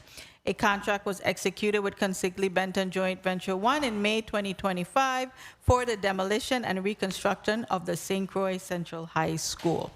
Additionally, solicitations for the St. Croix Educational Bundle for the demolition and rebuild of Pearl B. Larson, Alexander Henderson, Alfredo Andrews, and Claudio Marco schools was released on March 27, 2025, and proposals are due on June 5, 2025. The reconstruction of the Governors Wang F. Louis and Roy L. Schneider hospitals were advertised in March 27, 2025, and proposals are due on June 20, 2025. The St. Thomas East Horizontal Bundle, which includes underground utilities and road work in Estates, Anna's Retreat, Old and New Tutu, Smith Bay, Nazareth, Turpentine Run, Bovoni, and Frenchman's Bay, was released on May 15, 2025, and the bids are due July 10, 2025. The Super PMO expects to release solicitations for the Edith Williams Alternative Academy on St. Thomas and the St. Croix Educational Complex in July 2025. The prudent replacement of the power generation at WAPA's Richmond Power Plant on St. Croix and Randolph Harley Power Plant on St. Thomas in June 2025. The St. Croix Southwest Horizontal Bundle in July 2025. The areas include State Smithfield, Concordia, Campo Rico, Wim, Williams Delight, Mount Pleasant, and Clifton Hill. A territorial fire station demo and rebuild bundle for Rensselaer Gibbs, which is Cotton Valley on St. Croix, Coos Bay Fire Station on St. John, and Estate Fortuna and Tutu Fire Stations on St. Thomas is expected to be released in July 2025. Furthermore, the Super PMO is making headway to address some of the current challenges of today's market and how projects are managed, focusing on securing workforce housing as well as preparing warehousing as a service for rebuild USVI projects. To provide context, according to the RAND Corporation study, projects funded by FEMA's Public Assistance Program are expected to require about $1 billion in material purchases, with $444 million explicitly designated for school projects. Therefore, securing adequate warehousing for the next phase of the recovery is essential. Outside of the Super PMO, there are 474 other key projects left to be completed. Looking ahead, the Virgin Islands Water and Power Authority has commenced several undergrounding projects, including Feeder 5A, Crown Bay on St. Thomas, and Feeder 9B, Queen Mary Highway, and 8B, Hannah's Rest on St. Croix. All three projects are slated for completion by April 2026. In addition, WAPA is currently soliciting public bids for the undergrounding of Feeder 9A on St. Thomas with a submission deadline of May 30th, 2025. Bids are also being solicited for Feeder 1A, Queen Street on St. Croix, with proposals due by June 11, 2025. Renewable energy projects are also moving forward. ODR celebrated a major milestone with the University of the Virgin Islands Research and Technology Park on May 5th, 2025, as they broke ground on its solar farm and teaching array project on St. Croix. The new ground-mounted solar farm replaces a previous rooftop array damaged during the storms. The replacement is funded through a FEMA public assistance grant. The 1-acre, 423W state-of-the-art WAPA Interactive Solar Farm is supported by FEMA and is expected to be complete in August of 2025. Additionally, other projects provided in February and updated as of May are, in April, the Virgin Islands Port Authority opened the Dale A. Gregory Transportation Center at the Cyril E. King Airport in St. Thomas, providing 320 parking spaces, elevators, and accessibility features for residents and visitors. The contract for the restoration of the Scion Farm Great House has been completed and work has started. The project is expected to be done before the end of the year. The Charles W. Turnbull Regional Library is still on track for completion in August of 2025, and both the Enid Ba and Athalie Peterson libraries are expected to be done by the end of 2025. The Virgin Islands Street Addressing Initiative is making steady progress. Mapping and addressing are complete on St. John and will begin on St. Croix and St. Thomas this summer. The installation of highway signs is also complete on St. John and St. Thomas. The Lieutenant Governor's Office encourages residents on St. Thomas and St. Croix to contact them, as there are still roads to be named. Lastly, new illuminated highway signs will be installed in June on St. Croix, and residential sign work is expected to begin before the end of the year on St. Croix and St. Thomas. After receiving additional approvals from FEMA, design work from the Emile Henderson Fire Station is expected to resume and be concluded by the year end by Springline Architects. The Charles Seas Fire Station, contracted with Persons for $5.9 million, is currently 25% completed with an expected completion date of summer 2026. The Waste Management Authority convenience centers remain on the path to construction. Continental Construction Engineering was selected to complete the sites on St. Croix, which includes Estate Concordia, Cotton Valley, and Mumbiju, and is in the contracting phase.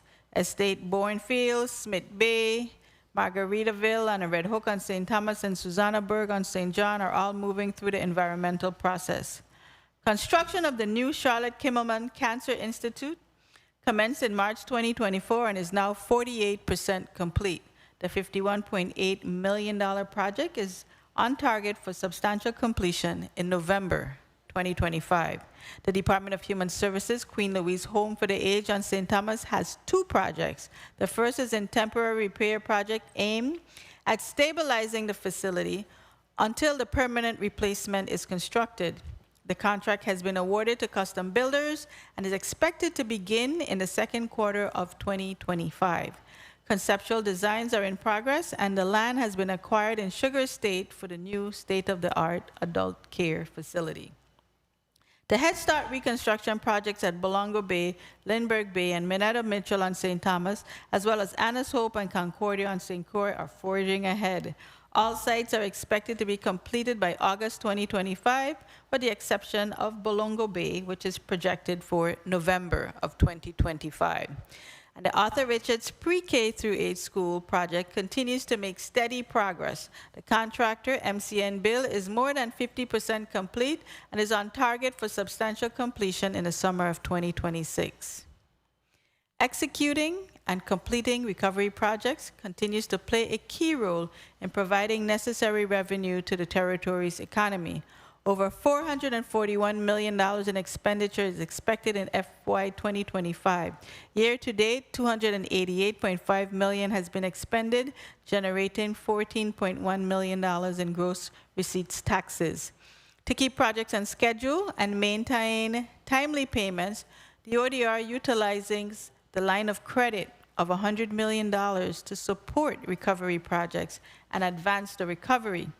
ODR has utilized $156.2 million of the lock to advance projects through various phases, and as of today, $100.7 million has been repaid from federal investment, which leaves $45.3 million of the $100 million cap available.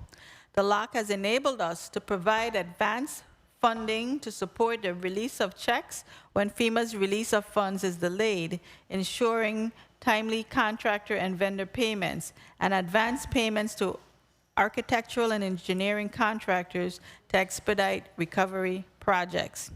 In 2019, the Envision Tomorrow program was allocated funds to restore damaged homes and rental properties. To date, 57 homes have been restored and 107 are in active construction. There are 68 homes under construction on St. Croix, 36 on St. Thomas, and 3 on St. John. The program is also pushing even more projects through the pipeline. There are 50 homes pending mobilization and 41 pending bid evaluation. This is undeniable progress, seeing that in February of 2024, there were only 30 homes completed and only 9 were under construction. Now nearly 45% of eligible residential home projects have been either completed, mobilized, awarded, or solicited, reflecting substantial progress toward the anticipated 2027 substantial completion date. The homeowner program has touched 225 families with just 270 eligible homes remaining. The rental rehabilitation and reconstruction program held a relaunch in March of this year.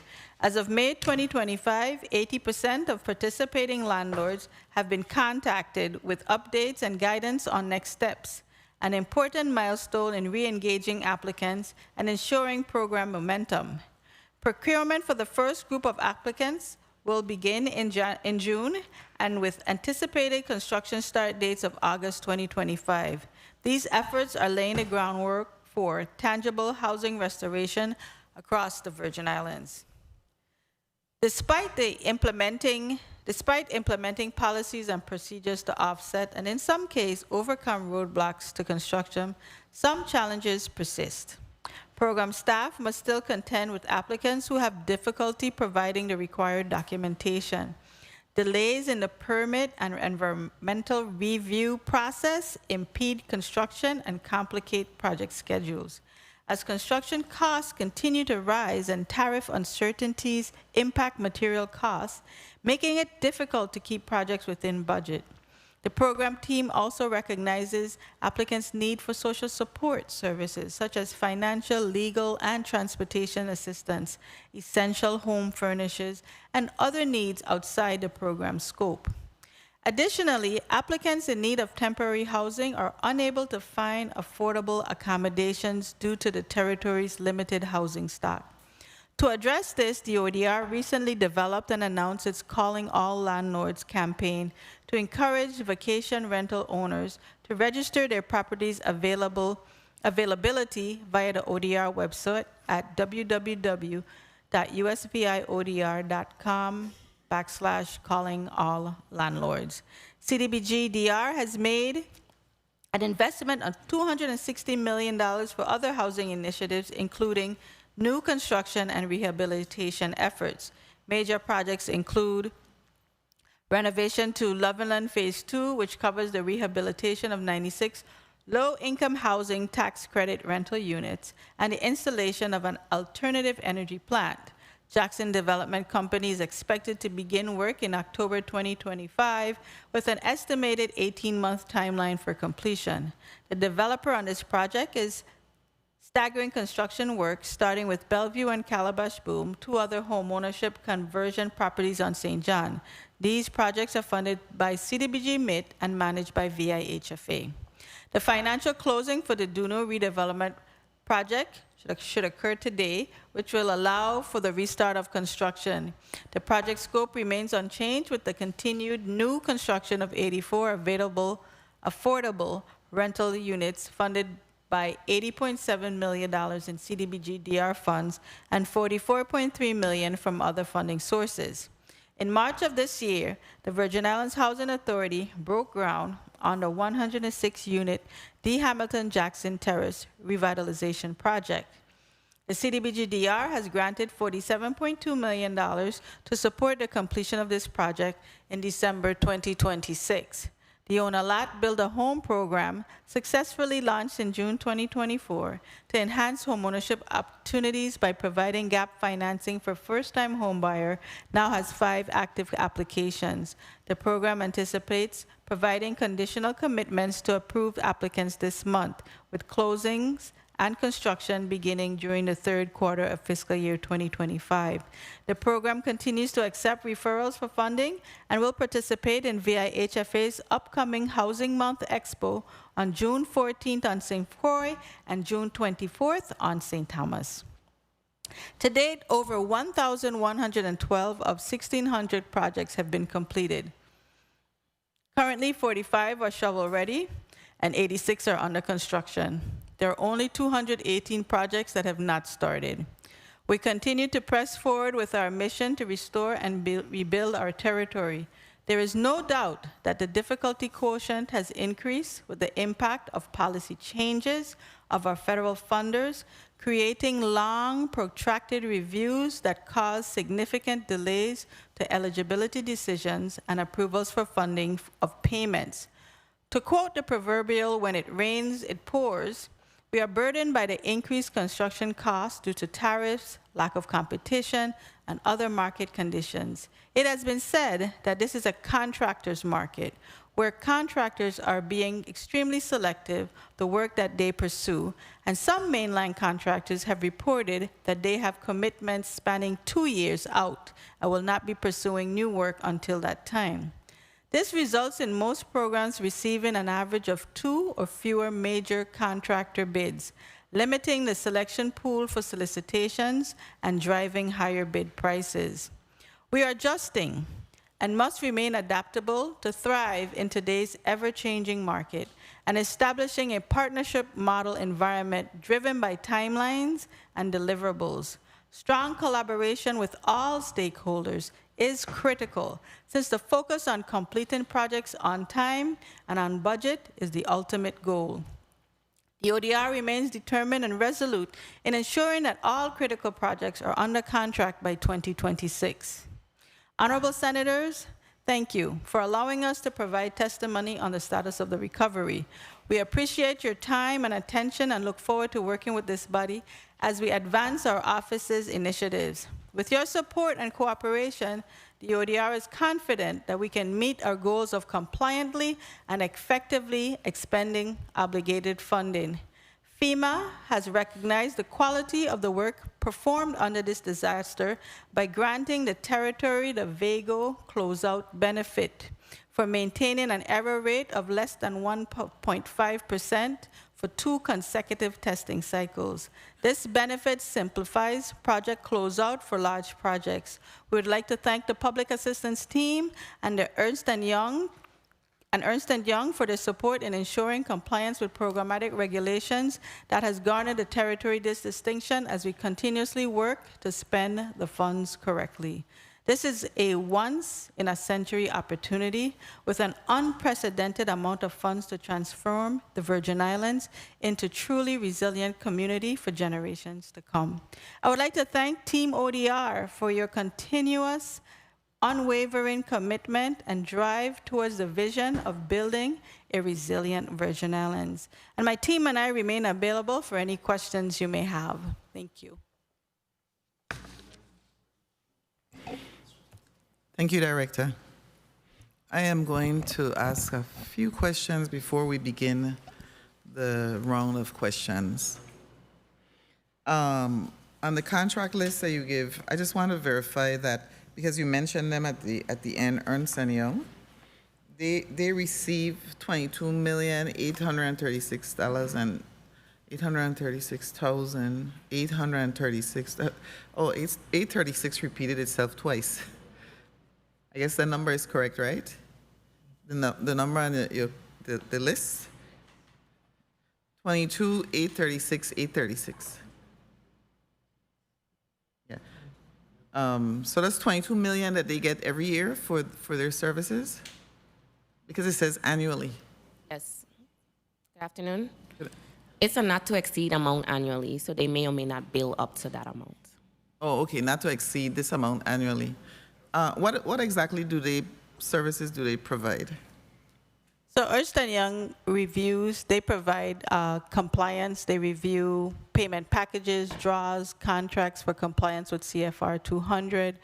They provide any other guidance, technical assistance for us in interpreting any regulations and eligibility and on the processes and the things that we draw funds for from FEMA or any of the other recovery dollars. Okay, so are they then part of the Super PMO? No, they're separate and apart from the Super PMO. So the Super PMO is the project management arm of it. The remaining processes that are in place for the recovery still remains the same. The same staffing, we still have to review. Public assistance still has to draw down the payments. So the activities of the Super PMO still run within the overall operations of Office of Disaster Recovery. And the people sitting with you are part of the Super PMO? Tawana Nicholas is the Assistant Executive Delivery Manager for the Super PMO. Okay, got it. This was in the news recently. The governor laments woeful housing situation, and it was when the Public Finance Authority Board were meeting, and one of the things that jumped out at me was it said that the governor said the net gain in housing is 0. I don't know if he was quoted correctly. And then it went on to talk about the board agreed to pay Springline Architects $25 million more, and it specifically mentioned you as defending the request. I just wanted to find out, because 2 of the board members questioned how the cost could have ballooned so much, and I wanted to find out from you, is this something that happens frequently, where there's such an increase? So I think I have to provide some context around what was reported in the news, because ultimately those board members questioned and they afterwards they approved the measure. Right. So there are task order contracts. So task orders are issued by the phases for the design. So they may go through the programming phase.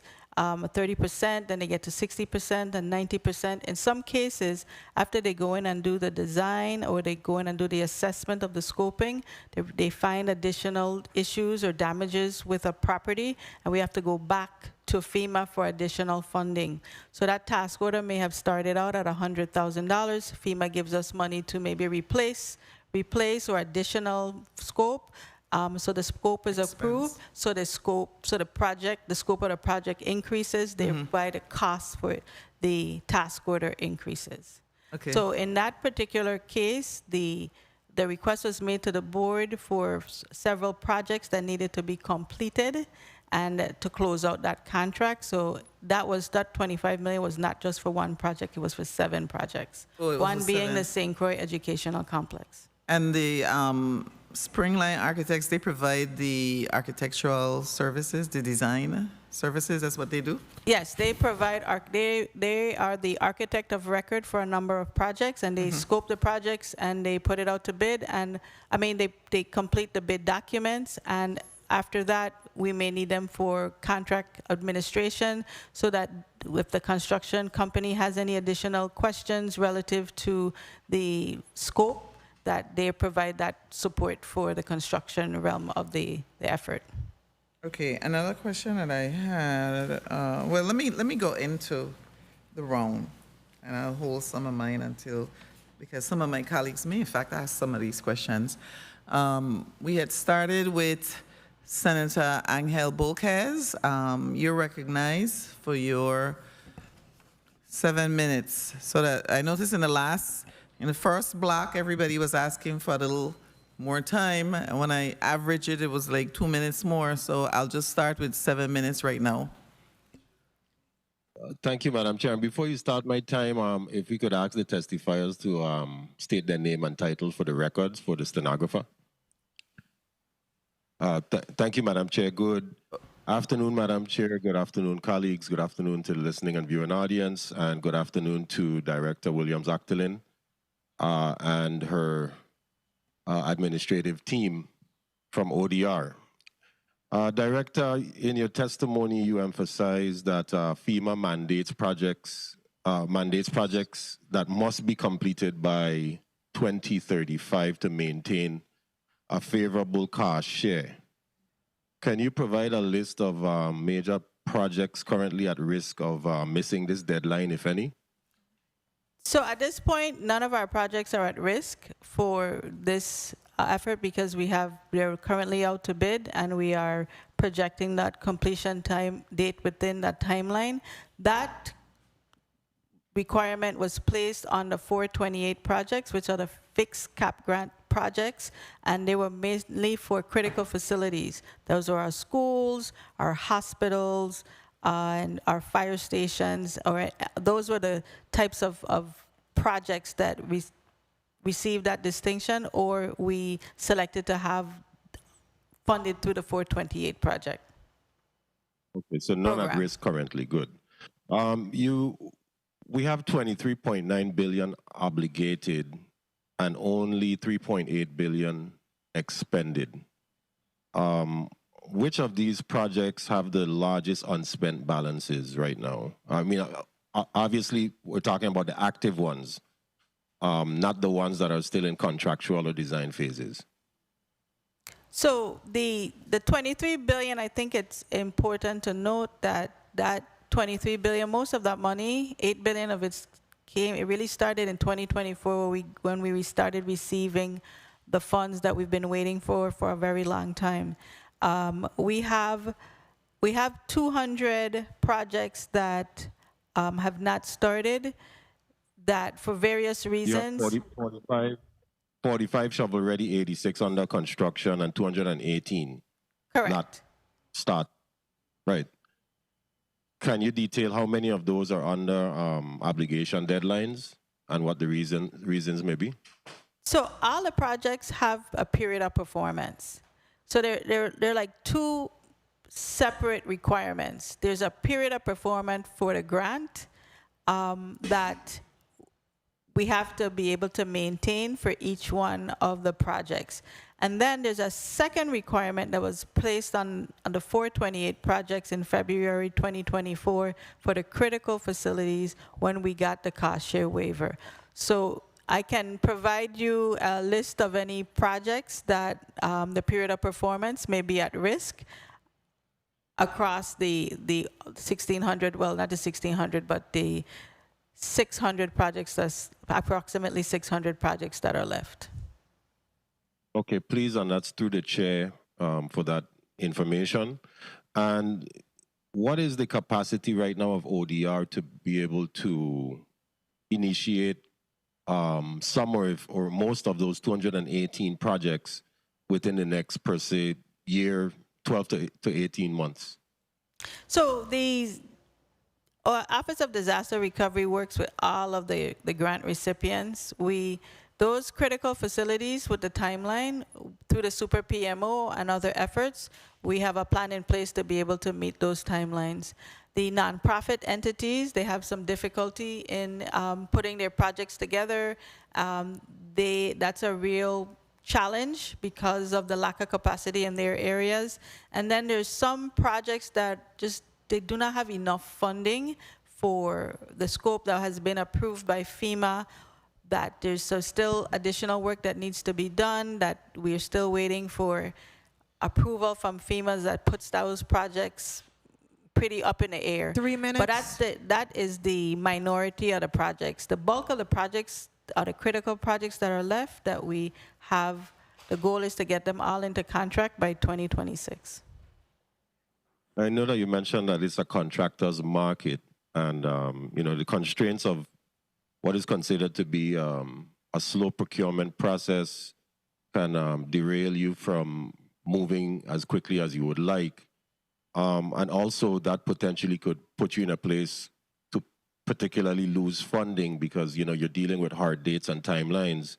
And I'm curious about those hospital bundles, especially for, obviously, the clinic is one thing, but the St. Croix bundle, which I understand was put out to bid a few times, and only, I believe, one contractor bidded. Where's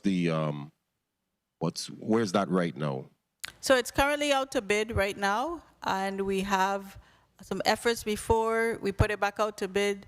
The Super PMO did some research to understand what are the issues that prevented us from getting enough bidders, and made some changes to the solicitation. And also our team went out and tried to make sure that additional contractors were aware of the bids. And we made some changes in getting a 30-day commitment from potential bidders before we got to the end of the solicitation period, and found that no one was interested. So we are extremely positively hopeful, and there are a lot of indications that we will get more than one bid to select from. Okay, I'm hoping that's the case. Our hospitals and our schools are very important to our society, and getting those projects up and running or moving is critical at this juncture. 1 minute. I wanted to ask, it's not related to your testimony, but I know that the WIM Museum in St. Croix, they have lobbied the members of this institution on several cases concerning assistance. Have they reached out to you, or do you have the capacity of assisting them with some of the issues that they are you aware of the issue, matter of fact? I am, and we have been working with WIM Great House. We've provided the grant engineering through one of our contracts to help them to put together the scope of work so they can go out to bid for contractor. They have capacity issues, so a lot of that design work took a minute because of slow responses and days that they're open, but I designated one of my team members to work directly with them and help them to put together the information that they needed. So the design is expected to be completed by August, and at that point we will put it out to bid, or they will put it out to bid to be able to get a contractor to begin the repairs for the work. Time. Okay. I'm happy to hear that, and I appreciate you taking the time to have that dialogue and communication with them. And I would say continue your efforts and keep up the good work, and thank you, Madam Chair, for the time. Thank you, Senator Bolquez. Senator Avery Lewis, I recognize you for your 7 minutes. Thank you. Good afternoon, Madam Chair. Good afternoon, colleagues. Good afternoon, ODIA A-Team. Good afternoon, Director Williams Actelin. Good afternoon, people of the Virgin Islands. Director, yesterday we had before I begin, I just would like to, on the record, I'd like to offer condolences to my very good friend, Mr. Nathan Simmons. Spoke to him a while ago, said he lost his dad last night. Oh. He made 102 in January, Mr. Claude Simmons. So I offer my condolences to Mr. Simmons and the entire family circle. Wow. Yes, Director, good afternoon again. Afternoon. Yesterday we had an excellent session, a mock session with our seniors. And I promised them today I will ask you this question. With all the building we're doing, things coming forward, they want to know if we're making these buildings ADA compliant, disability compliant, senior friendly, even nursing. They didn't talk about it, but parents talk about parents nursing and different things. How are we improving the workspace? So that consideration has been part of the discussion from way back in the beginning of the disaster with FEMA to ensure that funding was provided for disability integration in all of the designs that we're having. So that is something that is very important, along with resiliency. And I don't know if you have Tawana to give some specifics on how we're working to incorporate that. No, once you have it under the radar and you're looking forward, you're doing it, I don't need another response. I'm good with that. So not recently, there's over some time, we have people that's call, different senators, and sometimes I would pick up the phone and call your office to check in on certain things. And we talked about a $100 million line of credit, $156.2 million in advances, and to date, vendors are still continuing with payments. You want to enlighten me on that? You want to give us a little detail from time an invoice is turning, the payment processing, how is it goes from processing to invoicing to check disbursement? So it depends on where the payment is being made from, but typically in central government, it has a long road to go. No, in ODR wall.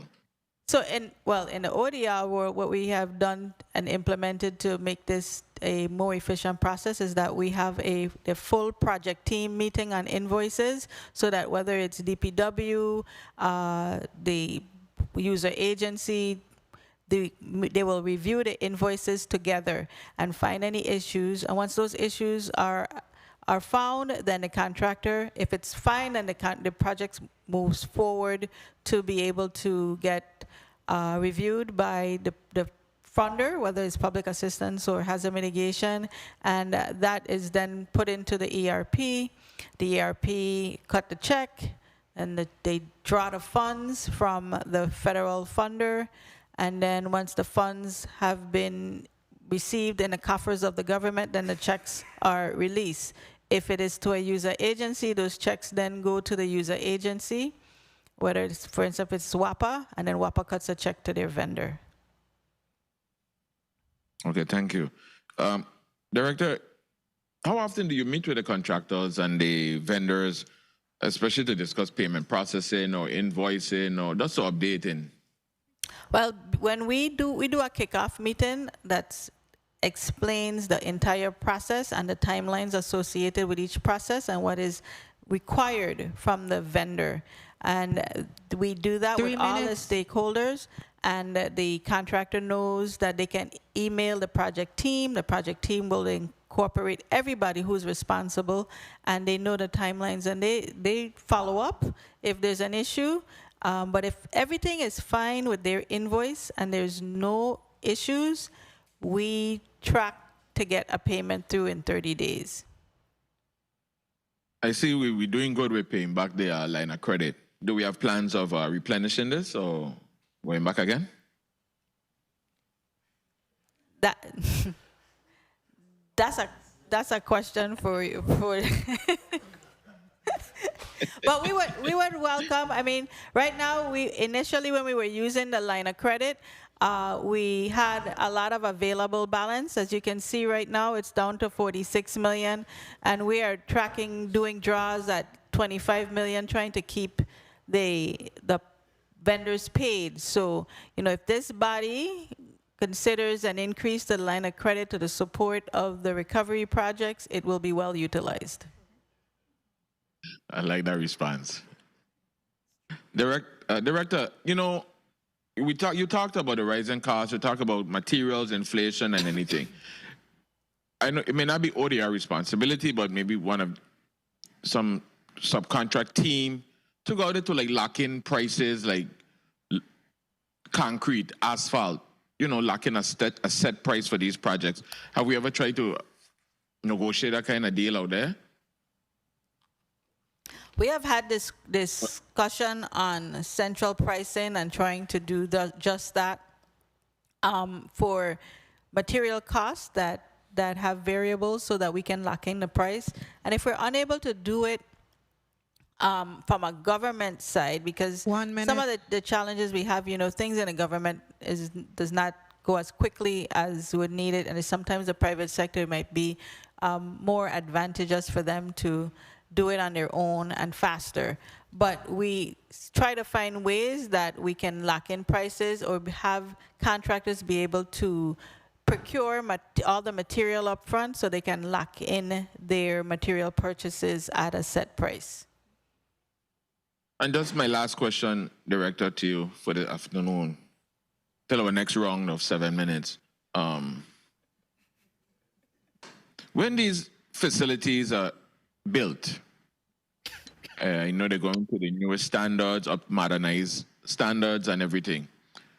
Does the funding include equipment as well for the facilities, or we have to look for that again?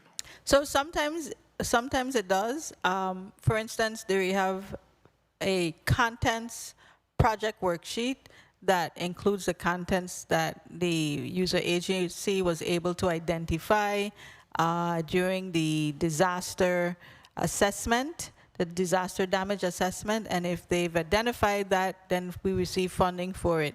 If we were unable to do so, there may be projects and buildings that the building has been redone, but equipment, furniture, fixtures, and equipment may not be a part of it. And lastly, Director, I'm just going to say this here. Let's try to align the equipment we buy.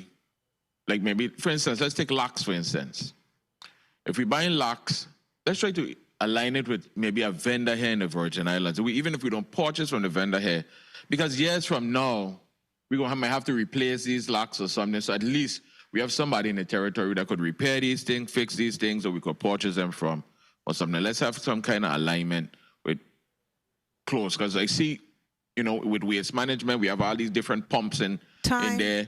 We can't get parts for them. Nothing. We have to be all over the place. So let's try to align with some type of vendor we have in the territory or close by, at least Puerto Rico. Thank you very much.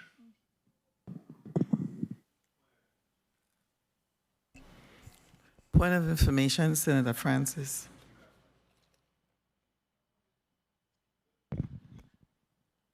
Thank you, Madam Chair. I just wanted to inform my colleague who questioned the line of credit that, in fact, we do have an amendment, 36-242, which seeks to increase the line of credit from $100 million to $200 million that will be offered at the next session. Thank you. Excellent. Thank you. What's the timeline when you've advanced funds, between the advancing of the funds and the reimbursement from FEMA? Is it the release of the funds, I should say, right? Is it? In the past, the funds would be able to be drawn within two to 3 days of approval. I could let Ms. Messer add some more. Yeah, when you advance, how long does it take before you are reimbursed? Because it says here, you've been repaid, it's 100.7 million has been repaid, which leaves 45.3. So I'm just thinking about, the circle, how it revolves. How long does it take before you are then reimbursed or the line of credit is replenished? Archer, Watlington, and Francis. So it varies based on the funding source. So we assess risk factors for every payment on the line of credit. With public assistance, it can be as close as within 2 weeks, based on the process that's going in. With the HUD CDBG-DR funds, we have a longer period of time that we work on that reimbursement. We're working a team, and they get the reimbursement back between, I would say, about 30 days. Okay, thanks for that. I want to add, though, that there are a lot of projects that we advance that need to move forward, and the funding sources are very difficult to be able to. Sometimes we have to go back to FEMA, and in the past we were at 30 days, but right now it could be much longer because decisions are really taking a lot longer to come from the federal agencies now. Yeah, I was wondering about that that span of time that elapses before you're in fact reimbursed. Thank you for that answer. We're going to go to Senator Hubert L. Frederick. Thank you, Madam Chair. Good afternoon again, Virgin Islands. Good afternoon, colleagues, testifiers, my staff, central staff. Ms. Octolin, Williams Octolin, how you doing? I'm well. Congratulations to you and the team. This WAGO closeout benefit, tell me more about this. I was excited to see that we're, number 2 in the nation? Well, what we have, not number 2 in the nation, but we have the distinction of having not to send a lot of documentation, because it's kind of like we do a good job. So we have, when the error rate is low, then the required documentation to close out the project, it's less. So if I can give an example, it's kind of like global entry. You've done all of this other stuff, so you don't have to go through the long line. You can just walk through because they've seen that you'll be able to perform at a certain level, and that benefit has been provided to the Irma Maria disaster. And that makes me so happy, because so many people criticize us and think we do everything wrong. And when we do things correct or right, in this case, look how little fanfare you hear, So really, thank you guys and the team for doing such a great job. Yes, 8 years is a long time for any disaster, but by comparison, Katrina was over 10 years. So yes, keep doing a good job. I understand, public impatience, but keep doing what you're doing. My question focused on the hospital. That's really important for me. I know we weren't successful when we tried to get the demolition portion done, and so now we're trying to bundle it. Is that the term we use now? We're bundling the process, so we get a contractor that will demolish and rebuild the hospital? So the bundling term refers to bundling more than one project together and making it more attractive for larger contractors to want to come and provide a service. But what we have, though, is the process would the contractor be responsible for the demolition and the construction. So once we get one contractor, it's really to complete the entire job. The hospital in particular, you've got unique challenges on St. Croix because of the cardiac center being attached to the old building, and then the modular unit being next to the cardiac center. So I assume that makes it that much more complex of a job.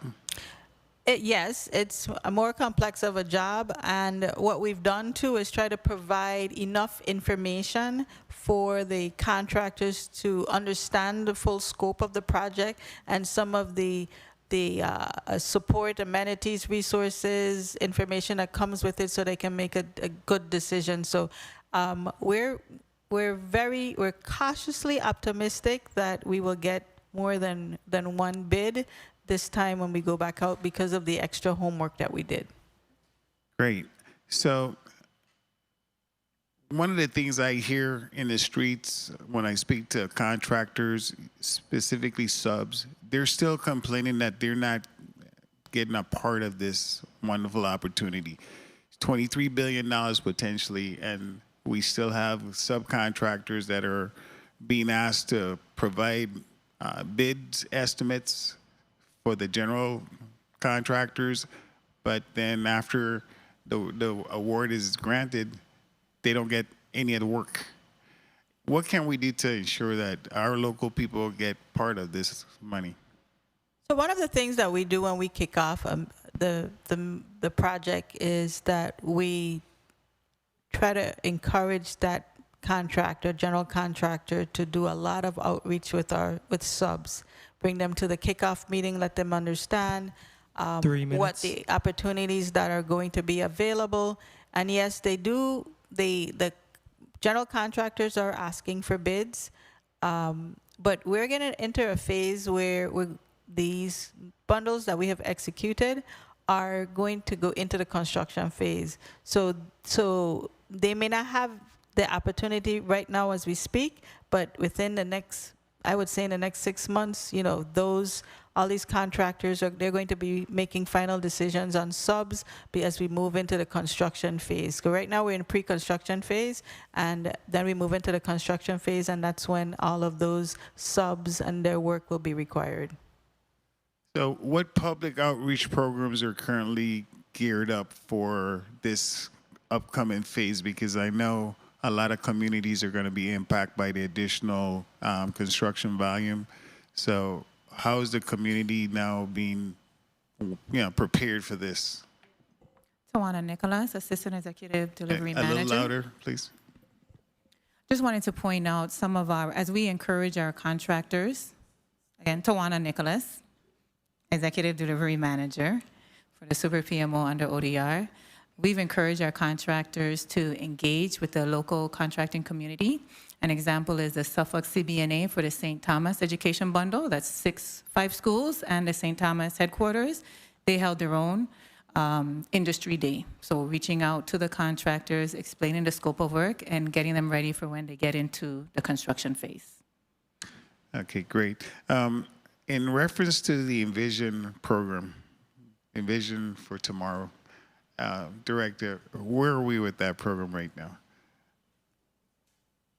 So we have touched about 50%, actually interacting with 50% of the applicants, where we've completed, either their homes have been completed or they're providing documentation, or we're waiting for them to move out so we can start with the homes.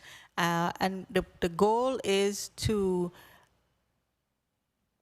have touched all the remaining applicants by the end of the year, because it's a process. We have to go in, we have to do the scope, then the scope has to go out to bid, then they need to move out of the house, then we need to get the permits, then to get the permits, then the contractor has to start the home. So our goal is to make sure that everyone who's on the list and has been waiting, that they are in that pipeline by the end of the year. 100%. 100%. By the end of 2025. That's the goal, yes. Okay, great. I get a lot of calls on that. That's why I'm making sure I ask the questions so they can't say I didn't ask you, right? In reference to this Super PMO process that we started, Madam Chair? You may go ahead. Okay. It's still under 7 minutes. So with this Super PMO program that we've got real quick, the performance level seems to improve under this concept versus to the one you had before. Is this a model we could use going forward for other projects? So for we've identified this Super PMO model for projects that make sense. For instance, like the fire stations. A lot of them have similar designs. It makes sense for us to bundle the designs and put those projects out to bid, get one contractor. There's some economies of scale that can be realized from having that one contractor.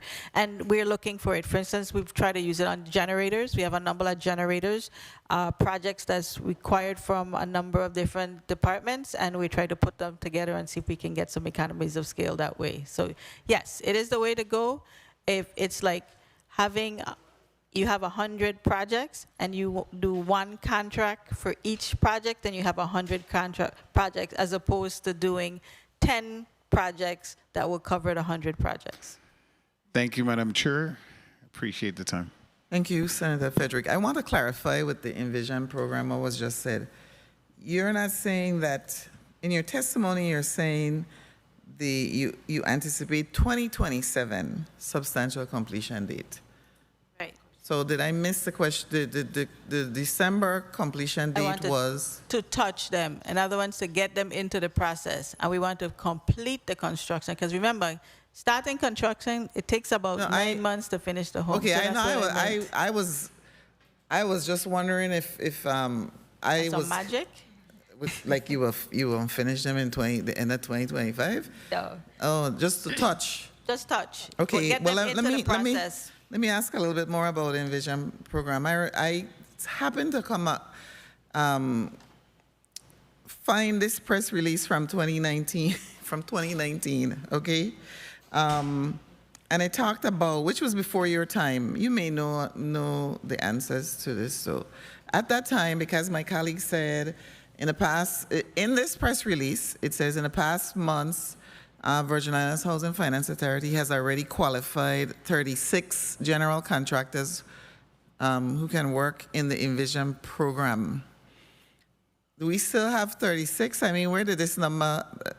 I mean, you wouldn't know this, but I'm just wondering. I was. 2019, yes, I should have a little inkling of what happened, just a little bit. So at that time, the approach Housing Finance Authority had was to get pre-qualified contractors. There's a number of things that happened in between that those contractors they're no longer interested in the program or, for a number of reasons. But what we've done is to send out a request for qualifications, and we have about 27, I believe, contractors that have been pre-qualified for the program right now, and we just put the solicitations to those pre-qualified contractors so they can submit their bids to us. Okay. And this company that they had talked about in this press release is no longer with the project, the program, Armand Construction, Armand Corporation. No, the Virgin Islands Housing Finance Authority terminated that contract. Right. In that release, I just wanted to go through this. I happen to have found this. It said that they're eligible to receive up to $250,000 in construction repairs. Is that still the amount for the homeowner? 400,000 now. 400. Okay, that answers. I don't even have to go to the next question. So it's 400,000. And were those parameters set by us, or were they federal? They were.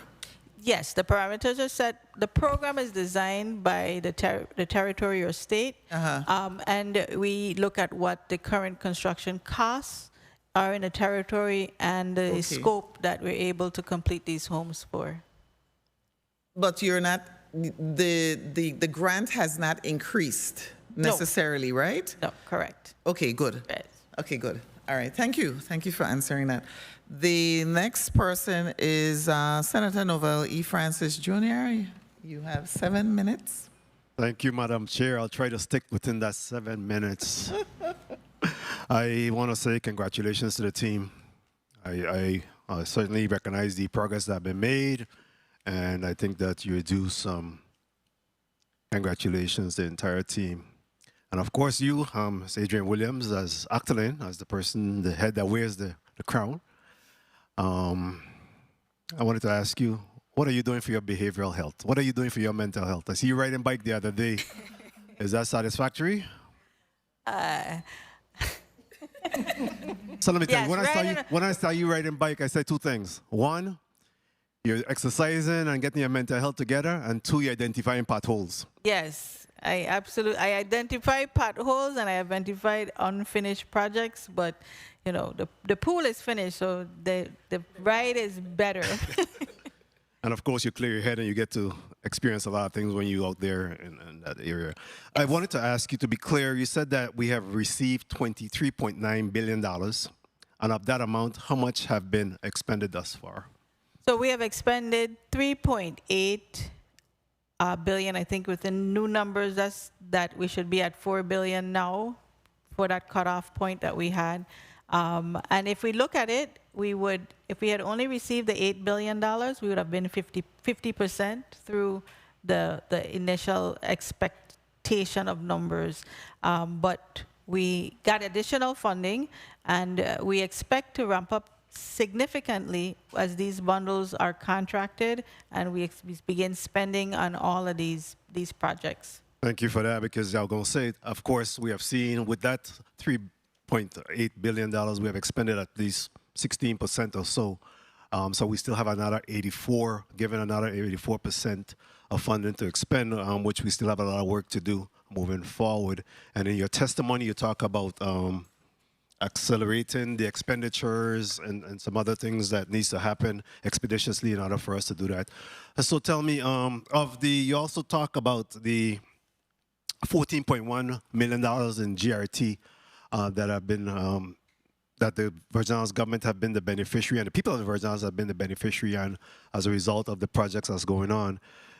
There were a projection of, for FY25 of $23.7 million.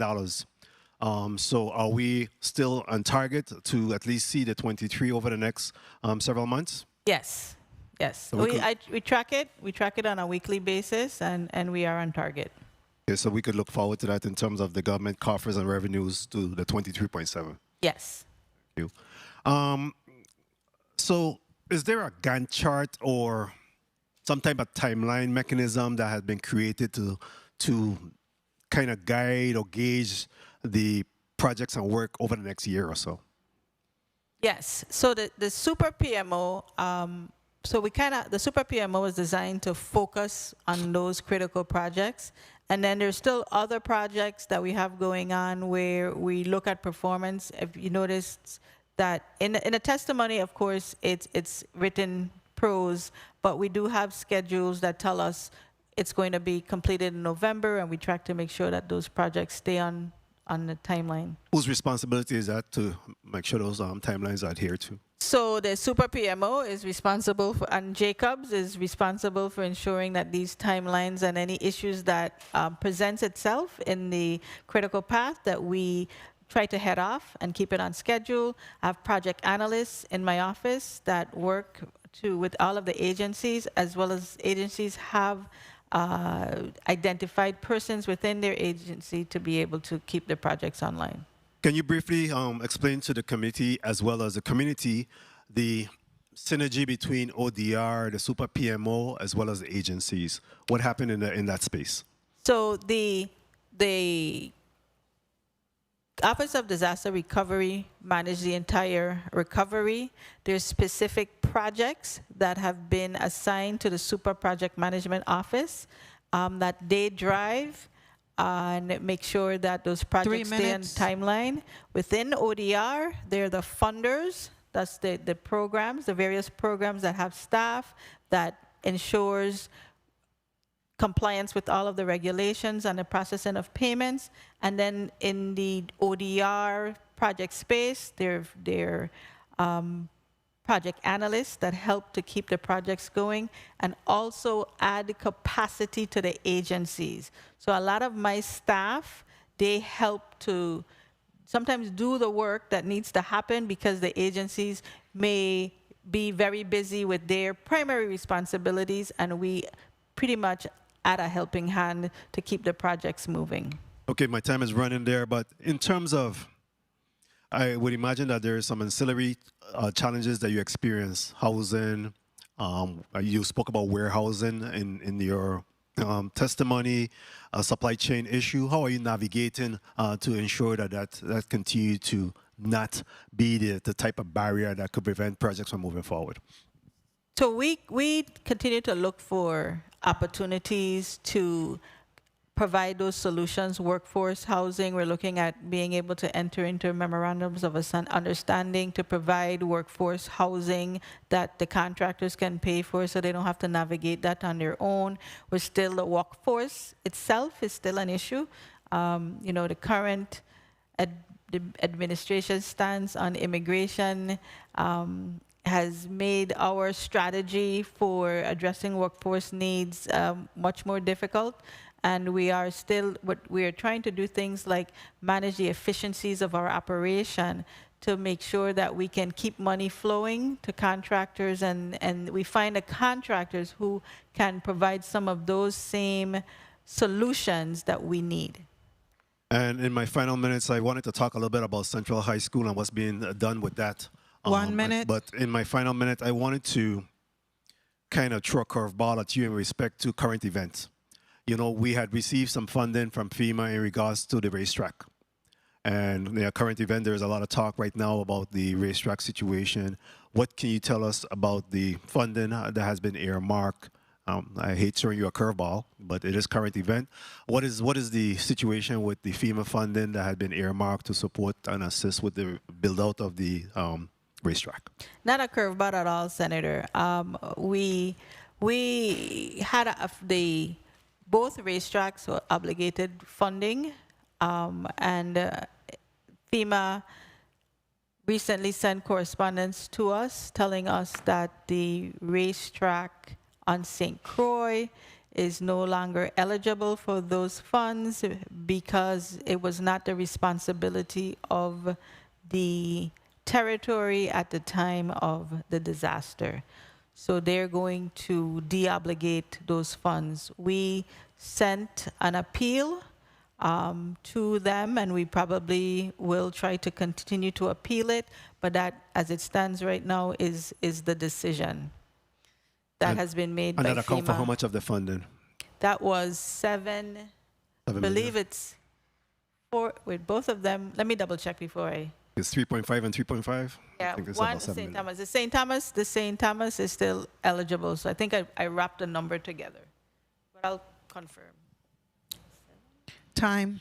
Very well. My time has been called. I don't want to go over the time. If I had additional time, I would ask about Central High School, but again, I want to be respectful of the chair and her time. Okay. Okay, then. I can provide an answer. You may go ahead and provide his answer. I'm going to satisfy that one today. Go ahead.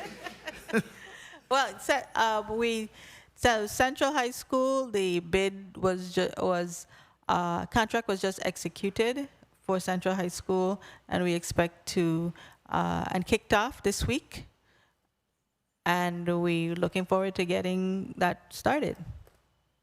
You know, thank you for that answer. Along the line, this is the thing. We are going to be in hurricane season in the next few days. And at some point, I think, didn't we get money to harden certain places in anticipation of the hurricane season? Or am I correct? Wrong? Especially like schools? So yes. So there's repair dollars that comes with the obligation, and then there's mitigation dollars for mitigation opportunities that are found. And a lot of the schools, all of the schools, mitigation opportunities and funding we're providing. In addition to that, there's safe rooms that's funded through the Hazard Mitigation Grant Program that's be included in the schools. So we were looking at one of the walls at Arthur Richards, and the contractors said that if anything happened and they're in the territory, they're coming in that particular room because of the strength of the construction. So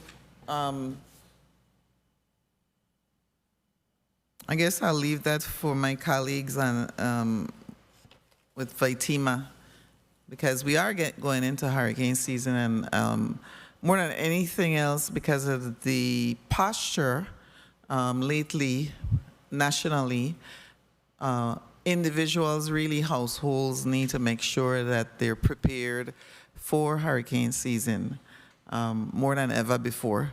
You know, I want to get that out, but I'm sure that the committee that has jurisdiction over Vitima and the whole hurricane preparedness will definitely cover that area. But I was wondering about that, making sure, you know, that they're hardened or strengthened so that when people who have to look for shelter can in fact find shelter. Next, we're going to have Senator Milton E. Potter. You're recognized for your 7 minutes. Thank you very much, Madam Chair. Good afternoon to you, Director Williams-Actolin, and to your team. I wanted to start with asking you about the $23.9 billion that was obligated, and we basically expended 16%, right? $3.8 billion expended. Is there anything that we can do that we aren't doing now, right, to dramatically accelerate the expenditure rate to meet that 2035 deadline?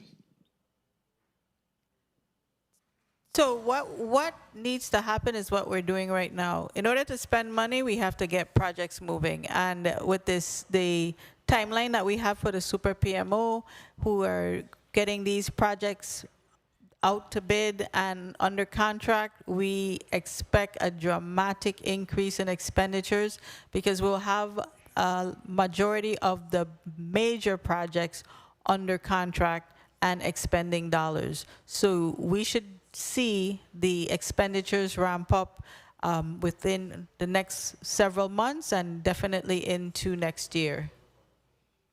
Okay, and you're comfortable because I know you mentioned that as far as the Super PMO and the bundling, the responses haven't been to your expectation, where you have 2 or fewer bids per major solicitation. So isn't that a barrier? So it is a barrier, but I want to make sure that we understand that it's not only a local barrier. This is the national responses that we're seeing. But what we've done after our industry day, that we try to make sure that we have a lot of companies interested in the territory, and we found that once they come in and they put a significant investment, they're interested in doing additional work, not just on a single project. And just we're hoping to be able to build that cadre of large companies to be able to bid and construct the projects that we have within the bundles. Yes, I didn't mean to imply that this was something that was unique to ODR. I know on a national level, they're experiencing very similar challenges, and that is why I am that much more concerned, just based on our unique geographic location. If they are experiencing those level of challenges on the mainland, I mean, what can we do given our unique situation? But I understand your response, and I want to say kudos to you on the 1.5% error rate. How does that compare, Director, to other major disasters, just so I can get some context of what this 1.5% error rate means? So, I mean, it's not achieved by everyone, so that's why they have that distinction. I really haven't done a research to see who else has made it. Maybe I should go and check to see who we're amongst. But we're just pleased to know that, you know, they do a validate, it's called validate as you go, and they come in, FEMA, that is, come in and they review, and you have to send documents, and they look at how we process payments and how the information is processed. So that being able to get that benefit is good, especially now that we have a lot moving through the same pipeline. Having to provide less documentation is good for us, so we can move projects out. Because on a national basis, they want to be able to close, FEMA wants to be able to close projects out, because when they have funding out and we no longer need the funding, or there's funding left over, they want to be able to allocate or pull back that money to be used in other areas. So closing projects out is a priority for us and for FEMA as well. Okay, thank you for your response. I wanted to ask you about ADA. And I know we have billions and billions of dollars worth of projects that we're doing, major infrastructure development, major facilities, hospitals, schools, and the like. What role, if any, does our local ADA coordinator play, in ensuring that we are complying with, local and federal ADA rules? So our ADA coordinator from the very beginning was advocating for a lot of making sure that these projects are ADA compliant. Workshops were held with FEMA early on, and if there's specific issues with buildings, our ADA coordinator has reached out and make sure that, they get their answers and feel comfortable that whatever is being designed or an issue that they're having is being addressed. So he's involved and engaged. That's a good thing. What percentage of the $23.9 billion recovery is expected to go to local versus mainland contractors? Just thinking in terms of the impact of the territory's long-term economic development. Do you have any idea or any idea as to what percentage is expected to go to mainland contractors versus 1 minute. local? I mean, if I give you an answer, I'll just be shooting in the wind. Just because so first of all contractors have to be registered and licensed to do business in the territory, and we are trying to ensure that every local contractor who's interested in working on a recovery gets an opportunity. One of the things that the contractors, the mainland contractors that are coming here to do business, said that they have presented ways that they want to train the local contractors to be able to operate at that level. And we want to ensure that that happens so that all of our local contractors gets an opportunity to build their capacity and be able to submit bids and the various things that prevent them from operating on that type of a level. Right. Okay, I just wanted to get a sense because I know that, Madam Chair, if I may just wrap up, one quick final question. Go ahead. How are rising construction costs and tariffs being factored into project budgets? And what percentage of projects have experienced cost overruns?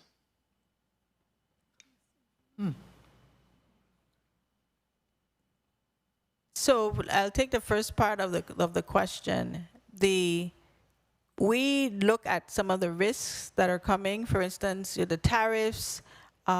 We've gotten notification from some contractors about what the impact to the construction cost is going to be. We also, in the progressive design build model, we go to a multiple guaranteed maximum prices. So once we get to that phase, we will be negotiating and understanding what the current market costs are that will have to be factored in when we derive at the new guaranteed maximum price. Those are things that we are aware of. We look at it in our independent estimates that we receive, and those estimators are also keeping abreast of what the market is, so that once we get bids, we know what is reasonable, what kind of potential change orders we're open to, and try to keep that in mind with the available funds that we have. What percentage of projects have experienced cost overruns, if you have that information? I would have to get that information for you. A lot of our projects before they're actually contracts are let, we don't have enough funding from the jump when the bids come in, and then some of these are not necessarily cost overruns. They're more so like scope changes that were found as we begin the project. And typically we don't just give change orders just because the price increases. You know, it's usually change orders because of additional work that has been necessitated. Thank you. I won't abuse my time. Thank you for your flexibility, Madam Chair. You're welcome. Thank you, Senator Potter. What, you know, I have a quick question. Both Ernst & Young and Whit O'Brien are disaster consultant support. And how do we distinguish between them? Sure. So when ODR was first established, we inherited all of the disaster consultants, and what I found was that their expertise were quite different. And Whit O'Brien helped to put the packages together and get the funding and navigate, and helped us to procure documentation and develop strategies to present the needs of the territory and disaster assistance with FEMA, and they operated in that role. The EY consultants are more the financial and the compliance role of the territory for this disaster, and so that's how we use them. One gets the funds, and one helps us to keep the funds. Thank you for that explanation. Point of information, Senator Frederick. In reference to Whit O'Brien and E&Y, how does Jacob fit into that equation? So Jacobs is more on a project management side. They help with construction management and project management. That's the role. Once the projects are executed, we have to put the scope together, review designs, help us with construction. So they're in the construction business. So who did that before for us? Well, we did.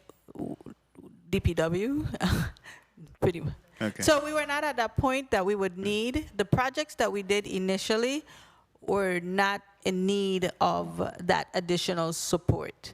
So we did not need that at that time. We didn't have funding for the hospitals, we didn't have funding for the schools, but now we have that funding and we have all of them going simultaneously. We needed additional support.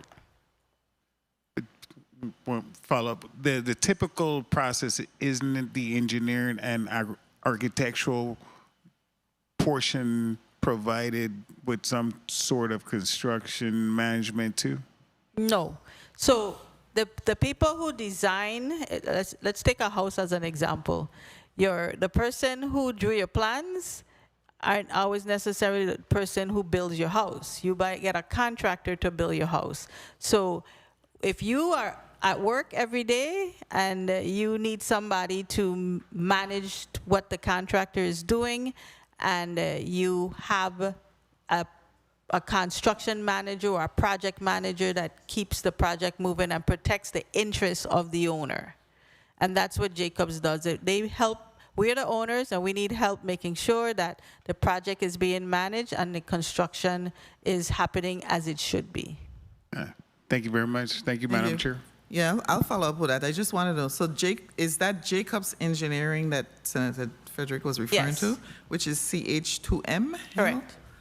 Okay, and so the 137 million is over the course of, well, I guess it encompasses certain projects. Right now, they have all the school, everything that we have out to bid, they're supporting with that. All the schools, all the hospitals, all the fire stations, and what else? Oh yes, and the home for the aged. Okay, project Louise, and construction management services. Yes. Okay, thank you. Next, after Potter, is Senator Carla Joseph. Go right ahead and recognize. I'd like to recognize Senator Gittins for joining us. Thank you. And we're going to go to Senator Carla Joseph for her 7 minutes. Thank you so much, Madam Chair. Pleasant good afternoon to everyone. I want to just begin my line of questioning relative we have received and been awarded today based on your representation in your testimony, Director Actaline Williams. We have received a total of $22.8 billion. That's a combination of the FEMA public assistance money, which is $21.4 billion, plus the $1.4 billion in hazardous mitigation, correct? 23.9 billion is the total amount.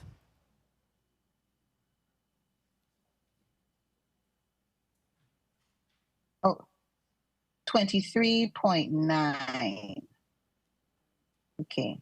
I wanted to make sure I had the amount. Based on my calculations, we have spent about a little bit of upward of 17 billion,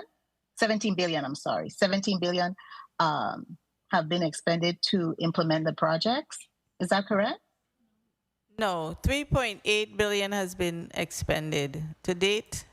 Oh, okay, and the percentage is about 17%? Yes. Okay, so, all right, good. So I wanted to just make sure that we have that in perspective, that this is the amount that we've expended. And I understand also from your written testimony that Jacobs Engineering is the firm that is identified as a super PMO, correct? Yes. Okay, great.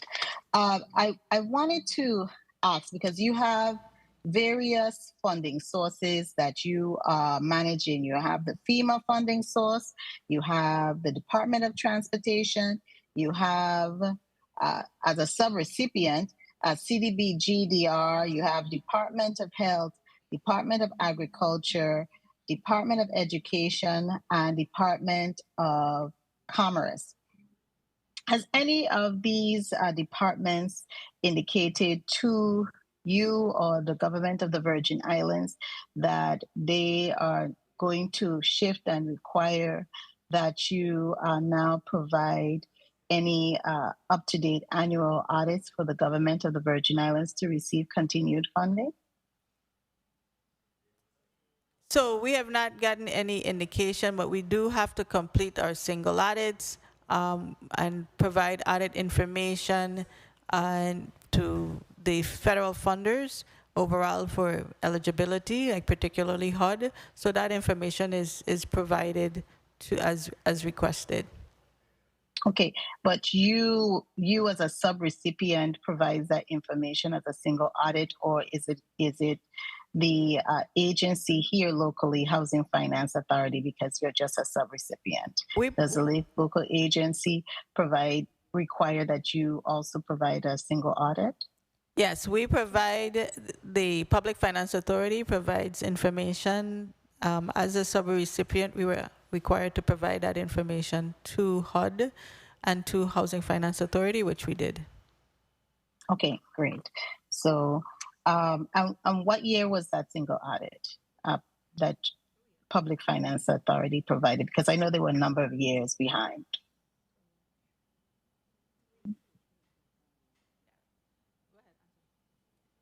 Archer Watlington Francis, we are currently working on the single audit for FY 2023 and 24. We have submitted up to 2022.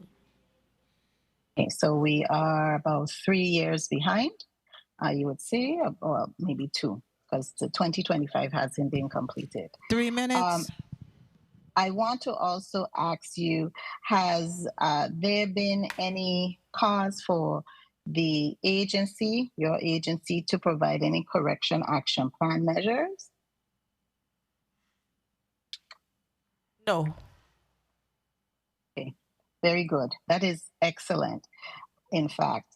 Now, I want to begin by commending you. I want to shift and commend you after asking you all of those questions, because I know it's very difficult, and you started your comments and saying it's very tedious work to manage federal money, and it is. I could definitely testify about that.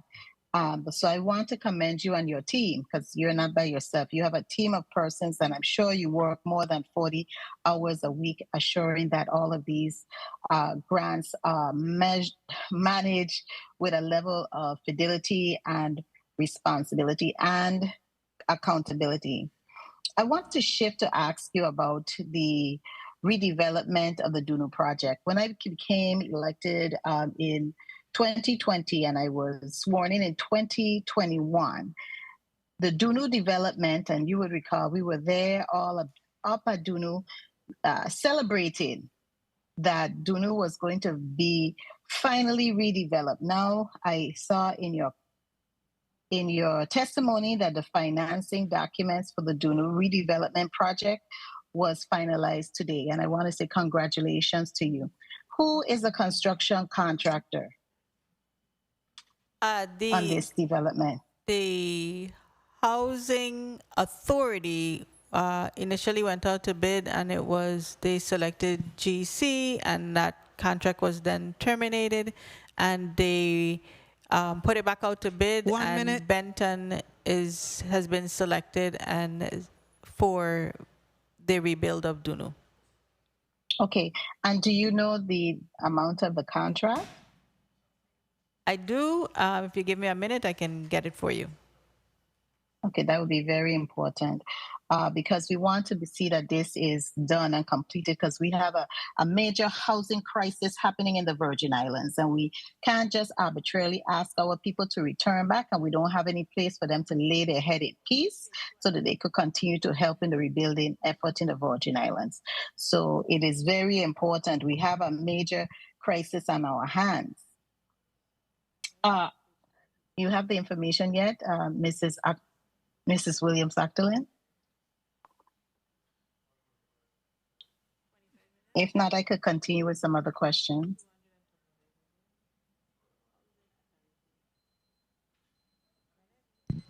Time. Madam Chair. We'll give them some time to come back with the answer. I thought Okay, that was, so wasn't that on page 12 and 13?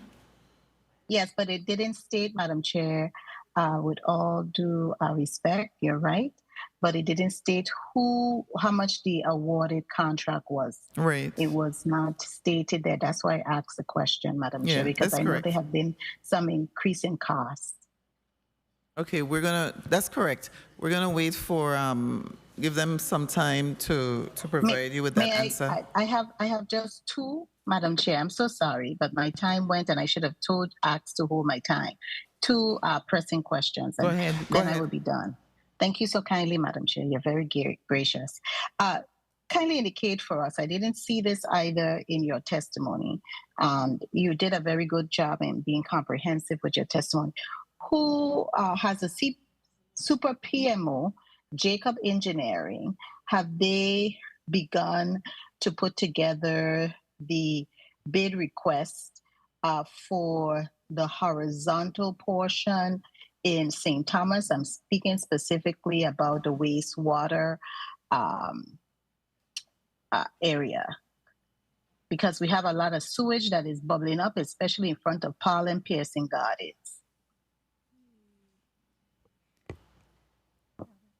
Good afternoon, Tawana Nicholas, Assistant Executive Delivery Manager. Yes, Jacobs Engineering supported Super PMO and ODR in issuing the advertising the solicitation for the St. Thomas East bundle. We advertised it on May 12th, and it is due July 10th. Okay, and so PMPA specifically it would be more so central or in the west. What about there? Because you receive a significant, the territory receive a significant amount of funding from FEMA for the replacement of our wastewater system. Where are we with that portion? I'm glad about the east. I'm very elated. That's a very good thing. But tell us about the west now. So for the west, we don't have those dates as yet. We are looking at pulling together and identifying if it should be a bundle or separate projects. Okay, thank you so much for that. Finally, my last question is regarding the Queen Louise Home for the Elderly. Where are we with identifying the construction contractor for that portion of the redevelopment? I saw a press release, and your testimony reconfirms that the Queen Louise Home for the Aged is going to be reconstructed. And I know they're moving they should have, they may be in the process, they being the Department of Human Services, Human Services is moving our residents out of the Queen Louise Home for the Elderly so that they could rehabilitate there and then do the construction of a new facility. How many beds do you know are going to be at the new facility, Mrs. Adrian Williams Afterland? Tawana Nicholas, again, the St. Thomas Healthcare Bundle has the Queen Louise, and that's in evaluation as we speak. We anticipate going to the board at the end of summer. I don't have the design bed count at this time. Okay. Madam Chair, if they could provide the design bed count and basically what we're looking at to be able to accommodate our very near and their seniors when they are in their twilight age, I would greatly appreciate it if they could send it through the chair. Madam Chair and colleagues and testifiers, I really thank you for answering my question, and I await the response from Mrs. Adrian Actolin regarding the amount of the contract for the redevelopment of Duno. Senator, the Duno amount is 80.7. It's on page 12 of the testimony. I didn't. It's 80.7, page 12. You know, I didn't see that. Sometimes it's a little difficult when you don't have the paper in front of you and you're dealing with electronically. 80.12 million. Thank you. Thank you, Senator Joseph. Next, we will have Senator Kurt Aviele. You're recognized for your 7 minutes. Thank you, Madam Chair, and welcome testifiers. Let me try and be as quick as possible because there's a lot of questions. First, the contract for Jacobs, I'm saying that it's $137,235,258. That's for a period of how many years? Tawana Nicholas, 3 years. 3 years. So it's like 45 million a year? It's actually 34 million for the first year, 48 for the second year, and 54 for the third year. Okay, so we're paying Jacobs 34 for this year. We're paying Ernst & Young 22,836 for this year. Yes. With a brand 21 million for this year. Up to. These are up to. Okay, both of those are up to? Yeah, all of them are up to. What did we expend last fiscal year? Or last calendar year? How do you do yourself? Calendar or fiscal? Calendar. Well, it depends on from the effective date of the contract. Okay. If you could get for me what we spent for the last, whether it's calendar or fiscal year, I'll appreciate that. Jacobs, smart company to hire one of our bright engineers on public work. So that's a big grab for them. Because we lost somebody who made significant contributions to public work. They're not an answer. That's just. Can I say something though? Contractors are taking. That's only one example. Adrian, hold up. Miss Williams, like, hold up. They are right, and she's right. I'm just making a point. We have such good talent, and sometimes we're not willing to step outside the box in order to retain our talent. If I know I'm gonna lose somebody because they're gonna get a contract for $200,000 or whatever, and I can retain them because of the value that they bring to the entity, then we need to keep them in the entity. So now we got to spend, and I'm talking about this is talent. So this ain't none of them other factors. This is somebody who went to college and has that skill level and has that degree, etc. So I'm just saying sometimes we got to look at it a little bit different, but we'll get it back eventually. The racetrack, to be specific, with the racetrack, you said that the money was de-obligated. When was those monies de-obligated for St. Croix? Because they said that the VIGL contract. No, I mean not VIGL. The FEMA monies. Yeah, I explained it to you. Okay. They said that the VIGL is responsible for the contract for the track at the time of the disaster. It was not the government of the Virgin Islands. Okay. So when was the money deobligated? What month? Well, it hasn't been deobligated as yet. They was just never obligated. Yes, it was obligated. Like what? I wasn't even 2018. Okay. It was obligated, Okay. So they take it back. Literally a zero for St. Croix, long and short. Long and short. Okay. They were trying to transfer the monies that were obligated for St. Thomas Racetrack to St. Croix. A letter was sent from Sports Park and Recreation to FEMA making the request. Was it approved? And Melinda? I don't have a, let me double check. Okay, check on that and you could get back to me. So right now it sounds like St. Croix Racetrack really has zero approved dollars. Money is deobligated for St. Croix, and that much monies haven't been approved yet. Envision program. Can I clarify the St. Thomas? The St. Thomas funding is available. I know. And we can, yes, so. You have to get permission from FEMA to use it for St. Croix. Yes. And FEMA has not granted that permission yet. But right, because remember, we can still ask them to use it for an entity, for a facility that was not the responsibility of the government according to them. I understand all of that. Just making sure. Yeah, it's just zero at this point. Envision program, we're still getting a lot of complaints. And the complaints are very specific. These aren't in the complaints are 3 minutes. They came, they did the evaluation, they sent a contractor, they said they're going to start construction. A couple weeks after, I get a letter saying they need to reevaluate. A lot of homeowners are just having this evaluation, reevaluation. It's like the process just goes on until the lady said, like, I packed like 4 times to leave. And now I don't know when they're going to come again, and I can't get any information. What is really going on in terms of individuals that are told, you're good to go, and then get a letter after saying, we need to reevaluate? So I would need specifics because typically the process is you're going to get at least, and we try to explain that in advance, you're going to get at least 3 site visits because we have to go in and get the scope, and then after that, then the contractor has to come to finalize the scope. So they get like 3 visits. Okay, I'm going to give you the specifics of the individual so you could check on them. Absolutely. The time is going quickly.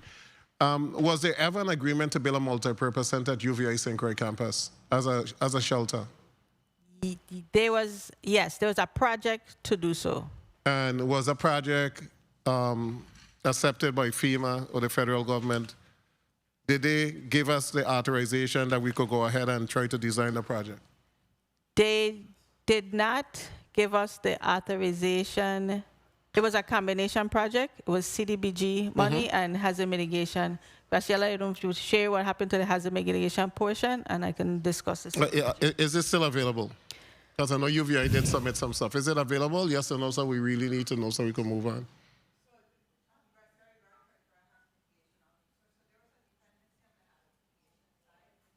One minute. Hold my time, please.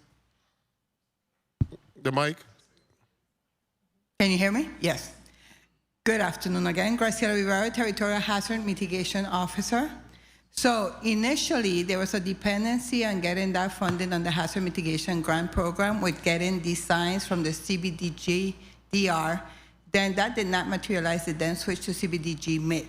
And nothing has happened with that project. So because of lack of activity, the HMGP was dormant for too long. So that means it's not happening? Not if we don't get those designs.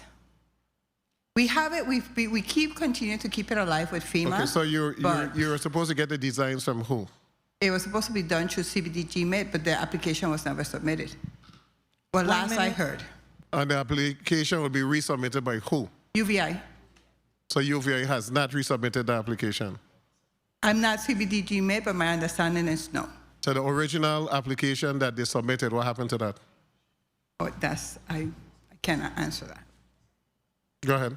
So from our understanding, we've been asking for the status of it, but we don't have any current updates from CDBG MIT. You'd have to, HFA would probably have more information on exactly where it is. Okay, that's why I really wanted all of them to be here. So when we have a question and one can't answer, the next could be able to provide the information, including the contractors. I wanted them to be here so that the Senate could ask them some pointed questions so they could work faster for you guys. Wang Louis architectural engineering drawings, 100% complete? Tawana Nicholas, that is correct. Snyder, 100% complete? No. Okay. But both of them going out the same time? Went out. Went out the same time? Yes. As a bundle for either or, St. Croix, St. Thomas, or you can opt to do both. And GFL, Madam Chair, GFL architectural engineering plans have been completed how long now? 2 years? Senator, I don't have that exact date, but sometime. Seals Fire Station, it seemed like that's on a slow. Extremely, what? I passed there many days, nobody working. When was the groundbreaking for Seals Fire Station? I could tell you what the problem is. There's an environmental issue that FEMA stopped us and have mitigation measures that they need to send to us in order to restart the project. Okay, Charles Harwood, demolition finished, when is starting? So the contract has already been executed. They're Benton? finalizing yes, they're finalizing the designs. There's some design changes. Tawana Nicholas, so we anticipate this fall to start construction. This fall? Yes, sir. FEMA Envision funding has an expiration date, correct? 2027. 27 or 26? We got an extension. For 1 year? 2, I believe. 2, right? 1. 27, right? Yes. That's a 1 year extension or 2 year extension? 1. 2020. It was 2026 and it's now 2027. So that's a 1 year? Yes, 1. Okay. Was the extension for federal funds to the Department of Education denied and we lose our loss over $60+ million? I'm not as knowledgeable about the non-recovery dollars. Okay, you weren't a part of that, but I'm just putting that to make a point. It was denied. And the letter was dated March 28, in which $60+ million of the Department of Education had at the disposal was denied, and the denial letter from the feds came down saying that we failed to spend the money and they were not going to allow us to extend it. So let's not look at, and it was ARPA, let's not look at the continuation or the extension and try to get as much done as possible, because this administration that we're presently under, they switch like the wind. At any time, they could change direction and say, we're not going to allow this, we're not. So we need to really just get as much done as possible, as quickly as possible, and especially those homes, because if we don't get those homes rebuilt under the Envision program, those individuals will never rebuild those homes because they don't have the financial capital. So this is a unique opportunity for a couple hundred local individuals to get the homes rebuilt and we get them back and paying good property tax, et cetera. So we really got to push that as much as possible. I heard you comment with permits and something else is that permits and what? And environmental? And permits, environmental, and homes for the families to relocate. Because we have 40 homes waiting for people to just move out so we could start construction. Okay, and about 10 of them I know have a ready to move out, or the home is so damaged that they don't live in it, that the construction could start now. Because we have homes that the whole roof gone. So they're living there, so the construction could really start right now. So permits that fall under central government. So there needs to be a meeting with the executive branch. The governor need to call, Mr. Oriel was here, I wish he had come in after. You need to call him that you need to get all the permits done for the Envision program as expeditiously as possible, because we have a deadline to spend these monies. So you can't be taking months to issue one permit for a home. You got to speed the permits up. It's one government, right? Agreed. Okay, thank you so much, Madam Chair. Thank you, Senator. I wanted to ask, when it comes to the different homes in the Envision program that are under construction, and for example, I'll use St. Croix as an example. You have 68 homes under construction. How many contractors are, it says there are 68 homes under construction in St. Croix. Oh, you said St. Croix, Yeah. yes. Okay. I'm just wondering, how many contractors, and are most of them local contractors? They're all local contractors. Right. So how many, that's why I'm emphasizing, how many do you have For example, would you have like one doing 5, 10? Yeah, Is that the way that? Yes. So we have several contractors that have multiple homes, like up to 10 homes. We Okay. have about 2 or 3 of them that have 10 homes, and then we have the person's contract that was initially executed under the Housing Finance Authority that they had 200 homes that we're assigning them in batches of 10 per home to be able to get the work started. So it's just a matter then, when we point to the fact that the permits are holding it up, does that mean then that it would just be a matter of assigning as you receive the permits to these contractors to mobilize? So the homes go out to bid, and whoever wins the bids, as long as they can demonstrate they have the capacity to do the home. That's where I was going. Yes, Okay. they get the bids, and then they have to get the various permits. Okay, great. With respect to the rental rehabilitation and reconstruction program on page 11, you have 80% of participating landlords, but how many, 80% of how many? You understand? 80% doesn't tell me how many landlords are participating. It just says 80%. Page 11.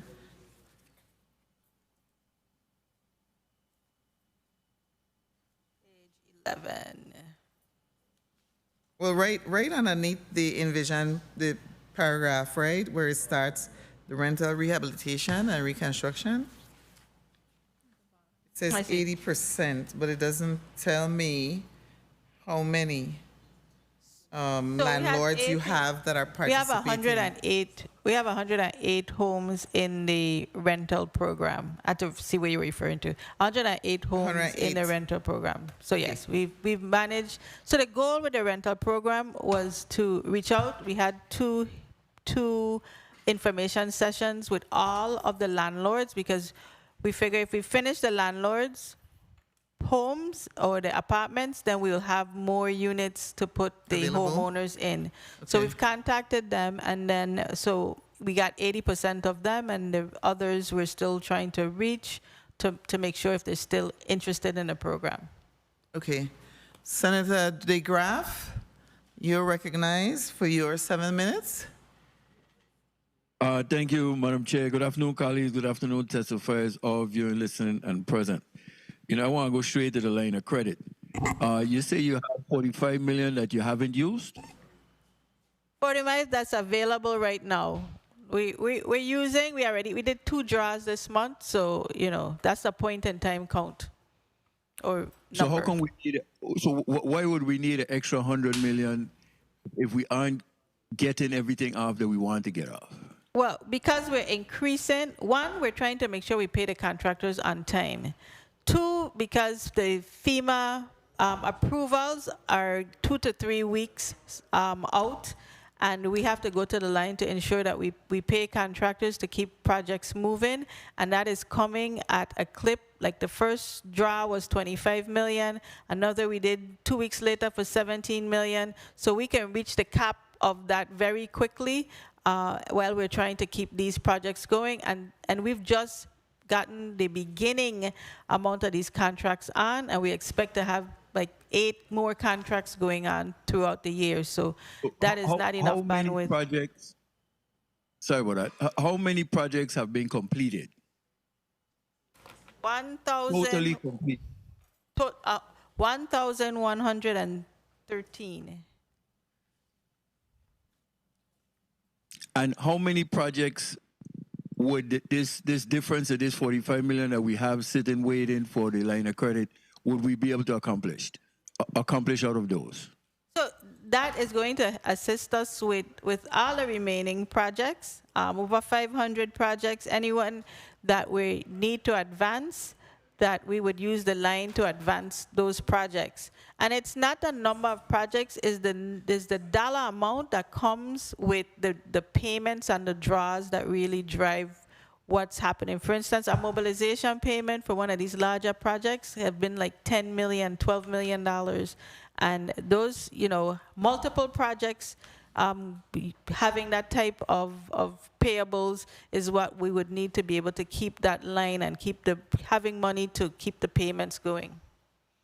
Yeah, but then the goalpost moves every year when the prices go up and the different fees and everything. So if we're not meeting the exact dates and timelines, we're going to continue pouring money into a line of credit for projects that we just ain't going to keep finishing. No, what is realistic between now and the end of this administration in covering with what we have before we look to invest in another, putting on for another $100 million in our line of credit? So the investment, Senator, is in making sure that the projects finish. You know, one of the biggest complaints about the contractors, and I think some of your colleagues stated here, is that, you know, we don't have timely payments to contractors. Contractors not getting paid means that work is not going at the pace that it should. And if we pay the contractors, you get 5% right off the top with the gross receipts taxes. So it's a worthwhile investment to ensure that, one, the project gets done, two, we have the economic influx of funding, and also we put the projects back online for the people of the territory. So I have to say it's a worthwhile investment. No, I think it is, but again, I still see if we use the $100 million for the line of credit that we have, I can see the return on the investment. Now to go and add another $100 million, we're extending things until this administration ends 2026. So when we see at the end of 2026, we're extending, how much longer or further out will we extend another $100 million to the end of 2026?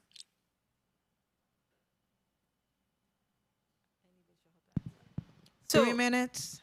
If you increase the line until 2026, the term of the line for me is not what the question is. It's the ability to move the number of projects that we have right now, making the payments through the line. So even if you keep the line till 2026 and you want to reassess at that point, then that is fine. But right now what the focus is being able to keep the projects moving and make these payments timely to the contractors so the projects can get completed. Okay, I'll shift gear a little bit. Thank you. I could get back to the line of credit. Now, the Myra Keaton clinic on St. John, you're scheduled to repair that or rebuild that? Yes, that's part of a bundle, a contract that has been awarded. Okay, is the helicopter pad a part of that build out? We would need to confirm that. We believe so, but give us opportunity to confirm. Okay, because I'm trying to find out why would property and procurement lease the helicopter pad out to a private entity while we under contract with FEMA to get this built. I just want to make sure. So if you could find that out and through the chair, get back to us with that, please. Now, the Palms Court Harbor View is, from my understanding, where the seniors from the Queen Louise home would be going to. How much money is being allocated to repair that facility to put our seniors in? You're referring to the temporary facility or? The temporary facility for the Queen Louise, I understand, is the Palm Court Harbor View. Yes, yes. You want to know how much is it temporary? What funding will be used to repair that facility for the seniors to be in temporarily? That's FEMA funding. Right. 1 minute. How much? What is the cost?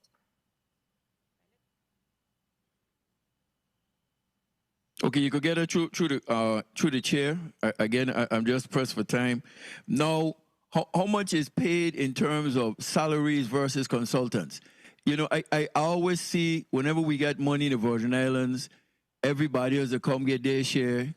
Our local people we get a 5% here, we get a 5% there. Now you have a team that's doing, in my opinion, you and your team are doing excellent work. There's some issues regardless, but in terms of every year when costs go up, how are your employees being paid so we could continue retaining them, that we don't get them started and then they say, hey, everybody getting their share and I'm not getting mine in terms of payments. How is that being handled? So the staff is, we charge our time back to projects, and I try to make sure that they receive compensation for the work that they do. Yes, there are consultants that come in, and I need to make sure that I retain all the good people who have learned in the last 4 years how this is actually done. So included in our budgets are raises for staff, and we try to make sure that we retain them. Time. Okay, thank you. Now, if I may wrap up, Madam Chair. Go ahead. Okay, now the amount that you mentioned, $23.9 billion. I remember earlier I asked you that the total number was $22.5 billion. And you said there was $1 billion that was received for something. What was that extra money received for? The last funding we received was wastewater obligation. So that's the obligation now is 23.9 billion. Okay. And just in closing, does Jenny Tewitt School come under the Office of Disaster Recovery? Another money came in from the delegate to rebuild that school. Yes, Jenny Tewitt is in a bundle that has already been awarded. Okay. Thank you for the time, Madam Chair. Thank you, Senator DeGraff. Point of information, Senator Veely. Thank you, Madam Chair. I wanted to go back to the line of credit and the increase in the line of credit. The line of credit is really to allow us to be able to complete projects and pay contractors, et cetera, without them having to wait a long time and get the projects done. The line of credit isn't tied to this administration. The line of credit is tied to being able to expend that $23.9 billion. So long after this administration, to go into the next and maybe the next, because it's 10 years till 2035, we need to make sure that we maintain a line of credit in order to get the projects completed. Secondly, it's federal reimbursement. It don't make a difference if we put it to $300 million. We're going to get it back from the federal government. This local government has obligated zero. We ain't obligated nothing to paying back for the line of credit for federal projects. So we're not obligating gross receipt or excise or anything. What we're obligating is that we're going to be reimbursed by the federal government, and thus far we have received over $100 million in reimbursement. So we're at a good place. And we get 5% from that, so we got $5 million from the $100 million that was reimbursed. So it's a good thing. Thank you, Madam Chair.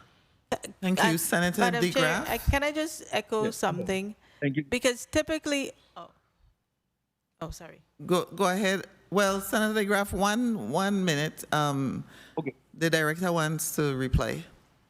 I just want to echo something that the senator just said. Typically, that is how the states manage. They don't hold contractor payments waiting for reimbursements from the federal agencies. They have some mechanism to be able to pay and keep projects moving. So, the administration, to his point, this is a best practice that needs to be applied to the recovery, regardless of who the administration is. Thank you, Senator DeGraff. Thank you, Madam Chair. To my recollection, the line of credit was until 2026. That's what I was referring to. So if there's going to be a change and then to extend it out, all of that is new information to me, but my understanding was until 2026, and I'm under the mind frame that we're going to extend it for $100 million until 2026. So that's what I was talking about. Thank you for the time, Madam Chair. Thank you. Point of information, Senator Veely. That's it. Thank you, Madam Chair. And that's a very good point, my Savanero colleague. So if it says 2026, we need to amend it next week to extend it out. So that's a very good point. Thank you for that. Yeah, thank you, Senator Veely. I was going to say we need to look at the bill and, well, the act, really, and see what it says, the language. Senator Gittins? Sorry, Senator Gittins. Point of information, Senator Francis. Thank you very much, Madam Chair. Act 8915, which authorizes the line of credit, it does not sunset at 2026. It does not sunset at 2026. So. Okay. There's no sunset date on this bill, 8915, and there is also the amendment that will be coming forward that will seek to move from $100 million to $200 million. That will be considered next week. Okay, thank you. That's important to know. Senator Gittins, you are recognized for your 7 minutes. Thank you, Madam Chair, and good afternoon to all. Let's see if we could do this in 7 minutes. The Super PMO office, where is this office located? Is it within your outfit? Yes, it is. So they work for you? Yes.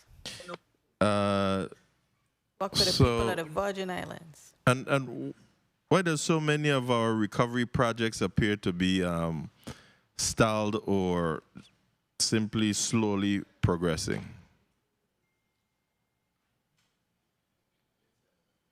So there's a number of reasons. I mean, construction takes a long time. You said they appear to be stalled. Some projects stay within the project schedule, and some projects run into various problems that have to be addressed before we could move it on. So let's go to Polly Joseph, because that's not a recovery project.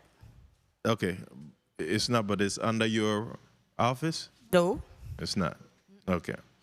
The I was hoping to speak with much more than the Office of Disaster Recovery today. I wanted to speak with people who are contracted, especially regarding recovery projects. So let's skip Polly Joseph for now. The Arthur A. Richards Junior High School, are we still on track to have the furniture in by June 22nd, 2026, and the actual school itself turned over to us by July 31st, 2026? Those were the dates given to us.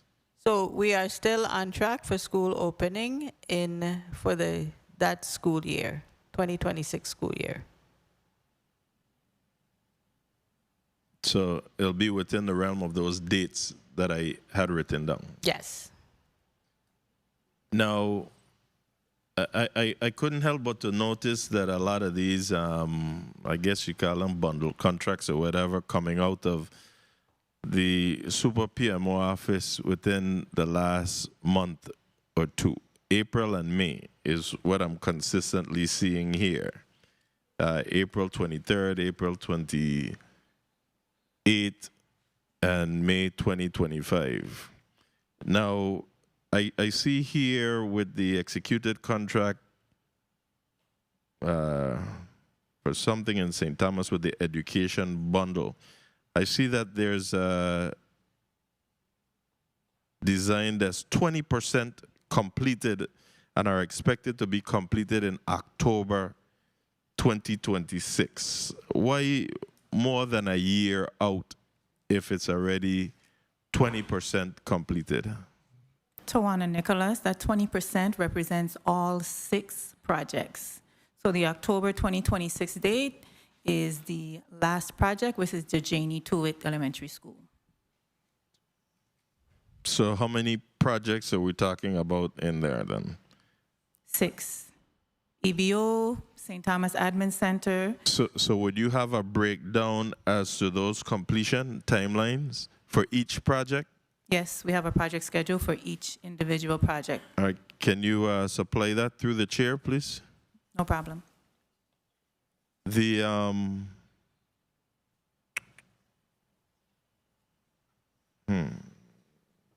where's the old mental health building that you refer to in St. Thomas that's under the healthcare bundle that closed on April 28th? Tawana Nicholas, the old mental health building is the abandoned building by the Newt Hansen complex on the north side.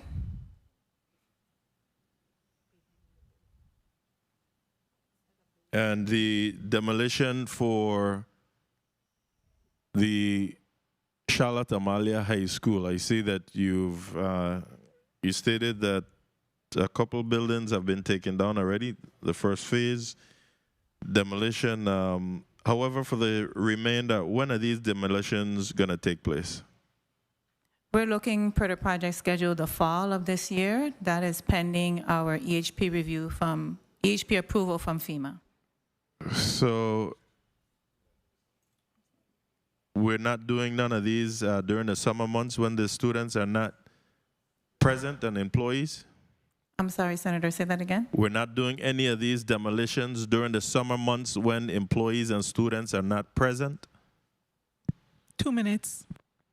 So the plan calls for them to segment the campus and protect against, to the extent that we can, but we can't just demolish. Demolition is not going to happen in the summer only. So see, so then you tell me no then. I mean, that'll be the thing. We just ask a pointed question whether or not it can be done. Because this is some of the complaints that we get as well, with people being on the campus.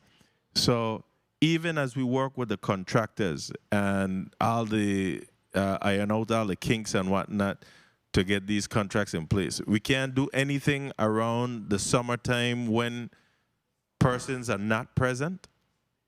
So the issue is, based on the project schedule, we will not have the environmental assessment that allows us. We don't believe that we'll have it, so we can maximize the demolition in the summer, unfortunately. So for that project and to keep the project schedule, unfortunately, we will not be able to demolish this summer the remaining amounts of the buildings that are there, but the contractor will take the necessary precautions and curtain off the campus. And my next concern that I have is I'm seeing a lot of demolition.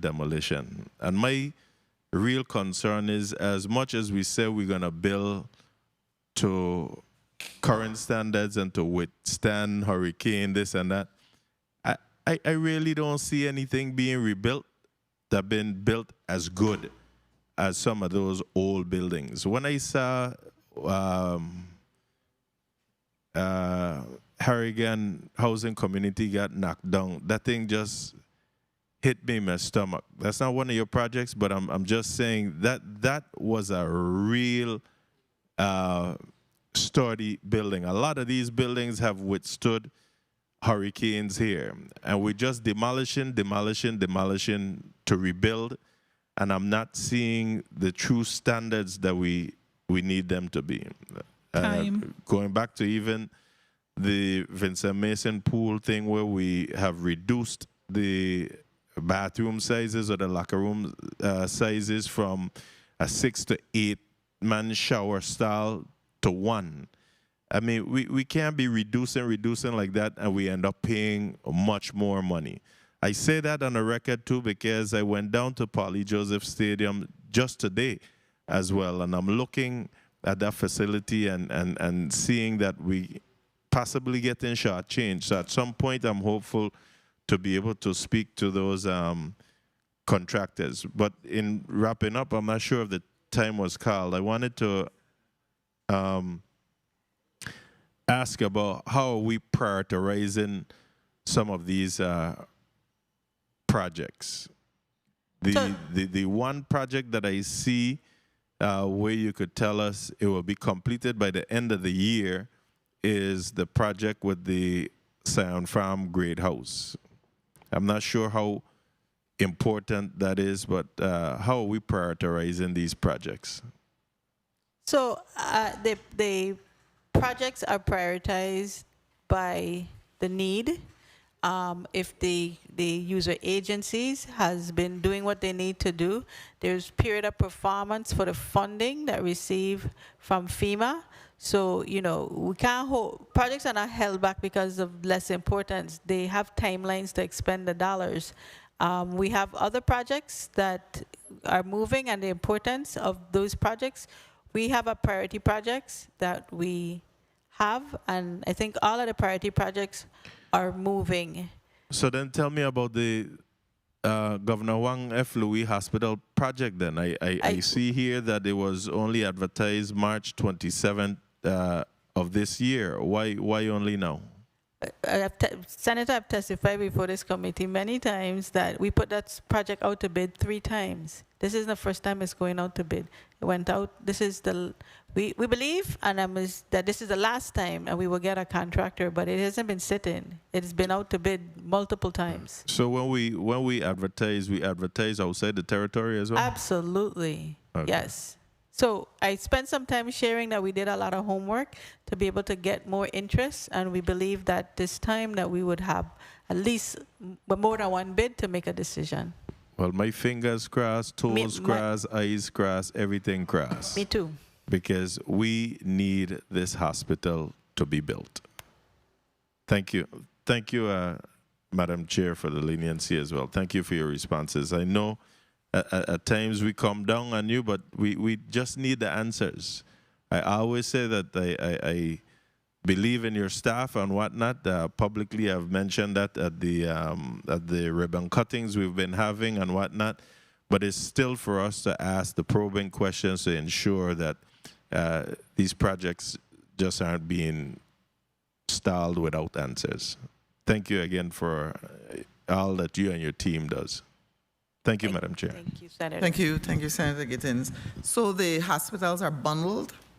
Yes. So, okay, that means the contractor then is going to do both. That is, they have the option to bid on both. Or yes. One. One. Okay. But you're leaning towards the bundle, right? Hopefully, you're leaning. Yes, we're prayerfully, hopefully, everything. I remember the fullies before. Yes. Yes, we try to get the.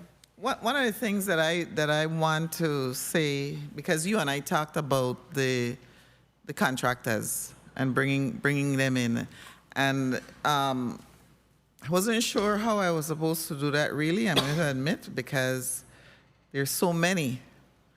You have 86 contractors here listed as active. So I'm going to ask my colleagues to identify the ones that they want me as the chair of the disaster recovery of the 86. And I guess we'll find maybe a bigger facility to accommodate that. At the same time, I'm not exactly sure as the chair myself what I would have to ask, but I'm not the only person who, is part of the committee. So that's something that we will revisit down the road. I thought it was very important to have you, but we had that discussion about all, the contractors who, the propriety of calling them in, the fact that they work for ODR, and just the number of contractors. So I don't know if you want to comment on that. Well, I mean, the contractors work for the Office of Disaster Recovery, and they receive task orders, and they assist us, and they assist the staff. So the staff comes and answers all the questions that need to be asked. Contractors' times are not free. We have to pay for the time. Their contractors are not cheap, and they are contracted for a specific task. None of the tasks associated with any of these contractors is to do what we do. We answer the questions to our legislative bodies. Their scope is to do design, review payments, and eligibility for time is something that we take very seriously. And it is, if there's information that we are unable to provide, I think the best use for the territory's dollars is to have the staff here who is very familiar and intimate and provides the task and provides the assignments to the team to be able to answer the questions. We have done it for many years. We are very transparent with this body. We provide all of the information, any documentation that is required of us. And I think that, we want to make sure that the people that we contract are actually doing the work that we contracted them for. Spending a day or more in the legislature is not a good use. They can be working on the designs and the drawings and reviewing payments and the things that they are contracted for. Okay, thank you. Senator The graph, Point of information. point of information. Thank you, Madam Chair. Okay, so as my colleague mentioned, Act 8915 was for $150 million line of credit with an open-ended date. But Act 8701, the original one, was for $100 million with a closeout date at 2026. That was the one I was referring to. So it's just $50 million add-in is what it is. They're looking to add to make it $200 million for the line of credit. And I think based on how the projects are moving, I would like to see you dispose of what you're using first before we add anything and continue adding, because it's still 2026 this administration ends. Thank you for the time, Madam Chair. Thank you. Thank you, Senator DeGraff. I just have a few questions, and actually, it's I had seen, some of your what you provided to us here before in earlier testimony. One line especially jumped out at me. That is still the same line. Everything else changed because your projects changed, but there was one line, and that had to do with the I'll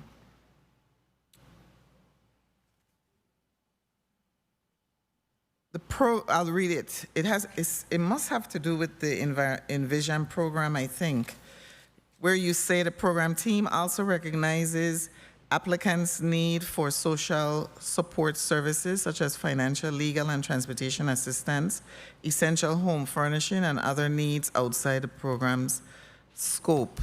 And I know we had kind of touched on it before, because I'm still trying to find out, is that something that you're addressing or can't address, or are you bringing it to our attention because there's that need? But then how do we fix this? That's because this is the first time I saw that, and I'm like, is the director letting us know? You're letting us know something, which is the social support services, right? Yes. I mean, we wanted to really highlight that it goes more than just fixing a house. We go in and we find people that are visually impaired, that they don't have anyone to assist. We have some of the applicants are elderly, that they say, I have nobody to help me, I can't find the documents, and we want to help, but short of going in and digging through or getting wherever their documents are, it's just some of the challenges that come with helping that population of people to get their homes repaired. And some of it impacts the pace that we are able to do it because of those types of challenges. I remember, though, that I think it was under the, the Housing Finance Authority, when, with respect to their rental assistance, they had gotten a case manager. Wouldn't you be able to do a similar response or to this, to try to assist these people, or is that not permissible? I don't believe the scope of the case management contract went into some of that type of supportive services. Case management meant that they would gather the documents and just manage the actual case, as opposed to providing support. Mm-hmm.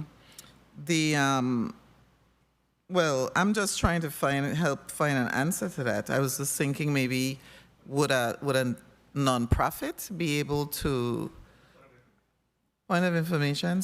He's going to help me out, I think. Point of information, Senator Francis.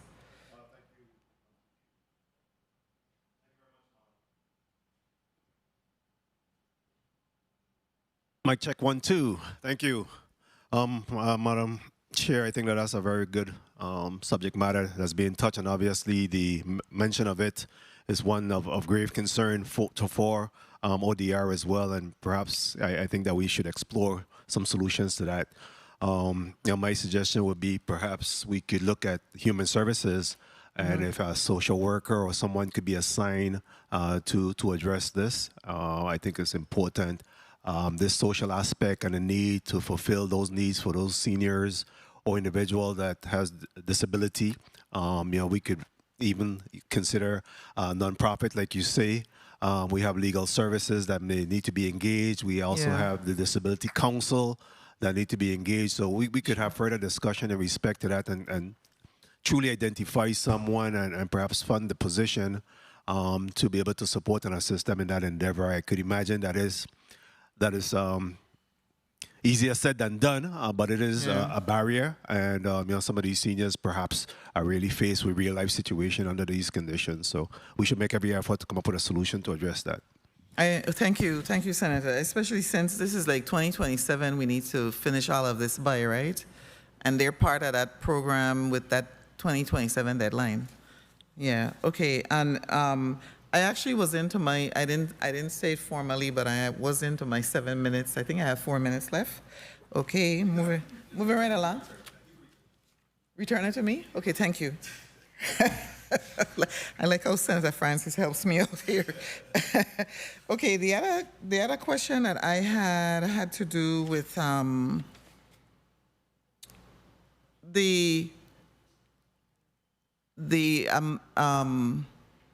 you said that it's now increased to up to 400,000 with the Envision. I was wondering what's the average amount that you're spending per home? And I guess it differs. Of course, it will be based on the percentage of the destruction or the amount of rehabilitation that you need. I know that. But are most places like more than 50% in need of reconstruction, rehabilitation? Is that the majority of cases? Yes, there's a lot. Remember, this program was set up for the homes that was too badly damaged for the STEP program. So a lot of them required demolition and full reconstruction. And the 400,000 is a grant, correct? Yes, it's a grant. We need to make sure that our people really get the benefit of this program, this Envision program. So, I agree with Senator Francis. We need to really work together to make sure that everyone who's eligible, in fact, if the help they need, we get them the help they need. Yes. Because that's amazing. It is an amazing program. You're actually getting your whole house rebuilt. In some cases, some folks had wooden homes, home with wooden structure that was replaced with a concrete masonry structure.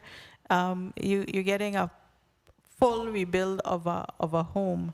And I just want to say this, though, that the staff goes above and beyond, and the requirements from the HUD guidelines and how this program was structured, it's a lot. It's a lot. And you go from needing environmental assessment for asbestos, for all of these things that require documentation. You don't just go in the house. You have to do the grant signings, and if they receive funding, any kind of funding from FEMA or SBA, they have to provide the funding and to us. And if they don't have all the money, that they've spent it somewhere else for something else, then either they're no longer eligible, or we have to descope what we're able to do in the house. Yeah, that was going to be my next question. Right. It is, and sometimes sometimes what the amount is, if it's $80,000, we can't descope a $80,000 project, because then it wouldn't meet our building standards. And so it's a lot that goes into fixing these homes. Unfortunately, why it doesn't go any faster. But the staff, I stay pushing them. They ask me, how much more you want, Director? And we remind them that we're not going to stop until we touch every person and we give them an opportunity. Some people, my staff is running down to figure out how they're going to move out of their homes. Have they packed up their stuff as yet? Yeah. So the staff that you're speaking about is a staff that originally was with Housing Finance Authority, so they know these people We had to hire more people Oh, you hired because at the more. time, there were only 9 homes in construction. Once we went from 9 homes in construction to 111 at one point of homes in construction. So we had to hire more people to be able to help to move them as well as construction managers.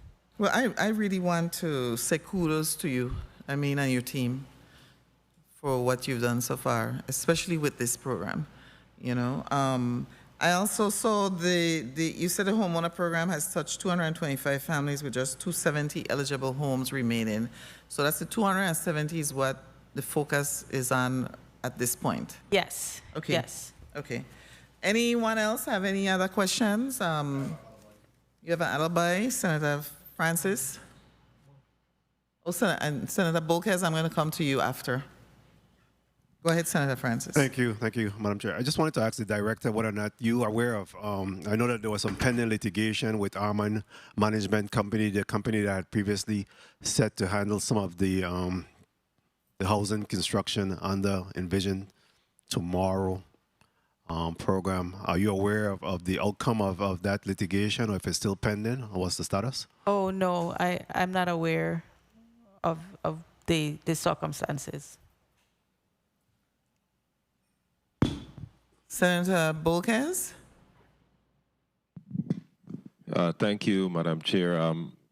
To the director, I'm curious to know if you have engaged or been a part of any discussions with Department of Labor or UVI or the Workforce Board concerning the training or education of skilled workers, especially for the demands that are before us to hit some of these timelines. We know that workforce availability here in the Virgin Islands is very slim. So I was curious to know if there are any efforts in that area. Yes, we several years ago, we started this process understanding what the demand would be. And through that, the university implemented a construction management certification program. I think it's an associate's program. We had worked with the former president to create those certification programs, and Department of Labor as well were a part of those discussions. There's still some, now that we're getting these bigger contractors on board, there's the discussion on a technical college so that we can find ways for these contractors to give back to provide training within the schools. This is going to go on until 2035. So graduates that's coming out this year, next year, will have the opportunity to work on these projects as we go forward. So that training mechanism is part of the overall plan. The Brian Roach administration is also working to implement that, and I think they working to have legislation sent down to this body so that we can build that type of educational opportunity and training opportunities to respond to the recovery and this big effort that we have right now. Thank you for that question. I'm happy to hear that because capacity building is very important, especially in this territory, because any future recovery efforts, we want to rely we want to be less dependent on always having to go to the mainland to be able to get some of these projects finalized. So I'm glad to hear that. Thank you for the time, Madam Chair. Thank you, Senator Bolkes. Great question. I'm happy to hear that response also. Senator Frederick? Good afternoon again, Director Williams-Octolin. To continue the thought about UVI and whether or not the multipurpose center was actually, the application was actually submitted to ODR. What was an application submitted through MIT or through ODR for the multipurpose center? So, to our understanding, that an application has not been submitted, but we are not sure. So it would not have come to the Office of Disaster Recovery under MIT. It would go to the VI Housing Finance Authority. And we can get that information and provide it. Yeah, because we really need to get to the bottom why we can't get that multipurpose center financed and built, because it's been a real problem for so long. I'm tired of the tents. I know they're tired of the tents, and we've got an opportunity to really do something with this money. So please submit it. Thank you very much, Madam Chair. No problem. Thank you, Senator. We definitely don't want to hear when Graciela, well, when you when you said lack of activity, that jumped out at me, you know. So. Yes, so if I may, Graciela Rivera, Territorial Hazard Mitigation Officer. So an application was submitted on the Hazard Mitigation Grant Program, but for it to be reviewed and go forward, we did need that design, which was dependent on the CBDG mandate. So I just wanted to make sure I provide that clarification. Thank you. Thank you. Anyone else with any questions? Hearing none, I'm going to ask Director Williams-Actolin to wrap up. Sure. And again, thank you, Senators. We appreciate always the collaboration. You know, when we see $23 billion, it is 5 times the GDP. That is a heavy lift for us to be able to manage through the same portals that everything else is coming through. And it requires additional resources. It requires the support of many entities and initiatives. And this body, for sure, I always want to say thank you for the line of credit, because that has done wonders for us. And then also for the legislation that allowed us to bring back our retirees that had the institutional knowledge to help and support in many of these critical areas. And we look forward to partnering to make sure that we find solutions to the problem that is before us. I also want to say thank you, a special thank you to my Autobots, because any request that is asked takes a lot of effort to make it happen. And I know it pushed you guys this week because of everything that we had to get done. And I just want to say thank you for everything that you do every day. Thank you. You know, I really want to thank you too for producing the listing, because as you said to me, it was a heavy lift. And I want to tell the entire team that I appreciated the fact that you responded. You know, it's always good for people to be responsive, and you were. So I'm grateful for that to the team. It takes a lot, because when you're sitting here, just like you said, that work isn't being done either. But part of our job is to find out what's happening behind, you know, behind all of you and what you're doing. So I want to thank the testifiers from this morning, Block 1, Commissioner Oriel and Ms. Laplace, and then I want to thank your entire team. I don't have everybody's name here. That's why I jumped out and I said Graciela. I have to apologize for that. So I'm gonna call everybody's name though. Artra Watlington Francis, Melinda K. Vigilant Messer, Graciela Rivera, Jamila Haynes, Tawana Nicholas. I got everybody, and of course you, the director. Thank you. I want to thank my colleagues who showed up today and asked really great questions. Their staff, my staff, central staff, of course, the media, and everyone who has made this a productive hearing. Thank you guys so much, and have a great evening. Thank you.